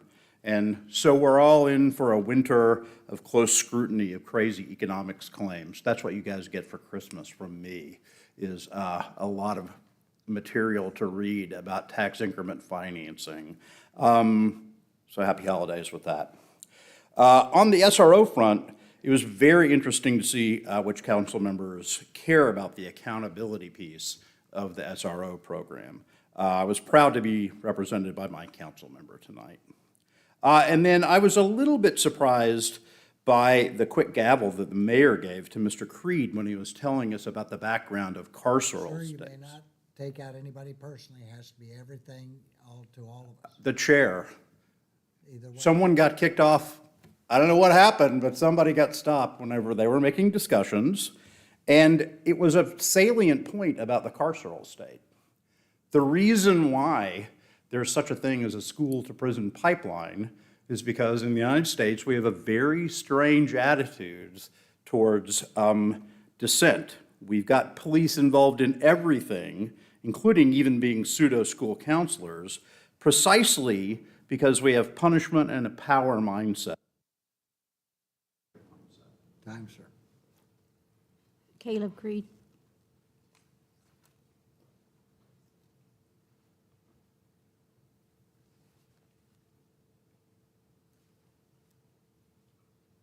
Caleb Creed, Ward 5. Red Dirt Collective helps facilitate food to many pantries around town, and our members personally fill 3 pantries daily with food. We've been doing it for years, and several more bi-weekly. We daily put enough food for 10 to 20 meals per pantry daily, and every day the pantries are emptied into impoverished communities almost immediately. We have been told many, many times that the people who use our pantries to eat when they wouldn't have had money to eat otherwise. People have told us that the last week of the month, they depend on the pantries to feed their families. That's been told to us many times. People tell us often that because of the pantries, they were able to afford medicine for their children. But listening to the last oversight committee last week, I would have thought that these were toys placed in the park by unruly children that you were the parents of. And every time they were brought up, I watched people look at each other and snicker and share knowing little glances at each other, and I felt very much like I was watching an inside joke, struggling to figure out what was meant to be funny. After you removed one of our pantries from a park last month, someone kindly volunteered their home as a drop-off location, and what was said, it was laughed about, and it said it would have an effect on home values in the area. And this is where your minds are at, some of you, the ones who were involved in this, because you are privileged professional class people who somehow always have dollars on your mind when you see people's most basic needs not being met. People are starving. People are dying from lack of medicine. People are suffering, and I see that up close, and that's where this anger is coming from. Your casual dehumanization even met with resistance, and I want to give my sincere thanks to Councilmember Schuler and Councilmember Grant for speaking up to politely remind people to not forget about the humanity of the situation, which would always be a red flag when someone in the meeting says, hey, we should maybe not forget about the humanity. Do you not understand that the pantries are there to compensate for your failures? Or is the well-being of the poor and struggling people, quote unquote, not the business of the city of Norman, as we're often reminded? We gave up asking you for anything a long time ago, because if we aren't the police, or if we aren't one of your developer, landlord, property owner friends, we don't have your ear. We've always got another $1 million to put a cop somewhere. We've always got another $1 million to subsidize developers, as we've seen tonight. And we see the millions of dollars get eagerly stacked up for both of those. And all we're asking for you to do with our pantries is to leave us alone. Thank you, sir. Cynthia Rogers. No, thank God.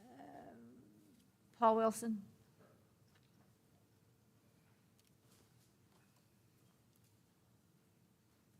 I should be used to being up this late. Thank you, guys. Paul Wilson, Ward 1. I kind of want to touch bases on what happened at Scratch Kitchen as well. Over the last day and a half, I've seen posts on social media blaming you guys as a city council. I think that is directed at the wrong place. Because I did some digging in. I did talk to one of the council members on the dais about it.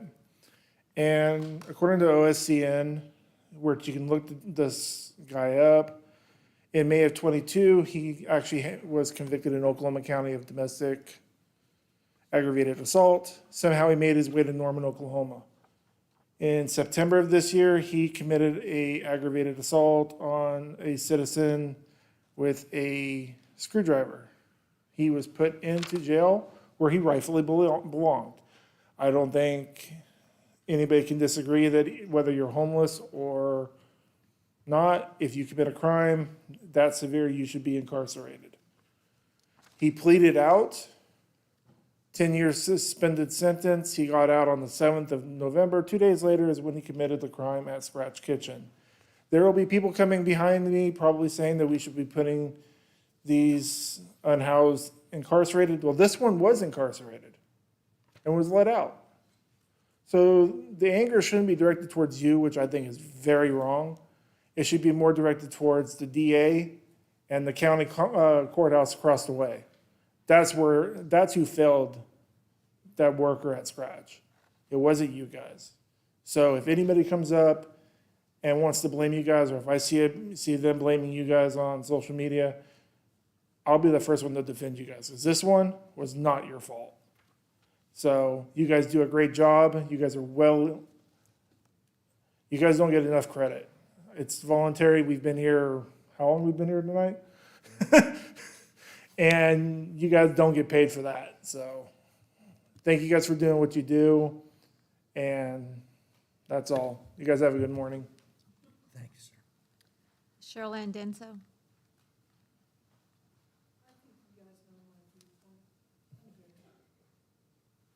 Evan Dunn. Evan, do you want to speak? Oh, yeah. Evan Dunn, Ward 7. First, I'd like to remind everybody that Bryce and he needs a team. Michelle Loudenback, she needs some staff. They need some funding. I want to invite everybody to come to the farmer's market this Saturday. I'll be there selling youth thrones and selling the edible schoolyard book. You can get these on Amazon anywhere, but I'm selling them for $50. You know, why is that much? Because this is the only way for us to not waste our resources. We have a surplus of soil, but we don't want to use it. We want to take pantries down. It is shameful for us to live in this nation and have starving people. Here's an idea that I thought of a couple days ago. Most of our comments are made towards the dais, right? That's a requirement. What if we added another 3 minutes in which we could speak to the people of Norman? Rebranding. This is an idea. I talk about permaculture. Permaculture is kind of a nebulous statement. It's a nebulous name. So what if we just call it food foresting? Think we can get a food foresting, zoning classification in there somehow? Maybe that would help. SROs. I know there have been officer-involved shootings, and I'm not sure why we don't train police to shoot at knees and toes. Do we need to get law enforcement lassos? Is that what we need to do in order to keep people from dying in being shot in the back because they're running away?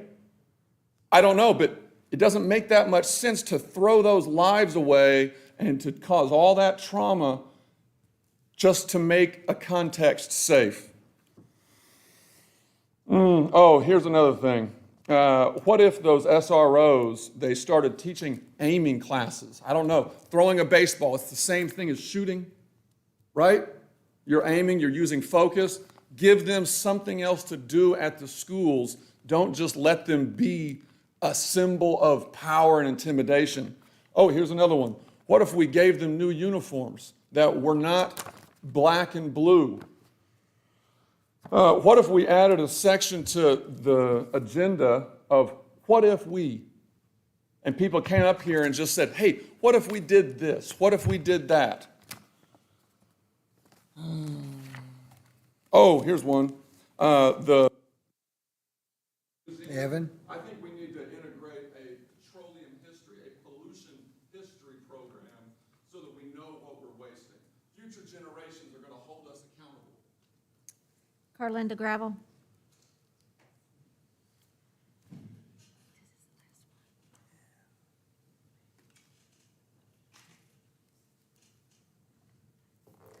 Carlinda Gravel, Ward 4, Council, Mayor, thank you for your time this morning.